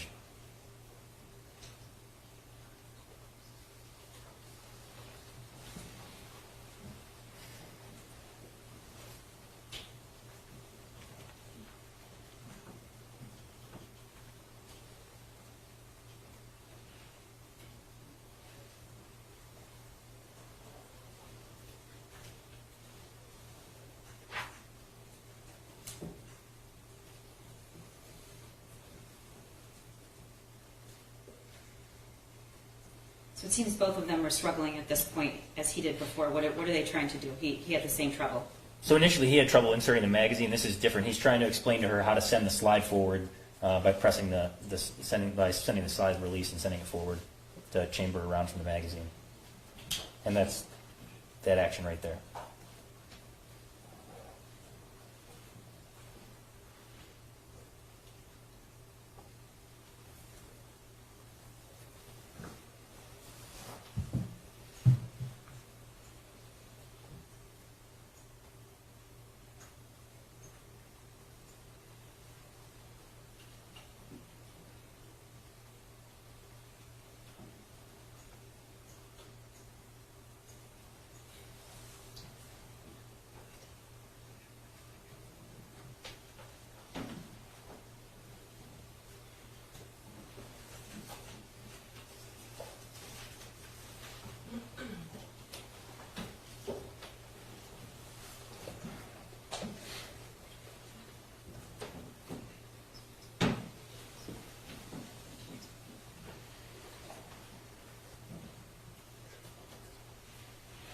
So Jennifer Crumbley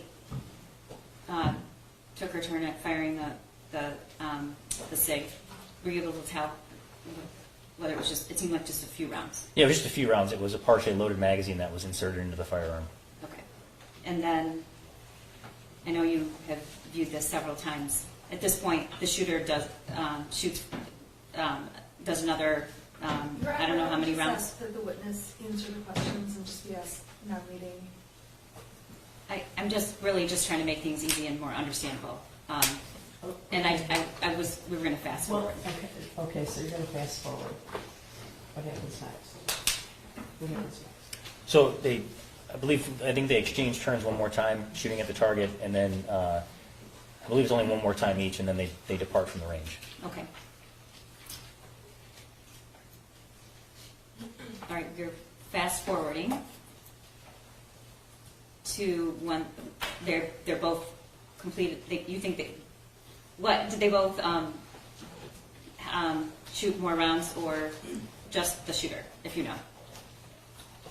I'm not certain if Jennifer shot more rounds or not. I know the shooter takes another turn this time around. I don't know exactly how many more times Jennifer shoots. Do you know how many rounds total were left when they were finished shooting? So they discard an empty box of 50 rounds of the 9mm ammunition into the trash can, and then exit with only one box of 50 rounds. So when they departed, they only had the 50-round full box of Patriot Defense 9mm ammunition. Okay. And we can fast forward to that part. We're going to try.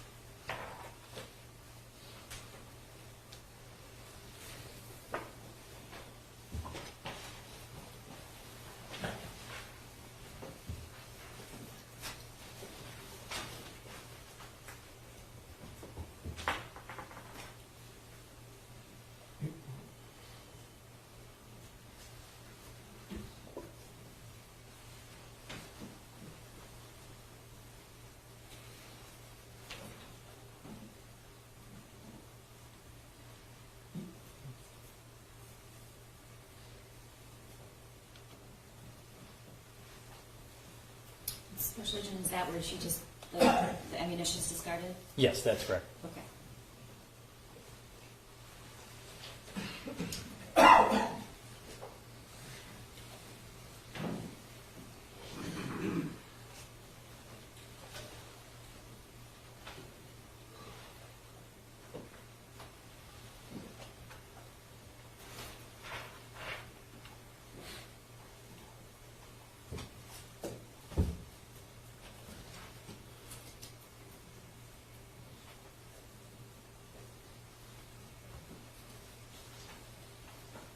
And this is the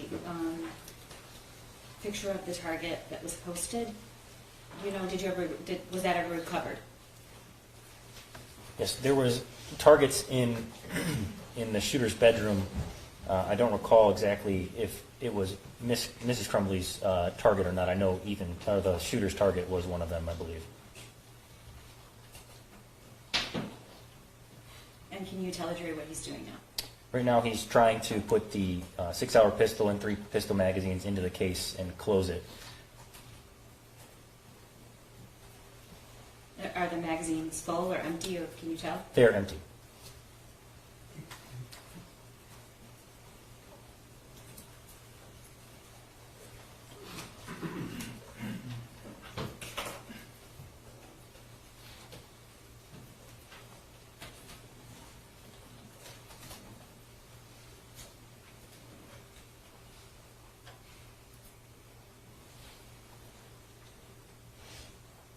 What does it look like to you is happening? So the shooter's just trying to rearrange the pistol box so that it closes properly and can fully clamp with those that we demonstrated earlier, the opening of the clamps. The latch? The latches, yes.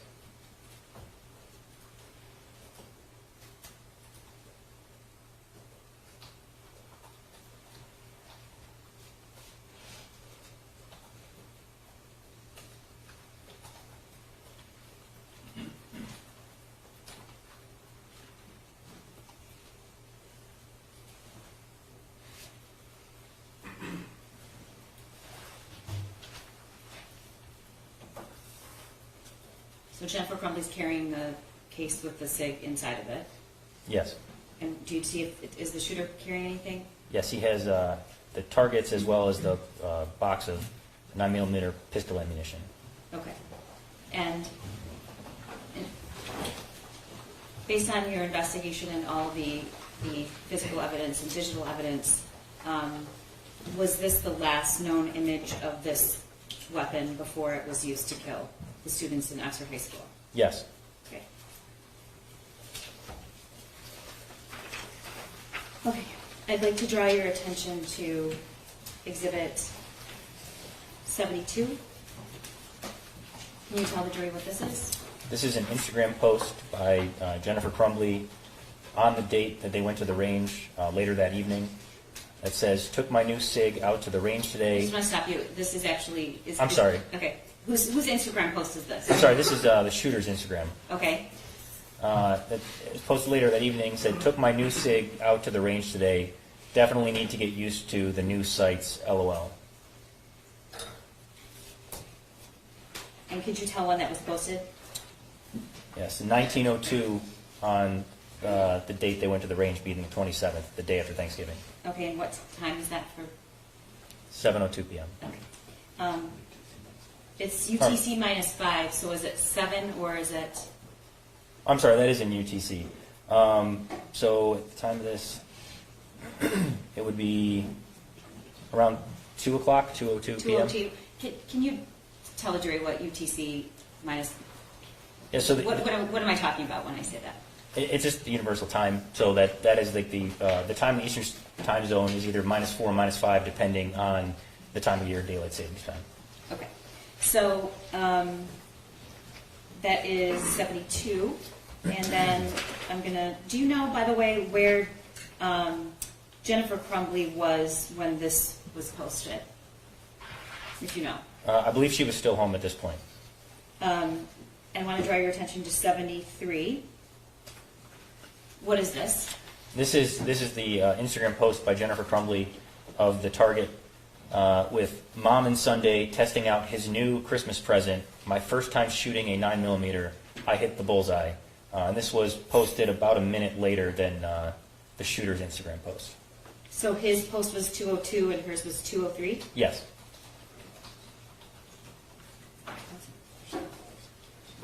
Okay, and there's more than just this post, correct? There's 3 images within the one post, yes. Okay. So it's the same text, but 3 different images? Yes. Okay. And this, what is this picture of? So this is the 3rd image. The first was the main target, then there was a zoom in of the bullseye, and then there was this image, which was of the firearm in the case with 2 pistol magazines and the ATF Youth Handgun Safety Act notice beneath it. Do you know where James Crumbley was during this time? Was he still doing DoorDash deliveries? Yes. Okay. Do you know at some point whether or not Jennifer Crumbley left the house that day when they returned from the range? Yes, she did. Okay. And do you know about what time? It was around, I believe it was around 2:30, or it could have, I know there was a Facebook message around 2:30 sent that she was shopping, so I don't know exactly what time she left, but I know she left after that after that Instagram post. Okay, and do you know when she returned? It was around 5:30 p.m. Okay.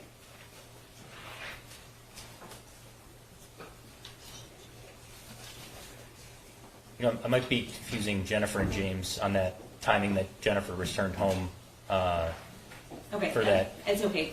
Yeah. We have another witness that will testify about it. Just one moment, Your Honor.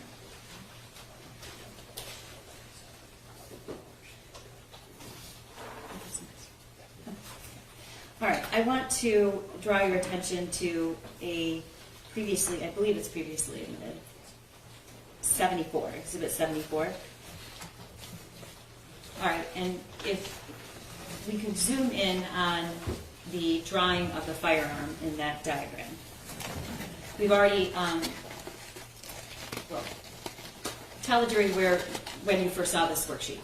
I first saw this worksheet when I was at Oxford High School on November 30th, 2021, responding to the shooting. Okay, and what's your understanding about who drew those things and when? It was my understanding that the shooter drew them earlier in the day, and I have to say that I saw an image of this worksheet, which is probably the same image. And it was, like I said, during my time responding to school. Okay. Special Agent, what, if anything, caught your attention about this drawing? There were several things, specifically with the firearm. After recovering it and looking at it, inspecting it, it appeared to be the same firearm recovered from that the shooter used to commit the shooting, the Sig Sauer 9mm pistol. Okay, can you explain to the jury why you believe that? Yes. So when you look at the image, the back of the. Do you mind if I pick up the actual weapon? Go ahead. Okay.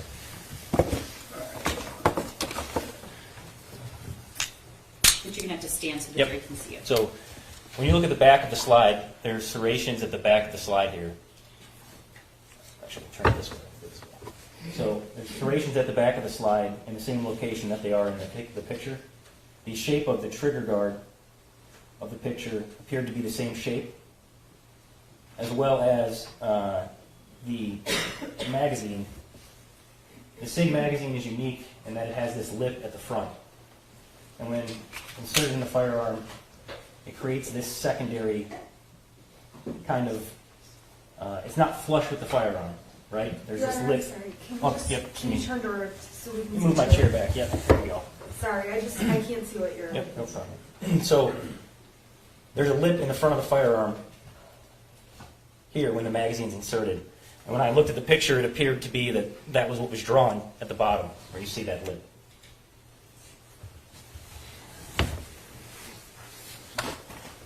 Did you see anything else about the drawing that was notable?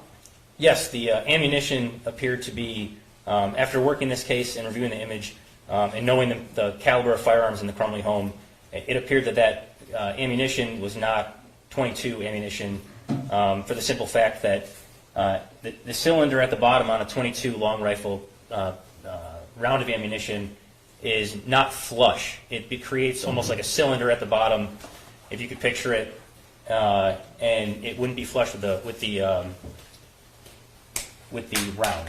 So instead of it just being a circle like this, where you'd have a circle like that, it would be that there are parts of edge sticking out around it, so to speak. There would be an edge drawn further around the bottom of that round of ammunition, and it's much thinner.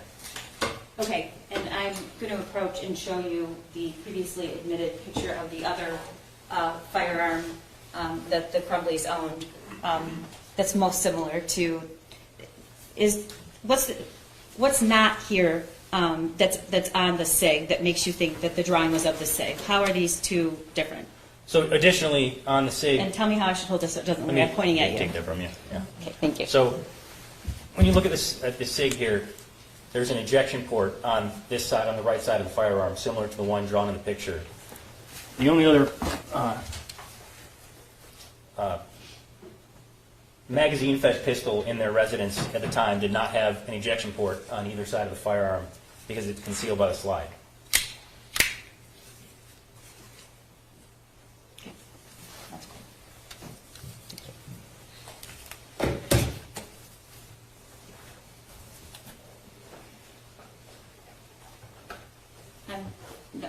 Nothing further at the moment, Your Honor. Thank you.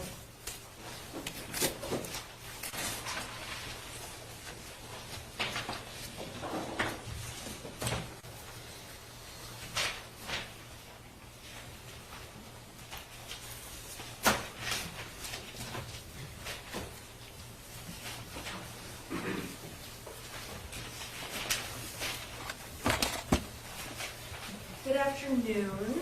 Afternoon. As you know, I think you've been in court, sitting back here, correct? Correct. Okay, I'm Shannon, I represent Ms. Crumbley. If I ask you any questions confusing, please let me know, please. Understood. Thank you. Special Agent Brandon, would that be the correct way? Yes. Okay, to address you, thank you. You were testifying that